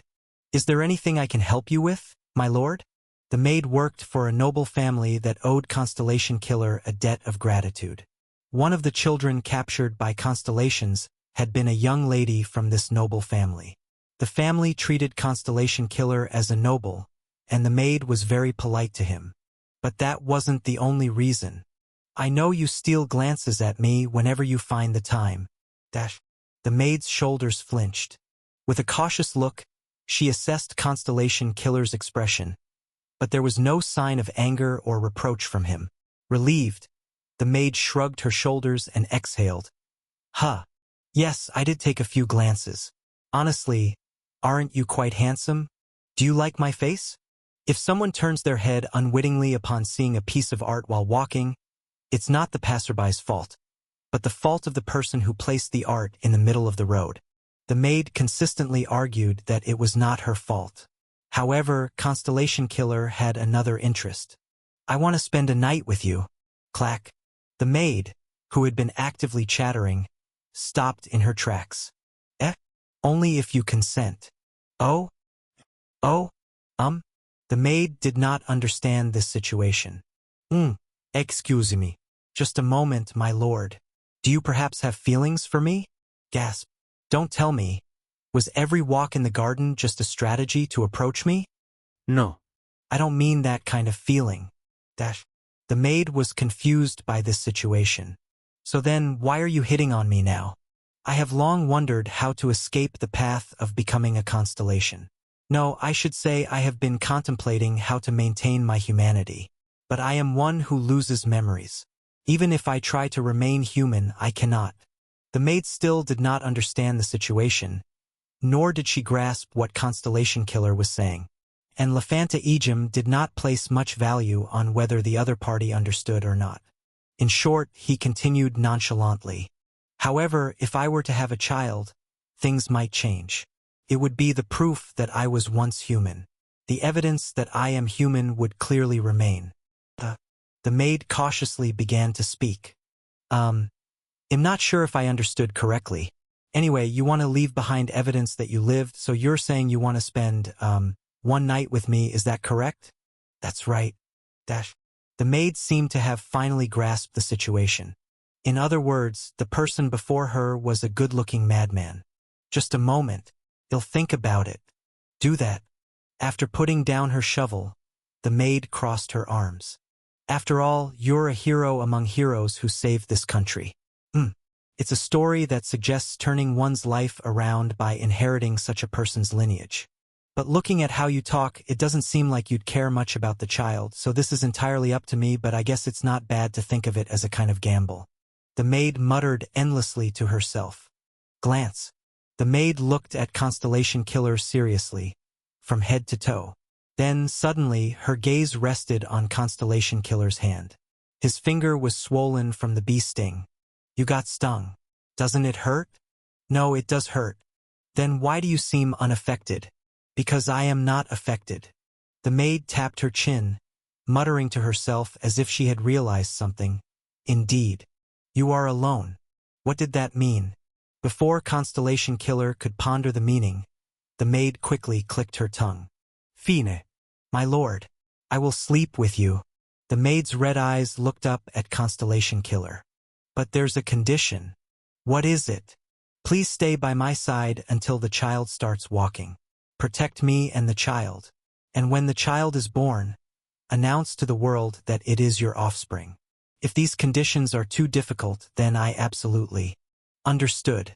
Heir, I don't know if I should say this, but aren't you agreeing too easily? I thought I set the terms pretty high, because they are easy conditions. The maid looked at Constellation Killer with unease and then sighed. All right, Mr. Madman. Then just wait until I finish my work today. These kids are suffering from spring sickness, so I need to take good care of them. I will. So even a madman can be a hero. The maid shook her head from side to side and picked up the shovel again. Thud, thump, as she moved a pile of dirt at the corner of the garden. Constellation Killer finally spoke up. I still don't know your name. What is it? Ivantia. The maid turned her head as she answered. I'm a commoner, so just a first name. Ivantia. That's my name. From a long time ago. Red eyes reflected in the blue flowers. 2. A total of 13 slaughter puppets charged at me simultaneously.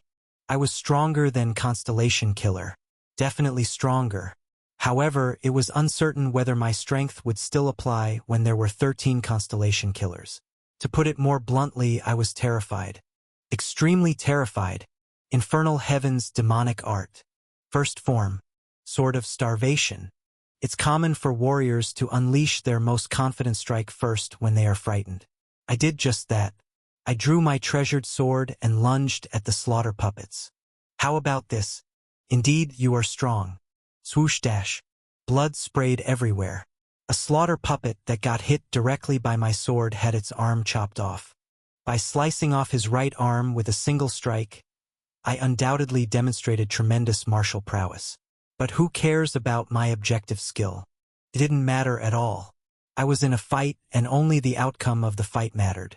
The enemy numbered 13, and naturally each had 2 arms. Meaning, I had only managed to reduce the enemy's total strength by January 26th.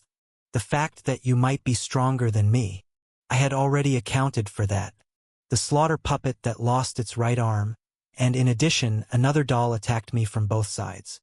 I created a sword wind and chopped off one leg and arm from each, but damn it, it was all useless. Constellation Killer had planned not to block my attacks from the start.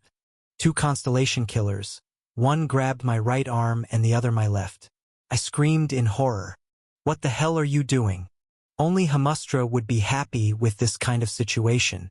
I gathered aura from all over my body trying to shake off the 2 Constellation Killers. I managed to shake one off. But as if it had been waiting, another slaughter puppet rushed in and firmly grabbed my arm. Just wait a minute. Meanwhile, the remaining slaughter puppets were charging their swords with aura. A total of 9 dolls. Despite clones sticking to my body, they aimed their swords at me with utterly indifferent expressions. A chill ran down my neck.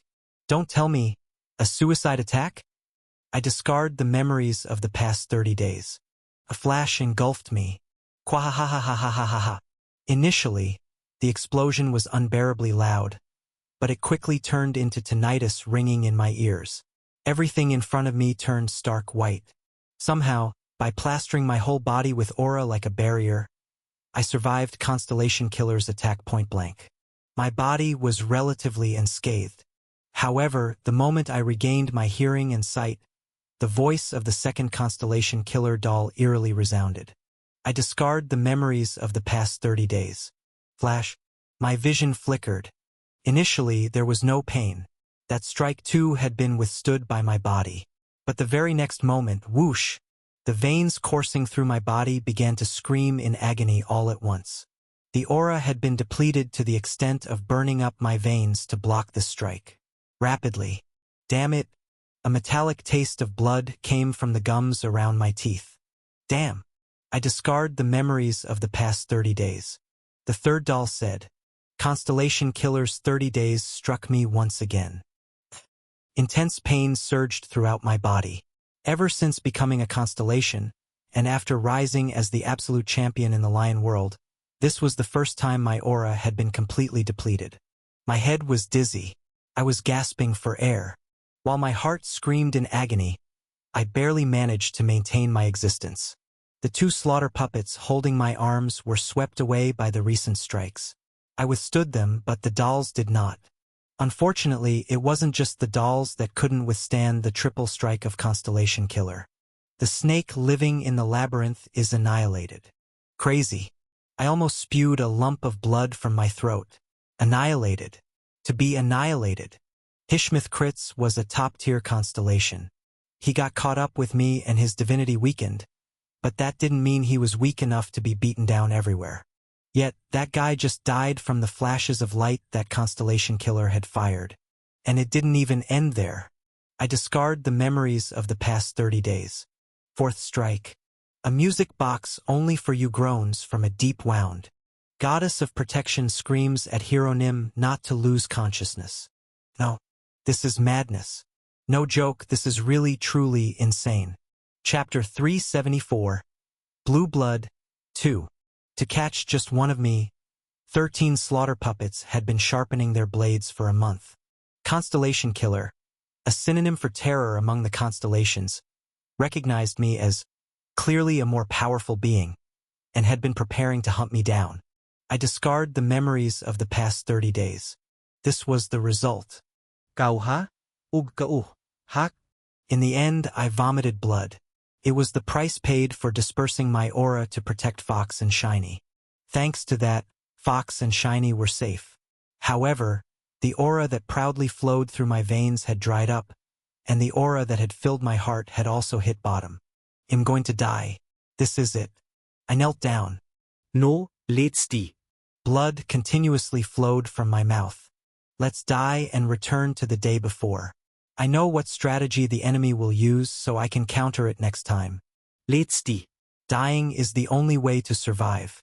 Even amidst excruciating pain that wrung my head, I was searching for that lone path of life.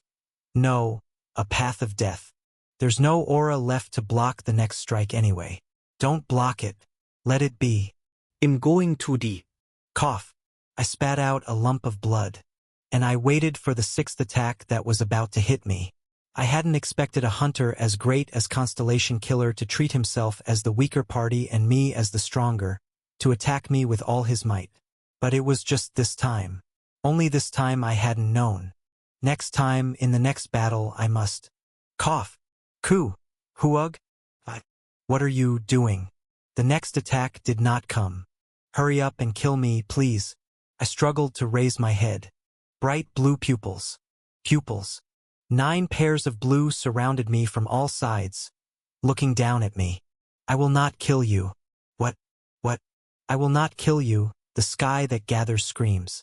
Out of the 9 slaughter puppets, 5 approached me. Right arm, right leg, left leg. Each limb was grabbed, and even the nape of my neck was firmly pressed. My whole body was literally blocked by the puppets. I've done a lot of research on you. As they pressed on my nape, I couldn't even move my mouth freely. It was hard to breathe. No, it was a struggle just to breathe given how they blocked my veins. Many constellations have taken an interest in you. I went around to each of them wanting to know the facts they knew about you. Only after I annihilated 9 constellations did your outline become clear. It seems that not only did they deploy all 13 bodies to catch me, but they also killed 9 constellations just for information gathering. This crazy bastard. You are strong, and you became strong too quickly. Ku Hu. It's abnormally quick to say you grew within a limited time. You might have immense talent, but I proposed a more rational hypothesis. Namely that time is not limited for you. Damn it. I recalled the conversation I had with Constellation Killer before the fight started. We have definitely met before. I see. Are you a time manipulator? At that time, Constellation Killer had responded very plainly. I thought it was just his personality to be straightforward, but perhaps he had already suspected I possessed time powers even before the fight began. He had been so bland because he already anticipated it. Of course, I couldn't figure out how you were manipulating time. There were too many possibilities. However, no matter the case, it was clear that time was your resource and your strength. Thinking about it, Constellation Killer was always a hunter. He only went into battle after understanding who his enemy was, why they were strong, and what their weaknesses were. Already it feels like a long-lost past. When I first faced Constellation Killer on the 50th floor, didn't he also refuse to hunt monsters, saying, "To kill the one who dies split in half, as the name implies, one must precisely split in half. The true form of the screamer lies in its scream, thus kill it by drowning it in sound."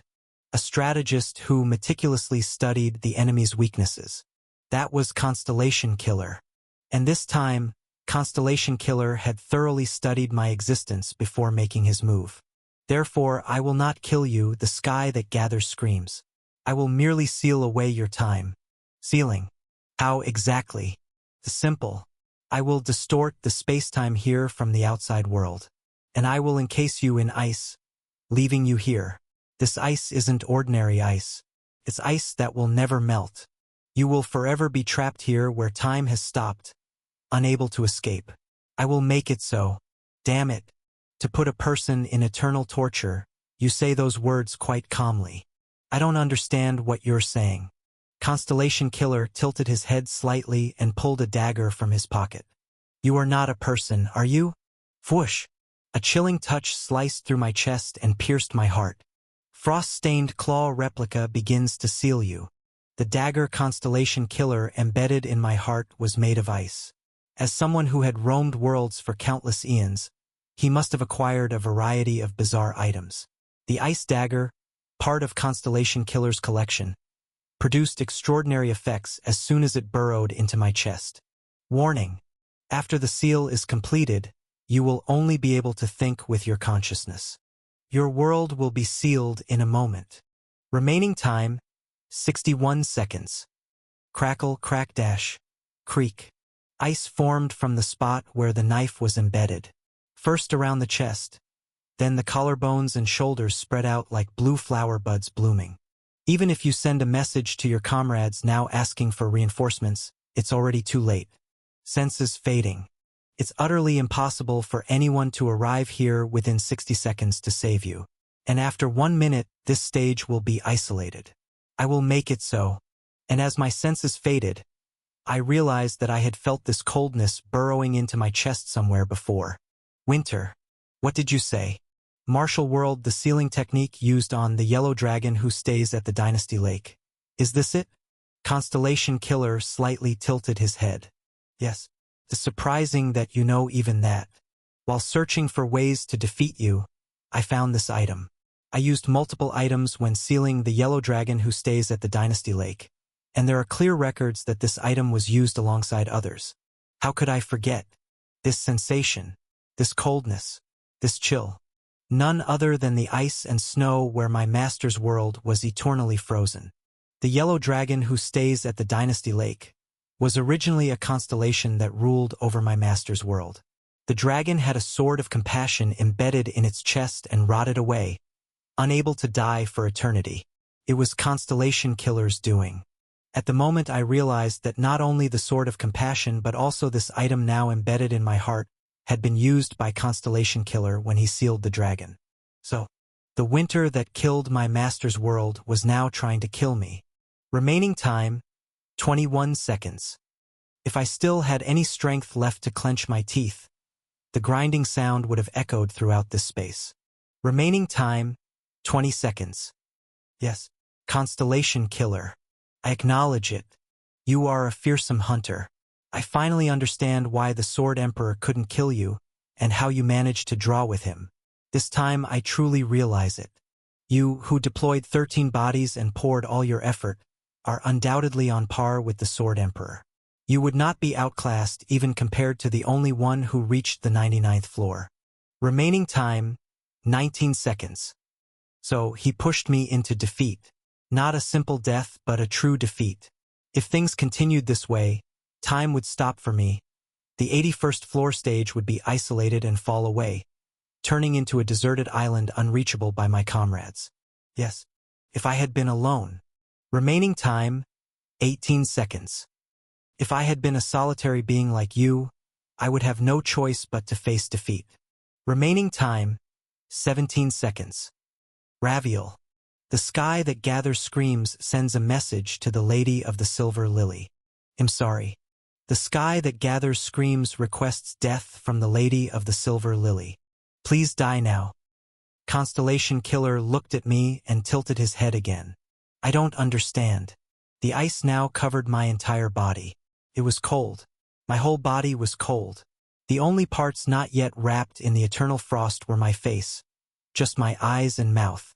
Constellation Killer was observing the bare skin of my face that hardly spanned a palm's width. Why are you smiling? Ah, is that so? Am I smiling? The ice had crawled up near my lips, and I hadn't even noticed. But surely, my lips were curved upwards. It wasn't a sneer, but a smile genuinely born from happiness. Can you imagine? What? Someone who would die for you, not even 10 seconds after hearing the request. My left eye was covered by ice. Do you have such a person? My right eye was trapped in ice. No, you don't. The bridge of my nose.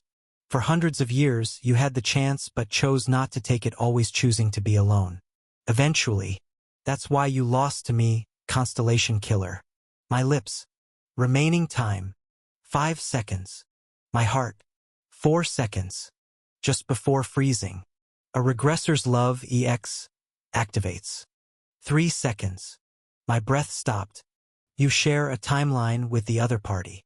The timeline ends. 2 seconds. Death closed my eyes before the winter could cover me. You have died.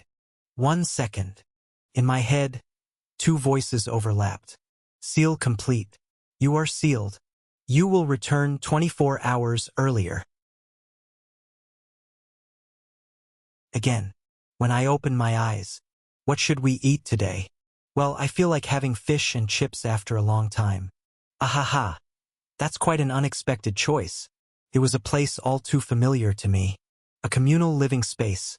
In the middle of a place where my comrades, friends, and family would gather whenever they wanted, talk whenever they felt like it, and eat whatever they craved. Sitting on the sofa, I opened my eyes. I had returned 24 hours earlier. What do you think, Master?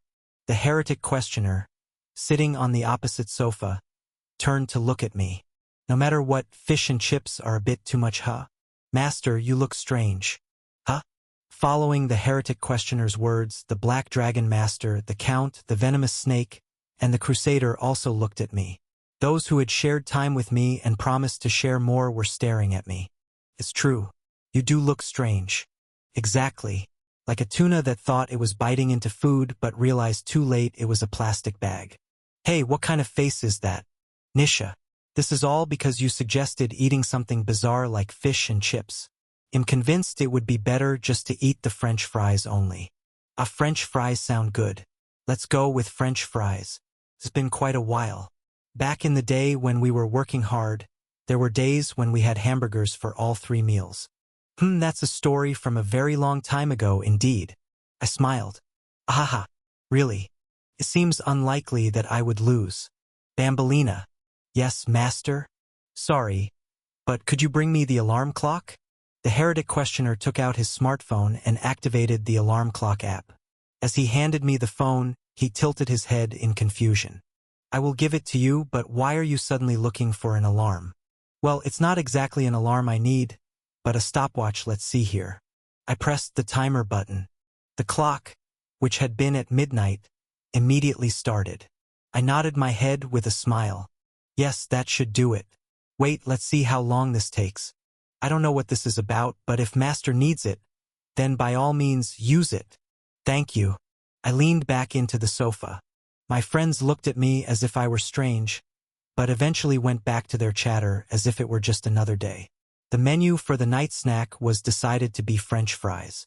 Venomous Snake went to the kitchen with Sylvia to fry the potatoes. 1 minute. A comfortable amount of time passed.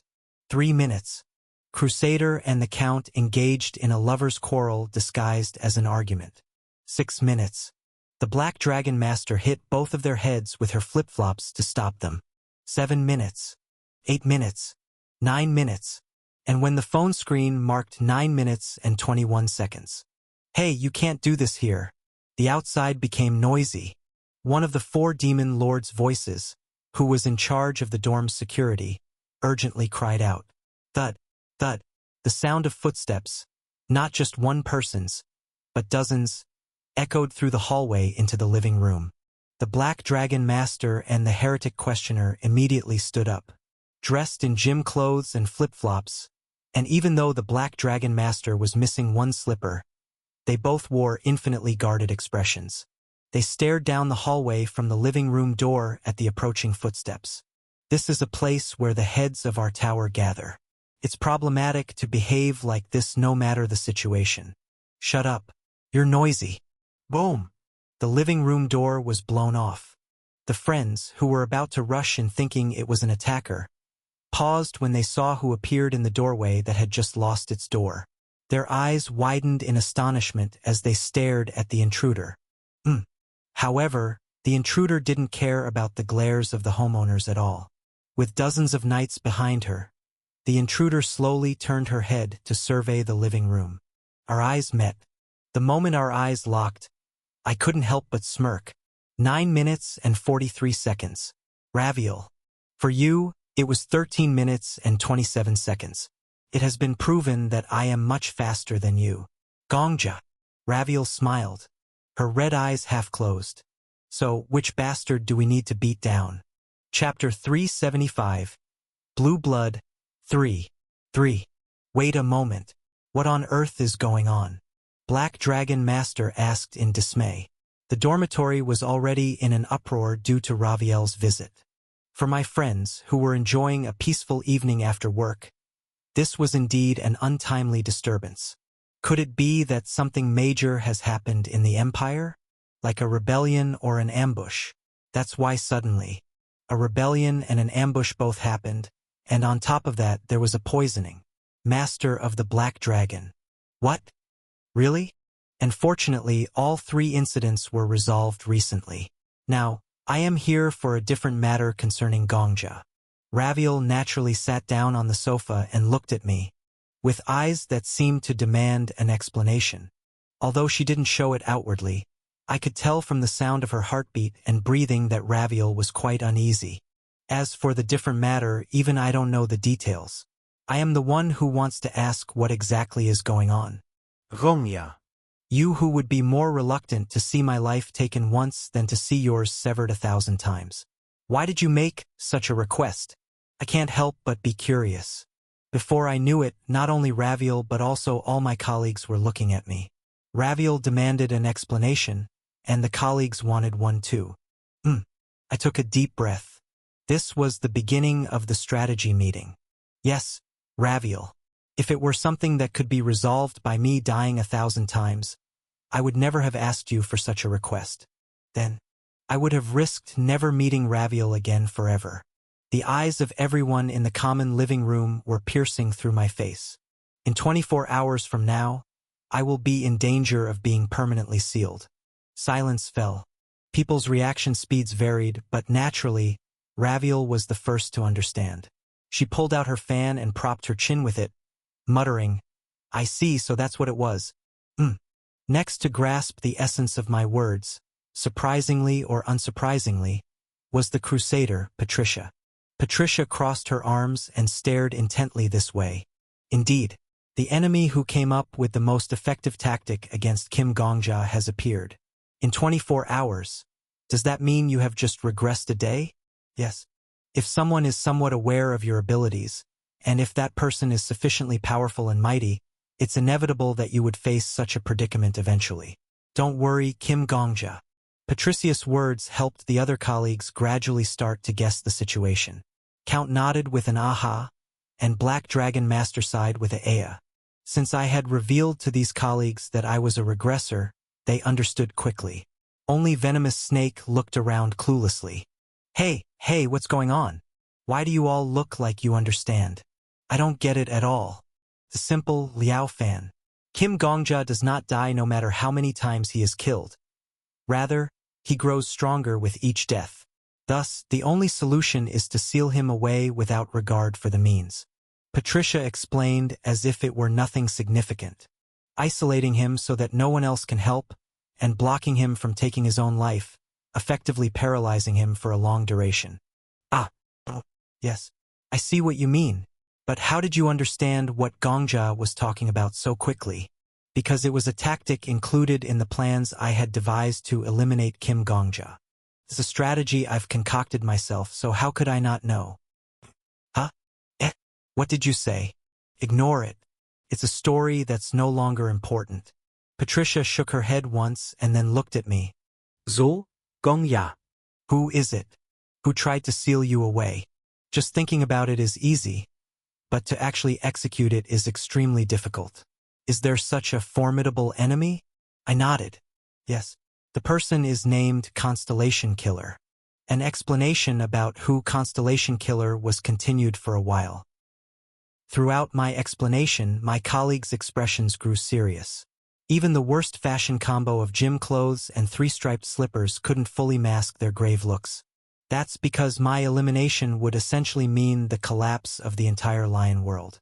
It might sound arrogant, but realistically, my existence is too crucial for Lion World.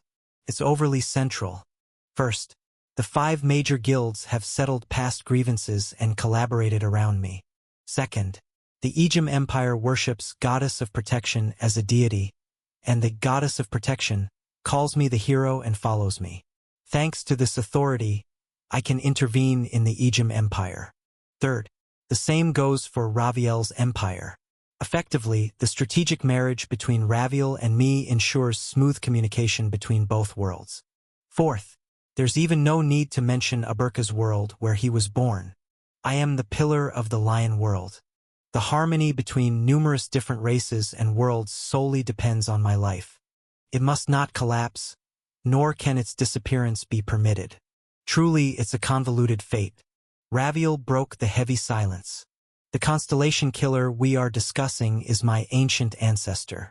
Our family was originally commoners, but we quickly rose to the core of power after receiving the favor of the hero who saved the nation. And Constellation Killer left the family with the Wish Sword before he departed. Wish Sword. The very sword Raviel had thrust into her own heart while facing the mirror. I used the Wish Sword and became a constellation for a while. Because I became a constellation, my world was recorded in the apocalypse. Because it was recorded Gongja, I was able to meet you. Yes, Raviel. Fate is indeed strange. I always feel that. And Kim Yul was the reason the director started the orphanage, and thanks to the director, I became who I am today. Isn't it a cause and effect that transcends strangeness and borders on the bizarre? Yes, I understand the strange fate. Anastasia, who had been frowning the entire time, spoke up. What are you planning to do now? Naturally, I plan to pay him back. With that one sentence, the night was over for us. We sat around a table in the living room, and the subordinates needed for the operation were summoned. The Count called forth, the cat that bit a gold coin. The enemy we were about to face was a natural predator of constellations. It was best to seek advice from a constellation's mouth. Constellation Killer. Meow. To be frank, it's difficult. In response to the question, what should we do to eliminate Constellation Killer? The calico cat waved its tail. Constellation Killer has officially cleared up to the 90th floor as a hunter. And hunters who have cleared up to the 90th floor are basically given their own sanctuaries. I know. It's like the Grand Library Sanctuary. Isn't it? We just need to break into that sanctuary, don't we? Meow. That's true, but... The cats made a subtle expression. They exchanged glances with each other and then cautiously observed my reaction. That's where the problem arises. Screamin' Sky Nim. No hunter to date, even constellations themselves, has set foot in Constellation Killer's sanctuary. No, there are hardly any constellations who even possess minimal information about Constellation Killer's sanctuary. Why? The essence of Constellation Killer's sanctuary is concealment. Concealment.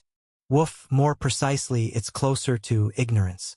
As you know, Screaming Sky Nim, Constellation Killer tosses away his memories more easily than a used tissue. Whether it's about his own life, what kind of person he is, or why he needs to go around killing constellations, no one knows, and probably Constellation Killer himself doesn't know well either. Therefore, ignorance is truly the essence of Constellation Killer.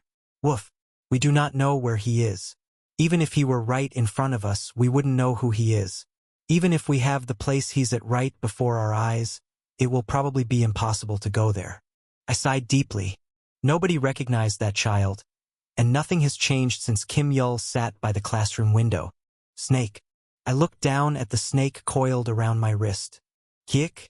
You know the coordinates of Constellation Killer's sanctuary, don't you? The snake flicked its tongue. The eye living in the labyrinth boasts that there is no sanctuary whose coordinates it does not know. The cats sitting on the table perked up their ears. Indeed. If it's Hishmith crits, we can probably know the coordinates. Ignorance is not knowing the truth, and secrecy is concealing the truth. Both share the commonality of the truth being ignored. Meow. And Hishmith crits is a constellation that reveals the truth. Or so to speak. The cat that bit a gold coin look at you with newfound interest. With Hishmith crits, there's hardly any world we can't roughly go to. We can buy anything if we are there. Woof. Really, you've only collected the most useful constellations. Screaming Sky Nim. It's totally overpowered. Can we go if we just have the coordinates? I ignored the cat's sighs and asked. The snake confidently flicked its tongue more vigorously, but then slightly bowed its head. The eye living in the labyrinth denies that. The eye living in the labyrinth compares it to seeing a military facility right in front of you but says breaking security to infiltrate it is a completely different issue.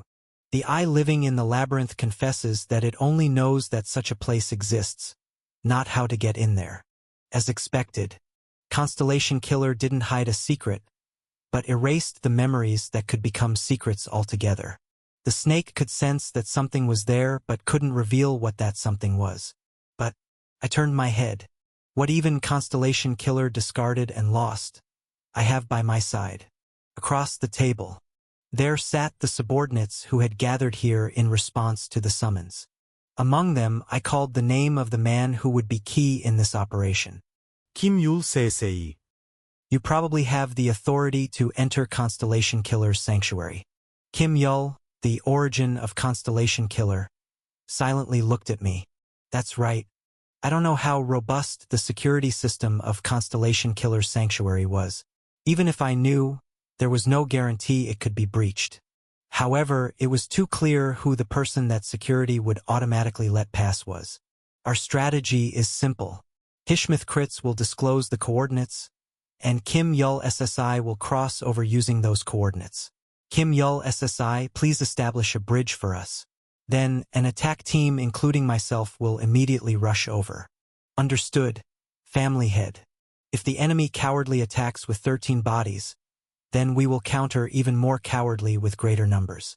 You don't need to wait long until we arrive. 1 moment. Please hold out alone for just 1 moment. While Kim Yul was nodding briefly, the cat that bit a gold coin urgently opened its mouth. Wait just a minute. Please wait, Screaming Sky Nim. First, I understand that this person has access rights. But Constellation Killer's sanctuary is a place with a hierarchy of at least the 90th floor. Is that so? Meow. Of course. There are conditions to gain access to such a place. The cat stretched out its toes while exposing pink jelly. First, in cases where one's own sanctuary is provided to the tower. It's like how the one with tasty ankles connected his world to 20th floor, just as I have connected my to the 70th floors. Who is the one with tasty ankles? He is also known as Hamustra. Why are he called that? Is that really important now? Please focus on the story. Feels extremely important. To the extent that, at this moment, it seems like nothing else is important. Everyone wore expressions of intense concern, but the cat continued explaining regardless. Second, the case where one's own sanctuary is connected, like the 60th floors. Usually, subordinate worlds are connected, but there are cases where one's own world is directly linked. The one with tasty knees is such a case. And who is that? Also called Musha.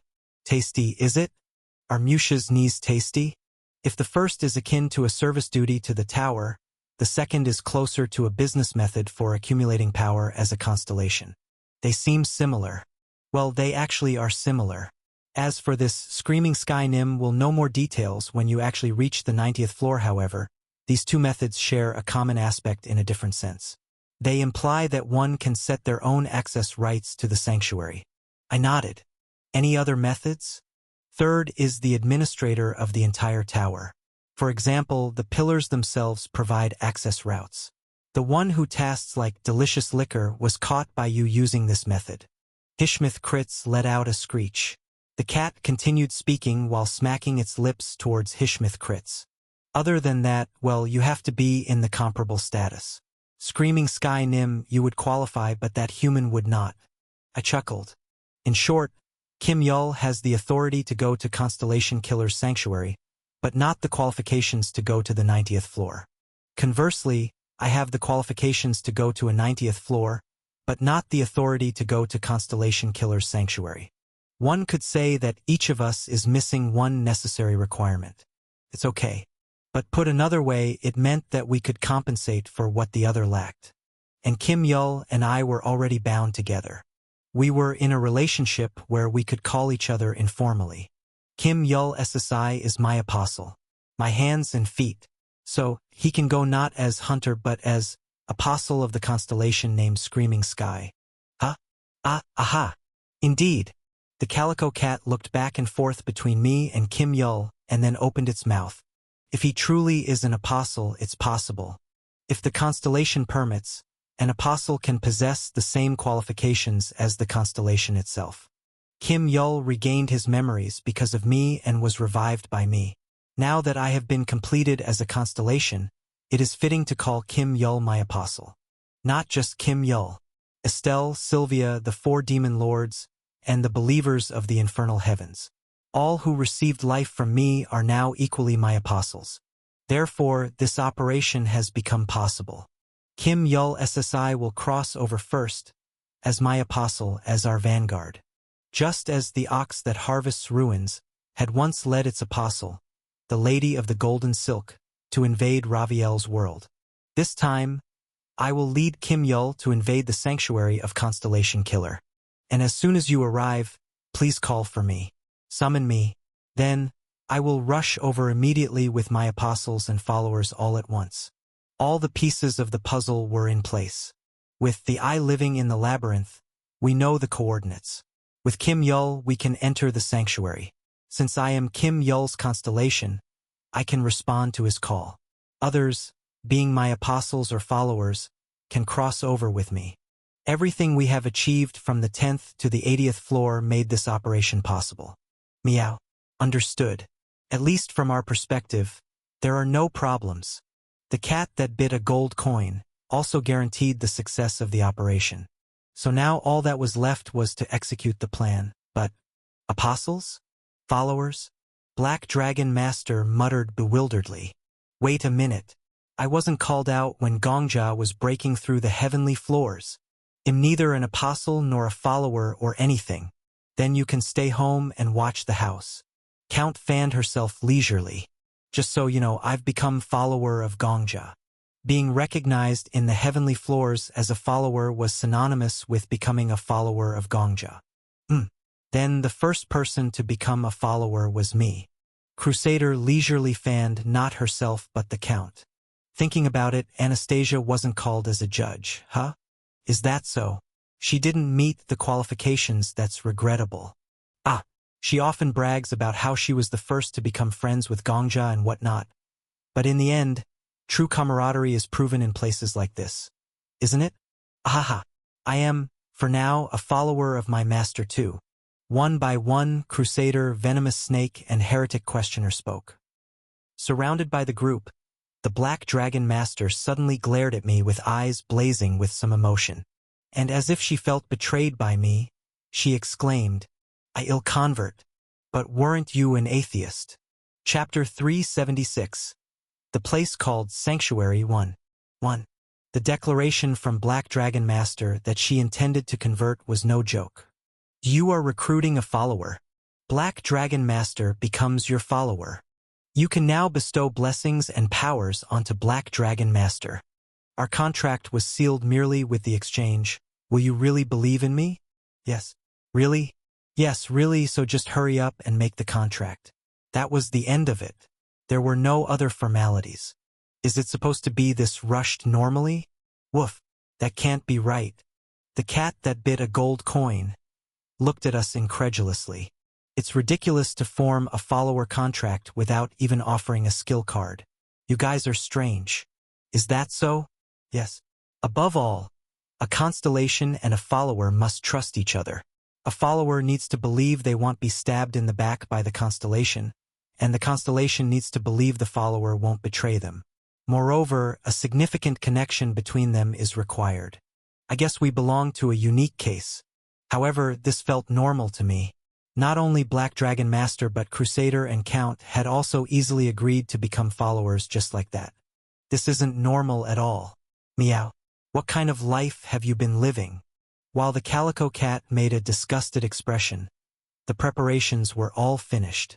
The raid party assembled in the spacious garden of the communal dormitory. A total of 12 people. Kim Yul, Estelle, Aberka, Sylvia, and the 4 demon lords were selected from among the vassals.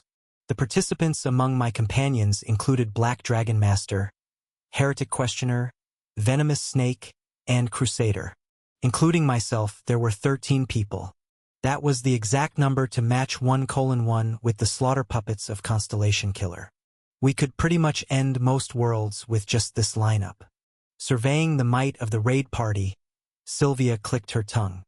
Frankly speaking, Sylvia and the 4 demon lords, including Crusader, weren't skilled enough to confront Constellation Killer. However, they could certainly buy some time. While they held off, I would quickly eliminate the slaughter puppets and go to assist them. Constellation Killer is a foe capable of ravaging most world too. Can't be helped. If they didn't cowardly push with numbers, then I could have fought him fairly one-on-one. Family head. If what I heard from Estelle, didn't you also overpower the Devil King with numbers too? Alright, is everyone ready? Hey, Head Chamberlain Sylvia. Everyone else is ready to jump into battle, so why are you the only one slacking off? Hurry up and get ready. Damn. I'm really going to quit the Head Chamberlain position someday because it's so dirty. Sylvia muttered as she stepped back. I turned my gaze and looked down at the snake bracelet wrapped around my wrist. Hishmith crits. Keek. Pinpoint the coordinates of Constellation Killer. The snake bracelet twitched its head and then slithered off my wrist. I felt its slimy touch wrap around the back of my hand as I walked over to Kim Yul. Then I grabbed Kim Yul's right hand. You temporarily transfer the ownership of the eye living in the labyrinth to Kim Yul. Slither. The snake bracelet moved from my fingertips over to Kim Yul's fingers. Kim Yul furrowed his brow slightly at the unfamiliar touch of snake scales. Feels odd. My chest feels a bit stuffy. Is this what it feels like to be surrounded by a constellation? Ah yes, it's like having the paper weight added to your breath. That's so. Has the family head always been carrying such burdens? Once you get used to it, it's surprisingly comfortable. Kim Yul just stared at me intensely without another word. Silence ensued. Only the snake bracelet on his wrist hissed quietly, repeatedly letting out low a soft sound. The eye living in the labyrinth manifests its authority.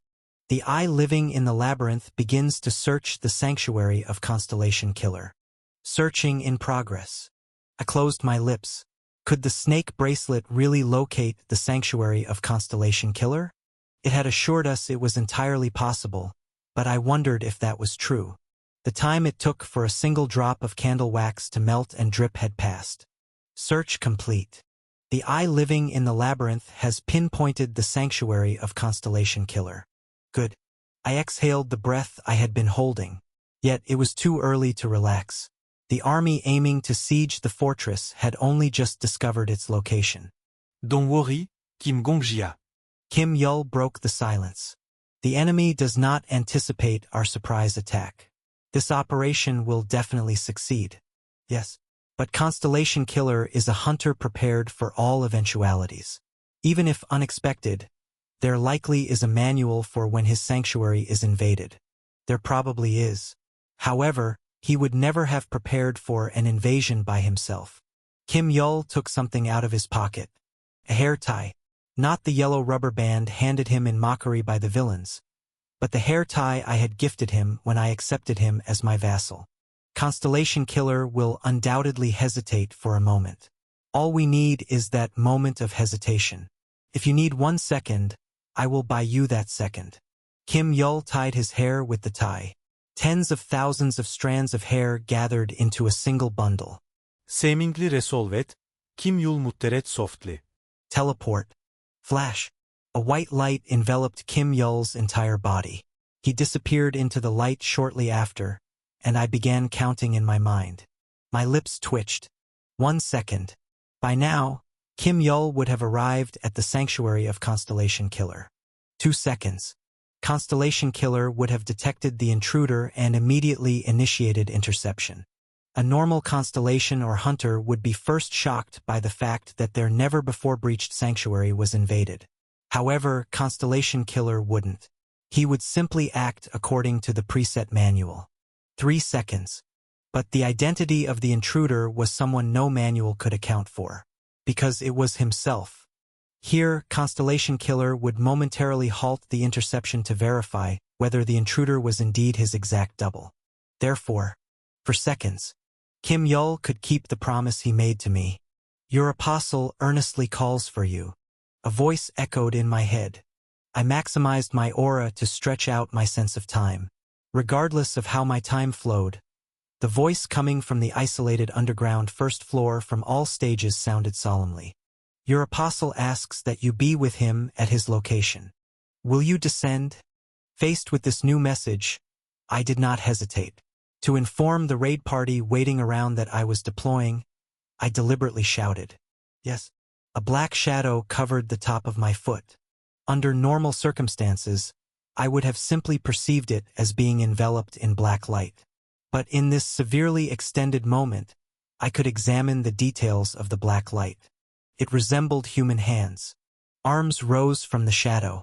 Fingers caught on the tip of my foot. Palms grasped my ankles. Arms painted in pitch black like noise crawled up innumerably. There were countless hands, but for some reason, I could distinguish each anonymous arm. They were differentiated. They were the hands, the arms of the people I had killed whose traumas I had glimpsed. Among them was Kim Yul's hand. I reached out and grabbed his plea.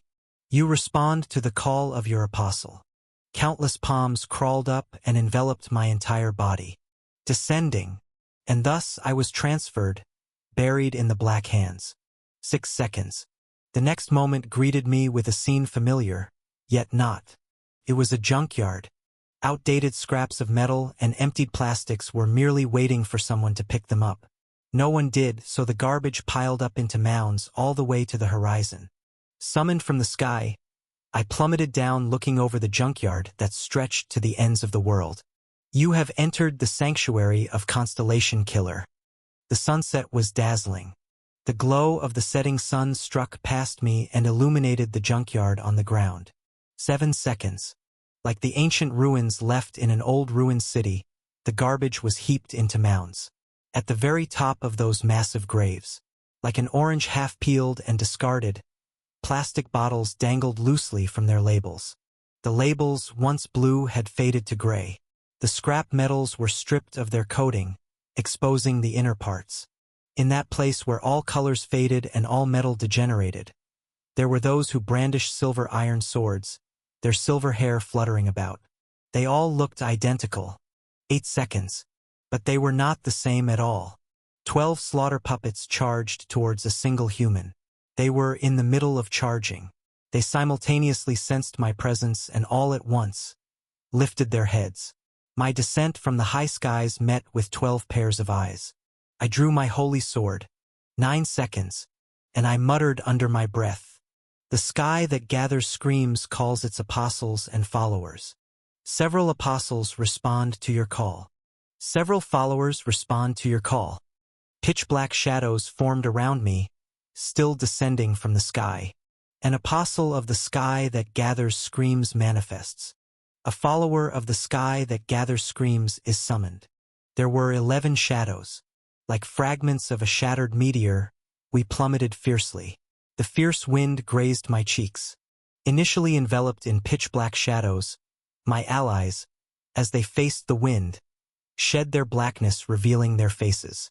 Some blinked in wonder, some furrowed their brows against the strong headwind, and others grasped the hilts of their swords, looking down at the ground.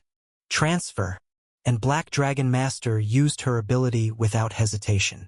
Black Dragon Master activated the instant transfer skill, collecting the scattered, falling allies one by one. She was a hunter with a keen sense of aura herself. Black Dragon Master wasted no seconds, linking the 11 members of the raid party from hand to hand. Kim Gong-ya. Black Dragon Master reached out to me last. Grab on. What was there to hesitate about? I grabbed Black Dragon Master's bare hand. 15 seconds. The next moment we were on the ground. Constellation Killer was taking a defensive stance due to our emergence. But the time he was allowed was merely 6 seconds. Initially, he deployed a net to attack Kim Yul alone, then changed its formation to intercept me, and finally had to adjust again to respond to the 13 invaders. 16 seconds. 3 times, unanticipated situations successively hit him. 3 times, Constellation Killer was denied the time to adjust by us. 17 seconds. And we were not weak enough to fail to hunt a prey that had shown vulnerabilities 3 times. Swish! My sword was the first to slice through a slaughter puppet. It was the one closest to Kim Yul. With 1 strike, 2 strikes, 3 strikes, I sent sword paths in 3 directions, dismembering the limbs of the slaughter puppet. Urgh! Following me, the next to swing weapon was Aburka. Aburka swung his axe, severing both legs of another slaughter puppet in one swoop. Under normal circumstances, Constellation Killer would have engaged Aburka in an evenly matched battle. However, Black Dragon Master's transfer was a surprise attack. Constellation Killer fell without being able to assume a proper stance. The fight that started as 13-13 quickly changed to 13-11. ED. If you were confused by the earlier mention of 12 against 1, and now it's 13 against 1, note that the main Constellation Killer is not included in the earlier group of 12, and is likely commanding those 12 puppets. I see. One of the Constellation Killers among the slaughter puppets muttered. Screaming Sky, are you a prophet? The balance of the fight rapidly tipped. The remaining 11 slaughter puppets were forced to scatter and fight us individually. Aburka and Kim Yul joined forces to slay another puppet. 13-10. Did you foresee my plan to seal you and attack this place first? No. I am not a prophet. I am a regressor. Kim Yul, Aburka, and Sylvia teamed up and charged at a new puppet. By this point, the slaughter puppets had barely managed to regain their composure. Clashes began to erupt everywhere. The sharp cries of Black Dragon Master and the spirited shouts of Crusader tore through the sunset. A regressor? Impossible. I anticipated that you might be a time manipulator and prepared almost perfect countermeasures. If I had been alone, it would have been perfect. I charged at Constellation Killer. Seeing me rapidly approaching, Constellation Killer bit his lip momentarily. What calculations were being made in his head right now? How quickly was he reviewing the numbers? I had no way of knowing what was in his mind, but I clearly heard the voice that Constellation Killer uttered as he opened his lips. I discard the memories of the past 29 days. Chapter 377. The place called Sanctuary, 2. You. Why do you keep forgetting your memories? Lafanta Ejim turned his head towards the direction the voice came from. A woman was staring intently at him, resting her chin on her hand. Was her name Ivantia? To avoid change. To avoid change? Have you ever seen someone who has resolved to live for over 1,000 years? Lafanta Ejim opened his notebook and read the records about the woman. There weren't many lines. Originally a maid tending to a garden, she was ennobled above the aristocracy. She likes my face. She gave birth to my child. His gaze lingered on the last line for a moment. Child. Even now, the woman had a newborn baby on her lap. The baby reached out its arms saying, ah, and the woman teased the baby with her finger. No. A hero like you is rare. To live 1,000 years, one needs a special resolve. Everything changes. A portrait painted to remember someone fades, and a sword intended to kill someone rusts. 1,000 years is enough time for things you want to preserve or destroy to change. That was a passage Lafanta Ejim had written in his notebook. Whenever he lost his memories, Lafanta Ejim read this passage. and each time he read it, he nodded slowly in agreement. I am weak. Dash. I don't have the confidence to endure for 1,000 years. There's no basis to believe I could endure it. That's why I discard time.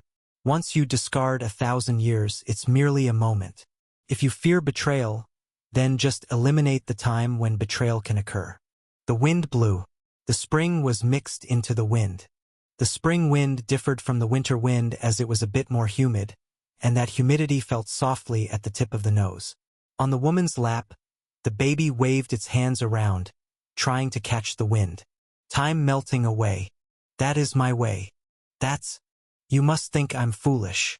The woman opened her mouth to speak. No, she tried to. Lafanta Ejim stood up, thereby pushing away the woman's impending intrusion into his time. Change is a human privilege. I wanted to remain human by having a child and leaving a lineage, but at the same time, I discarded my memories to avoid changing forever. I sought to remain human while simultaneously refusing to be one. Truly an oxymoron. The woman opened her mouth again, but Lafanta Ejim turned his back faster. But it doesn't matter. Dash. Though Lafanta Ejim couldn't see because he had turned his back, the woman shivered for a moment. From the tone of his muttering, but it doesn't matter, she felt the presence of something very unfamiliar for the first time. After all, everyone deceives themselves into thinking they are human. As long as such people live in this world, I will always be more human than they are. The woman didn't know, nor could Lafanta Ejim himself know, that this was the last lingering impression left by the being named Kim Yul. The woman barely opened her lips as she watched Lafanta Ejim's back getting further away. Are you leaving? Just like this? Yes. Wasn't it the agreement to stay only until the baby could walk? Why won't you allow anyone to stay by your side? Because it's not necessary. Lafanta Ejim glanced back slightly. Perhaps there was a time when I too needed someone else. If that were the case, I can only answer you like this. It's too late. Dash. I know that you used me to become a noble. That too doesn't matter. However, as much as possible, use your power for whom it's not too late yet. That remains as it is, becoming the family motto of the Ivansha dukedom. There was no way the woman harbored any love or compassion for the citizens of the empire. She merely found a way to satisfy both her taste and her thirst for power. But still, why did Lafanta Ejim's words remain as a family motto? I discard all memories of Ivansha. With those words, Lafanta Ejim walked out of the garden. Transfer. The wind blew. In the place where spring had arrived, he no longer existed. 3. I discard the memories of the past 29 days. A flash of pure white light suddenly rushed to pierce through my body. I raised the holy sword to counterattack. While countering, I wondered where the slaughter puppets had gathered memories worth 29 days. Even if one had fought with the sword saint, where had the other 12 been? They must have been here, in this junkyard. Simply wasting time meant to be discarded. Where do you think you're going? Black Dragon Master shouted just as the flash emitted by Constellation Killer and my blade were about to collide. Her mirrors intervened and blocked the path between us. If you want to kill Kim Gongja, you have to get my permission first. He's an expensive bastard. Pachank, Klen, Chaank. 3 mirrors shattered as they intercepted the flash. But starting from the 4th mirror, the flash was slantedly reflected. The 5th, 6th, each reflection caused the flash to bend more sharply. Finally, it rushed back towards Constellation Killer. Although the strike was infinitely weaker than when Constellation Killer had launched it, but there was no way to avoid raising a sword to block it. Taking advantage of the moment when Constellation Killer was forced to block his own attack, I plunged towards him without hesitation. If it had been a year's worth of memories, we might have been defeated. The slaughter pupite couldn't block the combined attack of Anastasia and me. The holy sword sliced across the pupite's shoulder. 13:9. The difference in numbers between allies and enemies widened once more. But you couldn't bear even a month's time. Kim Yul and Aberka, leading a separate unit, actively used the numerical advantage.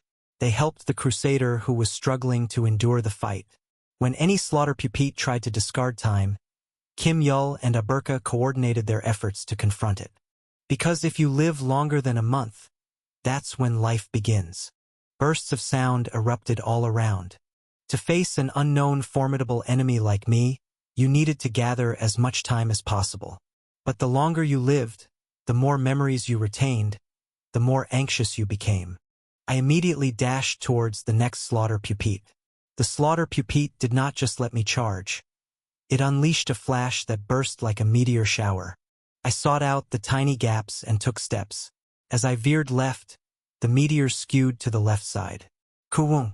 The flash exploded, shredding the trash in its path. A crushed PET bottle soared into the air. A snack bag was torn to shreds and scattered into fragments.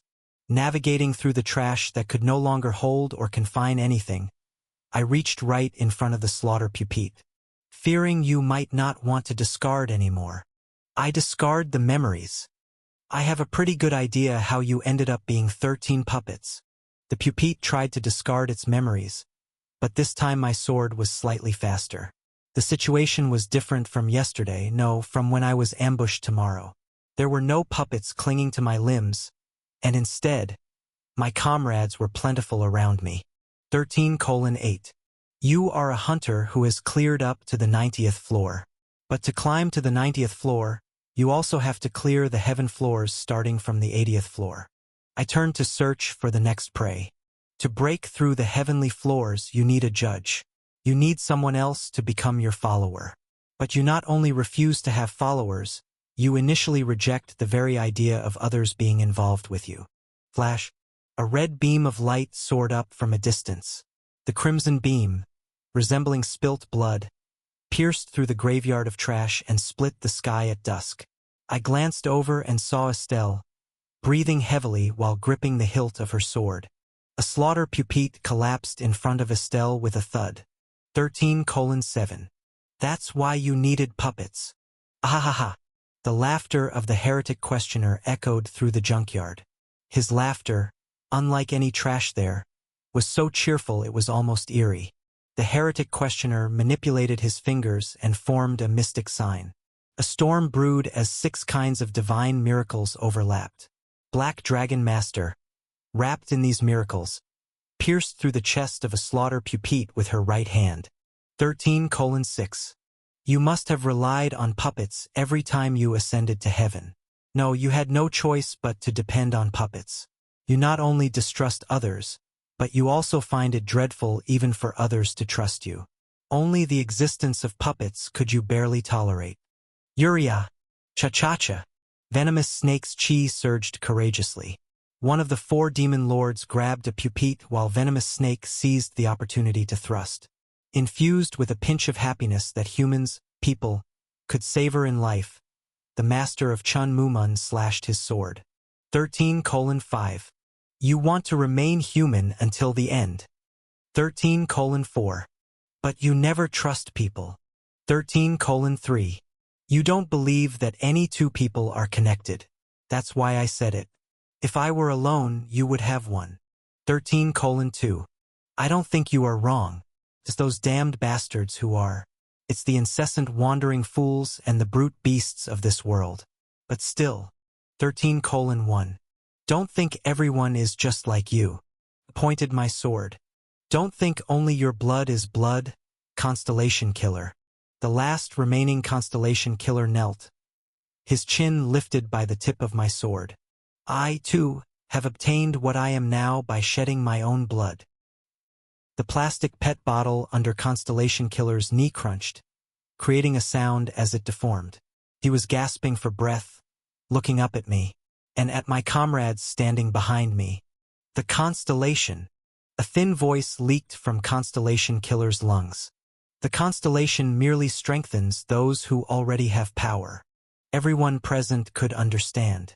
That Constellation Killer was beginning to leave his last words.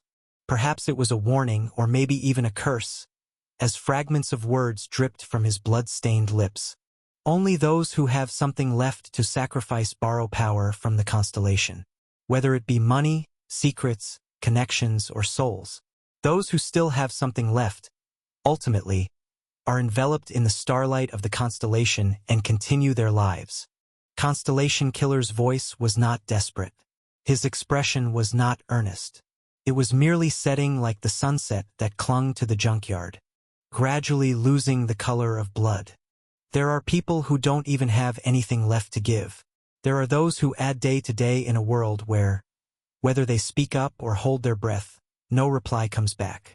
Only you all, being enveloped and living by the constellations. It is an insult to those who can't even enjoy that. Constellation Killer looked up at me expressionlessly. If not everyone can reach heaven, at the very least everyone should start from hell. You must think I am foolish, but it doesn't matter. No. The person who replied no wasn't me. A man identical to Constellation Killer grabbed my shoulder and pushed me back, then walked up to Constellation Killer. Kim Yul looked down at Constellation Killer. Kim Gongja does not think you are foolish. He believes he has no right to think so. It is I who think you are foolish. And at the same time, it is you as well. Constellation Killer twitched his lips. There was no way to guess what he realized upon seeing Kim Yul right in front of him. Constellation Killer had no way to understand why there was a human who looked exactly like him here, if that human really was exactly like him, and if so, why he was hostile towards him. Aren't you afraid? Constellation Killer simply asked. He looked up at my face and Kim Yul's face alternately, asking in an infinitely small voice, "What are you trying to do? You! What exactly are you trying to do?" It took a while before Kim Yul nodded. I am afraid. And he lifted his sword. But it doesn't matter. The sunset was severed. As the blade traversed the setting sun, it cut a life slightly redder than the sunset. Constellation Killer is annihilated. That was the finale of the most feared hunter among the constellations. Chapter 379. The Gardener of the Withered Flowers 1. For Constellation Killer is annihilated. Thud. Having lost, Constellation Killer buried himself in the trash heap. The silver hair fluttered as if spreading across the surface of water. It was as if one was looking at a pile of cut strings from a puppet. This world does not possess a constellation. A still voice echoed throughout the world. World destruction's condition 1 is satisfied. There are no apostles in this world. World destruction's condition 2 is satisfied. There are no believers in this world. World destruction's condition 3 is satisfied. From somewhere, the growling of a beast could be heard. Warning. All conditions have been met. Initially, the beast's growling only echoed from the outskirts of the world. But soon it closed rapidly from all directions. The ground shook, and the mountains of trash rising on the horizon trembled. The trash from the mountain peaks tumbled down with a crashing sound. It was not the sound of a beast. It was the sound of this place collapsing and sinking. The world will be destroyed. The sunset shattered into pieces. The sky turned into a sheet of glass and shattered as soon as it became glass. The fragments of glass, still imprinted with the pre-split sunset, fell down. Kuang, a piece of glass, quarter the size of the sky, fell far onto a trash mountain. The trash mountain collapsed, spewing countless plastic bottles. The glass also shattered into pieces. Billions of glass fragments scattered, each still marked with the sunset, making the pieces appear red. So the garbage dump seemed to be sprinkling blood droplets in the air. It's beautiful. It wasn't hard to understand why Crusader muttered this absent-mindedly. Covered in cuts from fighting a slaughter puppet, Crusader looked up at the broken sky, clutching a wound on her forearm. It's like the world is blessing its own destruction. If destruction come like this, it's not too bad. If this is the scenery I'll see at the end, what are you idly critiquing here for? The Black Dragon Master shouted angrily. Hurry up and run away, you fool. Unless you want to die crushed under glass fragments. But Anastasia, look, to run away from such a spectacle, it would be too inhumane. Stop spouting nonsense. I was forced into a promise by Nisha. If I don't bring you back safely, my remaining life will be joyless. The Black Dragon Master forcibly grabbed Crusader's wrist. Kim Gongja, I'll note down help as a debt. But first I'll take this fool back to Babylon, so do as you please. Ah, it's such a pity. Think about it. If I must die, I want my cause of death to be stabbed to death by the sunset. If I could just stay a bit longer. Transfer. A white light enveloped the two. The Crusader, filled with regret, soon disappeared engulfed in the radiance. Then I will take my leave as well, Master. Father, I will retreat first. Pop. Flash. Other companions and vassals also escaped from the collapsing world. In the next moment, only Kim Yul and I remained. We silently watched the world crumble into red. Suddenly I realized that there were only two people in this world now. I wondered if Crusader's oddity had been passed on to me, thinking that the world had barely left anything to still be called a world, yet for some reason I wanted to linger here a bit longer. Why was it a landfill? Kim Yul's voice was heard beside me. I did not turn my head. I simply looked up at the redness of the world side by side. While some relationships require eye contact to communicate, others are content with merely sharing breaths in the same air. Why was it here of all places? I have no fond memories of home. I lost my indoor shoes on Wednesday and had to wear outdoor shoes to school until Saturday. Right after class on Saturday, I came back and searched through the trash around the house to see if someone had thrown away the indoor shoes. In the world that only Kim Yul and I were left, his tone was a bit different. Maybe it hadn't changed, but rather momentarily returned to normal. I found one shoe, but couldn't find the other. You can't exactly go to school wearing only one indoor shoe. I couldn't find it even after Sunday passed, so I was about to give up. But on Monday morning, the remaining shoe was there. My father had found it overnight. I see. Yeah, but they didn't match. The sizes were different. I don't think my father stayed up all night worrying and caring for me. He probably felt like I was trying to get his attention by roaming the trash all weekend. Kim Yul mutteret. That's the best memory I have related to my father. Kim Yul moved his hand. Only then did I turn my head to look at him. He was undoing the hair tie from his hair and putting it back into his pocket. Constellation Killer must have discarded all memories of Kim Yul's past. Why he chose this place as the scenery of his sanctuary, how he could have chosen it, I don't know. As the hair tie was removed, Kim Yul's tone returned to normal during those brief moments. Maybe even if forgotten from the mind, it's engraved in the soul. What a silly notion. But like this, it has adorned a corner of the tower. Including you and me, 13 people have seen this place. Yeah. And then, I thought I saw Kim Yul smile very faintly. After that day, a few pairs of unused indoor shoes began to pile up in a corner of the house. When I think about it, it doesn't seem like such a bad memory. Thump. Kim Yul elbowed me gently. I will go ahead, family head. This is no longer my home. With the word transfer, Kim Yul was enveloped in a light, and thus I was left alone in the world. The horizon had completely collapsed. Stripped glass pieces from the sky had all crashed to the ground, and plastic and scrap metal scattered through the air. A pitch-black darkness swallowed the world from its edges. I finally looked down at the remains of the slaughter puppets for the last time. After capturing the sight of 13 decapitated puppets one last time, I let out the last voice to be recorded in this world. Transfer. You are being transferred to the 81st floor. Thus, the world closed its eyes, welcoming the pitch-black darkness. 5. As soon as I returned to the 81st floor, I was greeted by the somewhat listless voice of a magician. Good job, Screaming Sky. Even though it was you, I thought you might lose this time. But annoyingly, you killed Constellation Killer. The Wand of Ages stood there, leaning on a broken wand.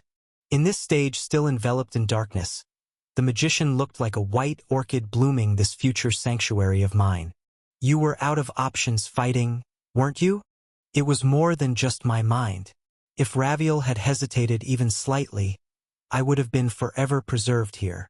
Yes, to give you an update, since you wouldn't know, all the constellations residing in the tower are in an uproar because of you.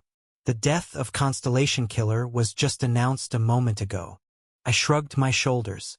Honestly, it's not the first time I've caused a commotion among the constellations. They should be getting used to my existence by now. How annoying! Do you only act particularly annoyingly in front of me? Or is it just my imagination? Anyway, there's something I want to consult with you about. Look at you shamelessly changing the subject. The magician sighed. Well, losers must graciously endure their humiliation. What consultation? Is it perhaps a question related to your sanctuary? Yes, it's about the skill 100 Ghosts Reincarnation that I possess. I open my palm. Skill card, open. Whoosh dash. Golden sparks overflowed from the center of my palm, soon forming the shape of a card. Plus, 100 Ghosts Reincarnation. Rank, SSS+. Effect, summons those you have directly killed. The dead do not inherit their abilities from when they were alive. However, if you wish, the summoned can inherit their memories and appearance from when they were alive. If you do not wish, they are summoned as mere monsters. Plus, the magician nodded after looking at my card. Right? It's your trademark, isn't it? The skill you've used most and owe the most to. So is there anything left to consult about it? Yes, especially this part. If you do not wish, they are summoned as mere monsters. What about it? Can I decide what type of monster they will be summoned as? The magician blinked. That is, wait a moment. Let me think. He paused, resting his chin in his hand, then glanced at me. First of all, I don't know why you ask such a question. Normally, when you summon the 100 ghosts as monsters, they take the form of skeletons. It's to maintain balance, of course. Imagine if they were all summoned as bone dragons instead. It would be disastrous. So, you can't really choose the type of monster. Ah, that part is not a problem. I waved my hand. I'm thinking of summoning them in a much weaker form than skeletons. Even weaker than skeletons? The magician furrowed his brows. He seemed unable to fathom my intentions. If that's really the case, then it's fine. But why? What are you planning to do? The only thing weaker than a skeleton I can think of is a slime.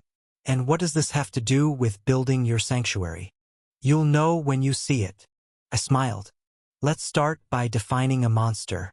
How about a being without reason? I don't particularly mind, but don't play any tricks with this. Don't forget that the Tower Master has already shown you favor regarding your skills once. Not again. Of course. All right, I'll temporarily modify the skill for you. The magician tapped the ground with the end of his wand. The authority of the skill 100 Ghosts Reincarnation, SSS+, is being modified. Warning. This modification is temporary. Even though he lost to me and his wand was broken, it seems he still has the authority to handle such matters independently. I half closed my eyes. Feeling my mind settle, I clasped my hands together as if washing my face. What came to mind were the 13 murder puppets that had just been abandoned and shattered in the world. The more precisely I recalled the murder puppets, the darker the ground beneath my feet became. It was a shadow. Just like when I invaded Constellation Killer's sanctuary, arms, identically painted black, were crawling up my ankles. Perhaps the only difference from that time was that there were 13 pairs of arms. Come up a little more. I left the arms alone. Whether it was because it understood my intention, or because it was the original instinct of the shadows, the arms kept struggling and crawling up my body. I focused all my senses to guide these arms to one place. The shadow arms grabbed my hips, climbed my elbows, past my wrists, finally crawling into the palm of my hand. The moment all 13 pairs of shadows gathered in my palm. 100 Ghosts Reincarnation. I spoke with intent. Activating the skill. Squirm. The arms, extending from the shadows at my feet, gradually sucked into my palm. They converged. The pitch black swirled into a point, slowly taking shape. The Wand of Ages, watching what I was doing, parted its lips in puzzlement. He must have been curious about which monster I intended to summon. But what reflected in his eyes was something entirely unexpected. A flower. It was a lily of the valley. The lily of the valley locked in my palm was withered. It stretched out its head, with 13 faded bell-shaped white flowers hanging from its stem. Yes, I carefully placed down the withered lily of the valley so as not to damage it. Squelch. The soil of the 81st floor, covered in mud-like darkness, gently accepted the lily of the valley. This child is Constellation Killer. If the condition is a being without reason, there's no need to summon it only as a beast. I planted the flower with 13 bell-shaped white flowers hanging in this world. I transplanted it from the world that had just been destroyed to this world, which was still shrouded in darkness. From now on, I will either revive the ghosts in human flesh, or simply transplant them as flowers. I turned to look at the magician. So this world will bloom with flowers that couldn't bloom in other worlds, with flowers that have withered and crumbled away. Right now, only one has been planted, but soon hundreds, thousands, tens of thousands of withering flowers will be planted here. A garden of withered flowers. I smiled. That is my sanctuary. Perhaps the magician was not the only one who heard my vow. Your skill is being renamed. Always watching over me, the Tower Master seemed to reach out to bless me this time too, wrapping my skill card in white light. When the light subsided, the final destination my skill had reached was illustrated there. Plus, 100 Flowers Reincarnation. Rank, SSS+. Effect, you summon those you have directly killed. The dead do not inherit their abilities from when they were alive. However, if you wish, the dead can inherit their memories and appearance from when they were alive. If you do not wish, they are summoned as merely flowers. Plus, someday, this place will become where millions of flowers dream of being reborn. 1. So, now then, let's plant flowers in the world. Okay, let's get to work. After stroking the bell-shaped flowers of Constellation Killer, I stretched vigorously with a grunt. From now on, I'll need to move around quite diligently. In this world where nothing yet exists, where it's practically nothingness, blooming even a single flower will indeed require a lot. What do you plan to do? Bei Hurayong asked. Thinking about it, Bei Hurayong has been quiet lately. Even when he was nearly sealed by Constellation Killer, and even when he ultimately managed to counterattack and defeat Constellation Killer, Bei Hurayong didn't say anything. He just watched from a few steps away. If you ask me if I felt neglected, not really. I guessed why Bei Hurayong did not interfere. Even without any conversation, I could understand Bei Hurayong's feelings. Unlike when I was climbing the 10th floor, I am now strong. I have reached a state just half a step behind Bei Hurayong. This is where the teachings end. The rest is for you to solve on your own. If I had been defeated by Constellation Killer and captured by Eternal Seal, that would have been the end. My journey towards the top of the tower would have concluded there. Advice is unnecessary among equals who are rivals. That's true. I took off my coat and rolled up my sleeves. First, we need the sun. The sun? Yes, we need light, don't we? It's pretty dark here, right? Even if only withered flowers are expected to bloom here, it would still be too gloomy for the flowers. Bei Hurayong looked at me as if he was looking at a madman. How do you plan to create a sun?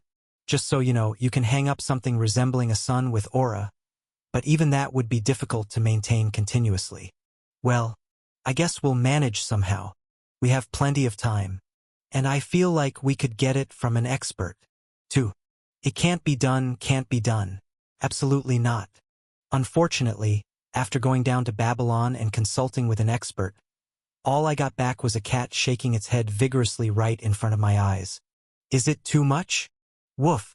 Even though we agreed to bark like this, shouldn't you at least have some conscience? Your budget for a sun is a bit, no, quite unreasonable. The cat that bit a gold coin looked at me like a real estate agent looking at someone asking if a brand new apartment rent could fit within a budget of 50 million won. It was so realistic that it hurt. Woof. I can provide you with a long-lasting light bulb. Nah, that's not cool. This is a garden after all.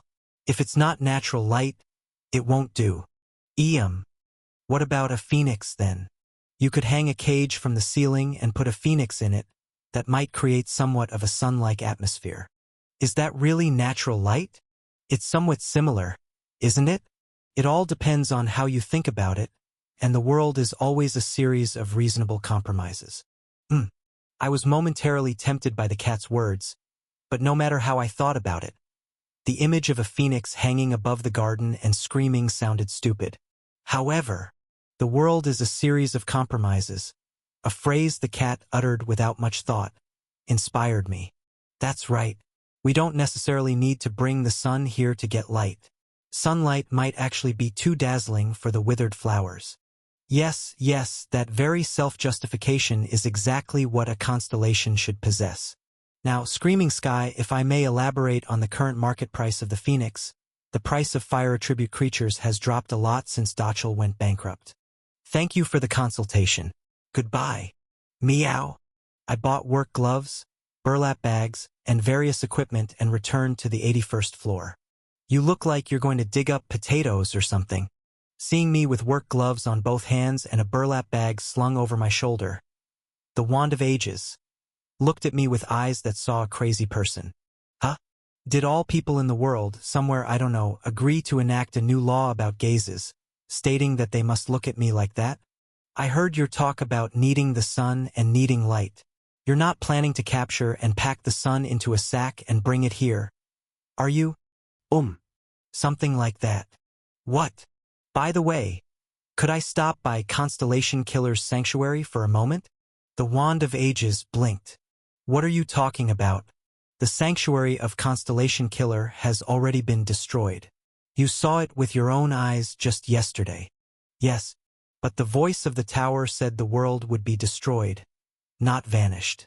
The Tower Master, I know, even if the constellations, apostles, and followers all disappear and the world is destroyed, she wouldn't completely erase that place. It might still be there, frozen just as it was destroyed, somewhere. Please let me stop by there for just a moment. The Wand of Ages held his forehead. Screaming Sky, you really are a strange person. What are you going to pick up from a place that's completely finished? Trash? Or maybe the corpse of a slaughter pupite? I'd understand if you asked for a legendary item, but what from a place that's left with nothing but trash? Ah, wait a moment. The magician stared into the dark void. The Wand of Ages requests an entry ticket to the already ceased sanctuary. Approved. You may enter the sealed sanctuary of Constellation Killer. The magician nodded with a somewhat displeased expression. You've got the permission. The Tower Master must be curious about what you're doing. Gaining her favor isn't an easy task, but you do have some skills. Just live kindly, like me, only kindly. That's funny. If I lived like you, I'd have a rotten soul, not to mention no life left. What's wrong with my soul? A person who wants to turn their own sanctuary into a garden of withered flowers can't be sane. No, just imagine if someone planted flowers on their balcony, but they were all rotten flowers. Would that be normal? Is that so? Hearing it put that way, it does sound a bit strange. Maybe there's a reason why, starting with Bei Hurayong, all started looking at me like I'm mad. But I didn't change my plans. Transfer. You have entered the sealed sanctuary of Constellation Killer. And so, I stepped back into the world I had destroyed yesterday. The scenery had not changed. The wind had stopped, and time had ceased. The sunset sky had vanished, and the red of the shattered glass sky was broken into countless pieces. In the void, the falling trash and shattered glass skies were frozen as if in a still frame. Here. I brought you here as you requested.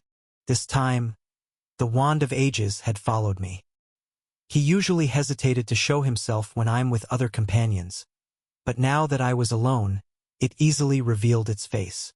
I have no choice but to ask again what you intend to take from here. The sky. The Wand of Ages furrowed its brow. Ah? The sky? Yes, I will take the sky with me. I began rummaging through the mountains of trash in the frozen world. What I was looking for was glass. Originally the sky imprinted with the sunset, now shattered into fragments, Nothing but pieces of glass remained. Though the world was destroyed, the glasses still retained the red color they had been etched with at the very moment they were shattered. I picked them up one piece at a time, carefully. The two small glass shards were difficult to use. I found pieces at least as big as the upper half of a person. When slowly placed into the sack to prevent breaking, the glasses inside the dark sack emitted red and yellow light.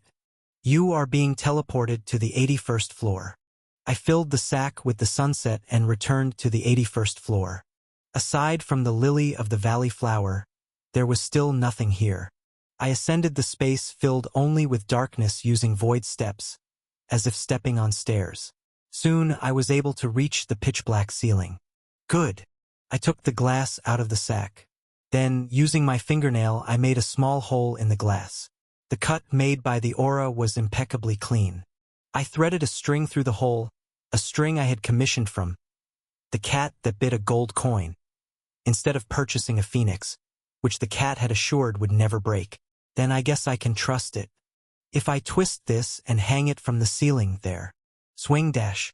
The glass, tied by the string, hung in today's darkness. It was like a candle lit in the middle of a basement without any lights, small yet clearly shining in red and yellow, illuminating the remnants of some sunset. It's still too weak as a light, but it should be okay soon. I went back and forth between Constellation Killer's sanctuary and the 81st floor, gathering fragments of the sunset.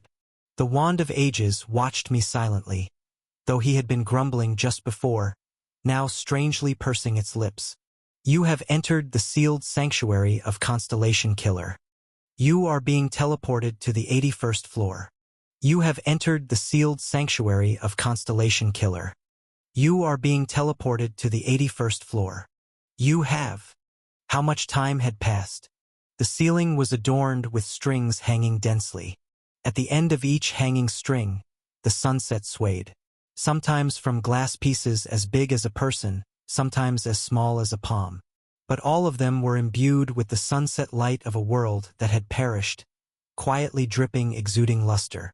Though the lengths of the strings were uneven and the sizes of the glass varied. From below, it looks just like a vine. I was satisfied. The 81st floor was no longer dark. But if you ask if it's bright, it wasn't bright either.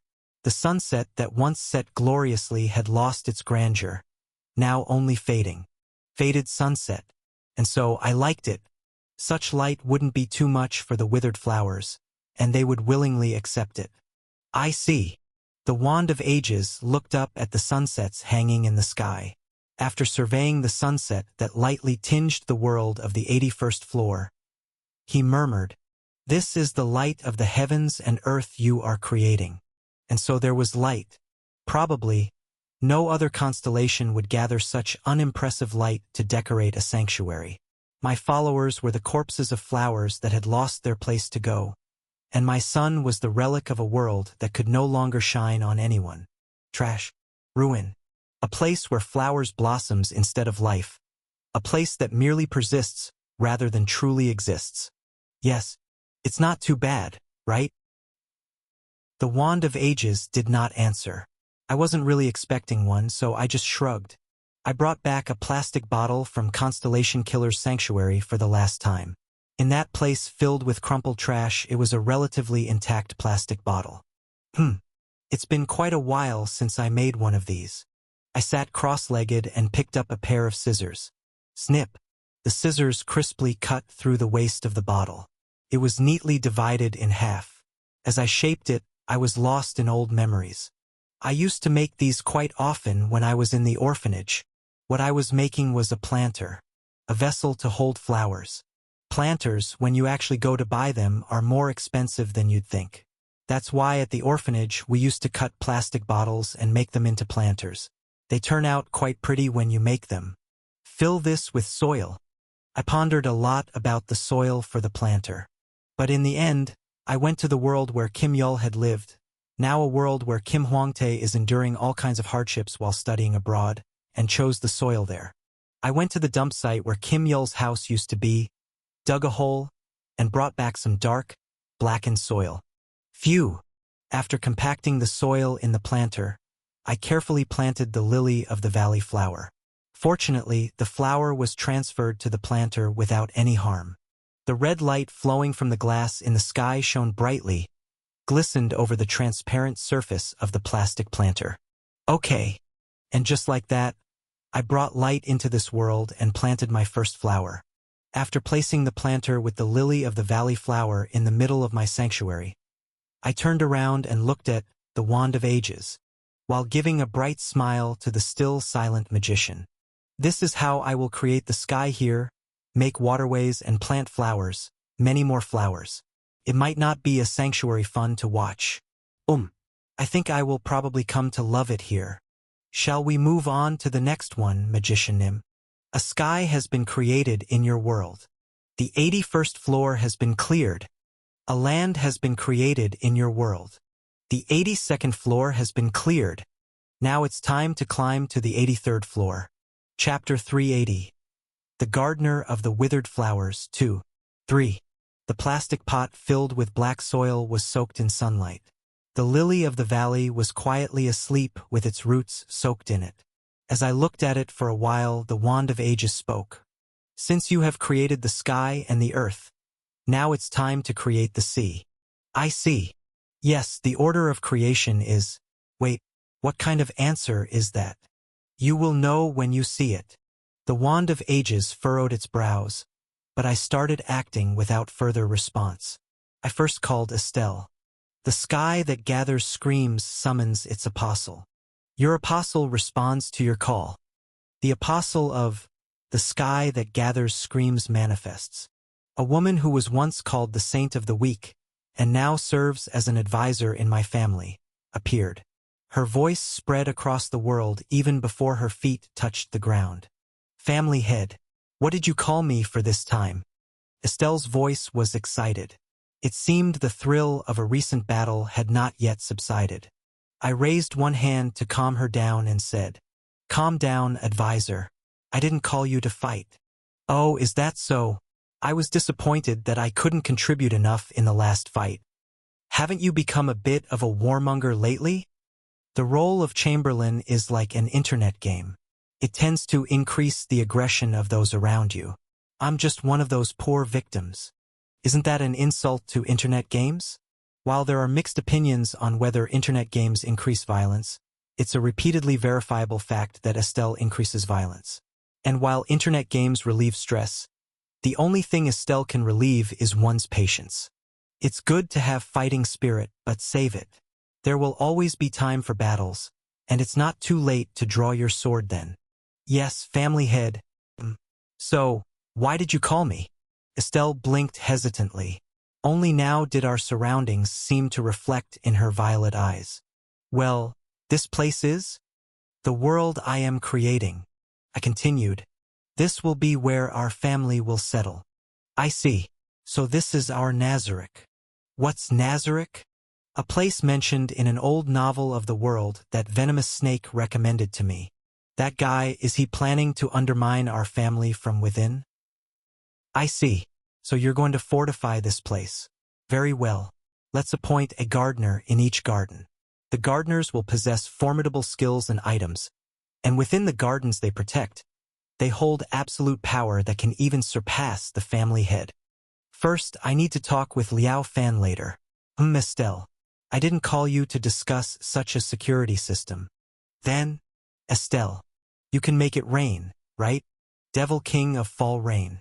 The girl who was once called the Saint of the Weak now serves as my family's advisor, and who once submerged an entire world under a red flood, blinked her eyes. Rain. Are you speaking of? Yes. I recalled Estelle's skill card that Bei Hurayong had once read to me. Plus, hate flows like rain. Rank F. Effects you don't look. You can't see. People consider what they can't see as not there. Blind fools. Right? Ignorant. Then show them. Show them how many lives have been lost due to ignorance. As much as blood has been spilled in this world, the sky will pour down red rain. However, only the blood you have seen will become rain. Plus, let it rain over this garden. I requested, for the sight resembled a prayer. Estelle closed her eyes. She bowed her head. Her platinum hair flowed down like a waterfall, covering her neck and chest, gathering upon her clasped hands. Her lips parted. Ah! They closed briefly, then parted again. Ah! Again. Ah! It was a kind of rumination. When something unbelievable happened, when she saw something unbelievable, in order to somehow accept it into herself, to digest it, it was like retching several times. Therefore, every time her lips parted, the sound that emerged seemed to flow from deep within her heart, not her vocal cords. The sight I had seen countless times in her trauma. Dash. Dash. Dot. And so, the scene I first saw when entering the world of the Ijim Empire unfolded. Red rain fell in my garden. It was a flood. The widely spread, fiercely falling rain soon covered the garden. Raindrops clung to each suspended sunset, scattering haphazardly. Strangely, a dark blue rainbow bloomed where the red rain and red fragments met. I quietly watched the droplets seeping into the plastic pot. It's intense. Yes. At the words of the Wand of Ages, I nodded. It's like a heavy shower. That rain was also initially perceived as a heavy shower. I quoted from a book I had read long ago. Rain that has fallen countless times. Rain that stops as fiercely as it starts. People thought it was just a rain that could be endured by chatting with neighbors with an umbrella or playing chess inside a house with a roof. Those were phrases quoted from several books. If each person were a book, then I had lived the life of a bibliophile. So even if I wasn't quite a librarian, I had many books to quote from. But it was not so. It wasn't like that at all. The Wand of Ages took a breath with a broken wand in its mouth. An appearance reminiscent of a smoker calming their mind by lighting up their favorite pipe. The actual effect was no different. The wizard spoke in a cold tone. It happens everywhere. Underestimating the grudge of the opponent. Not considering that the one you hurt might not be a cat but a tiger. Being negligent and caught off guard. Getting your leash bitten or your guts rotting. It's something all empires experience, and no strong entity can escape this path. Why are you laughing? Just. I picked up an empty plastic bottle, cut it in half, and continued speaking. Even beings as big as pillars have hardened lives lingering in their hearts. Are you saying I'm pretending to be tough? Are you not? My work must have been pretty messed up. The wizard, who had served as a judge in the underworld for an incalculable amount of time, once again put the wand to his mouth and then removed it. The rain falling now had a temperature different from the blood flowing in my body.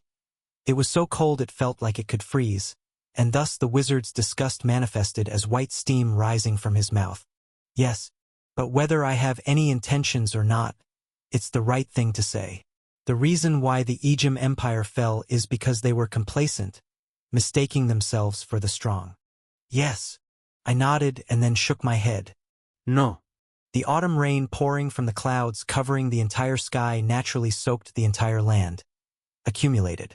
It didn't take long for the rising level of the rainwater to seep inside my shoes. The weight of each raindrop varied, and as the overflowing water from the plastic pot naturally created differences in strength. Initially flat, the ground began to rise smoothly until the differences in the force hitting the surface caused it to start undulating. It was the sea of this world. Additionally, because you forgot two facts, standing with my feet dipped in the sea made of tears, I said, "Someone is crying." Then I continued, "Someone is crying for someone else." I spoke to the Wand of Ages, just as the Tower Master does. The Wand of Ages hesitated. Heat gathered in the broken wand. True to his nature as a great wizard, he quickly grasped the essence of my words. Are you saying that what the Tower Master does is a common occurrence everywhere? Isn't that why you were drawn to the Tower Master? Yes. Even in a world ruled by some merciless being, a world of despair, there will still be someone crying for someone else. It's something that must not be forgotten. The Ijim Empire was founded by Lafanta Ijim, aka Constellation Killer. The founder of the empire had always been crying with his sword for others in a garbage dump where no one was ever invited. Someone was crying. Someone was crying for someone else. The fall of the Egyptian Empire was simply because they forgot to maintain that. In the pot blooming with the empire's founder, tears of the Devil King, who destroyed the empire, overflowed. The overflowing autumn rain left dark red marks on the translucent sides of the pot as it mixed with the sea. Despite being newly formed, the sea did its duty as a sea. It silently accepted everything overflowing in the world. And it gave. I bent over and scooped up seawater into a newly made plastic pot, with my hands spread out. 100 flowers reincarnation. Activating skill. Inside the pot, which rippled like water drawn from a well, a small lotus blossomed. Like curtains in an old ruined mansion that no one had walked through, the frayed lotus had no weight. The heavy and light raindrops alternately struck, creating waves on which the tattered petals silently entrusted themselves. This flower, the wand of ages, quickly recognized who the lotus was. I nodded and pointed to the pot containing the lily of the valley. If this world needs a sky and earth, it's solely because that child needs it. Likewise, if this world needs a sea, it's because this child needs it. I then placed the pot on the water surface, now risen to my ankles. It was the first boat to float on the sea of this world. The pot, like the lotus it contained, seemed weightless, entrusting itself to the movement of the waves. It rose as high as the wave hills allowed before sliding down smoothly, repeating the process. It seemed dangerously close to capsizing, yet it gradually found a steady rhythm and began its own navigation. It drifted somewhere and eventually disappeared from sight. 5. A sea has been created in your world. Floor 83 is cleared. Thus, I continued to cultivate my sanctuary. 100 flowers reincarnation. Activating skill. 100 flowers reincarnation. Activating skill. First, I bloomed the flowers. I transplanted them one by one into the pots I had prepared. Then I summoned my vassals and gave them tasks. Ugger, Daddy, are you asking me to punch the ground? That's exactly it. I'll do it if you ask. But what's the point? This flower likes high places. I spoke while holding a tattered aster. My family's warrior leader stared for a while at the flower blooming in a pot made of dirt packed in white plastic, then snorted loudly. Got it. Daddy's job is always such complicated stuff. Ugger, step back. Thanks. Humph. Aberka swung his fist. Bang! The previously flat ground and the undulating sea above it exploded vertically.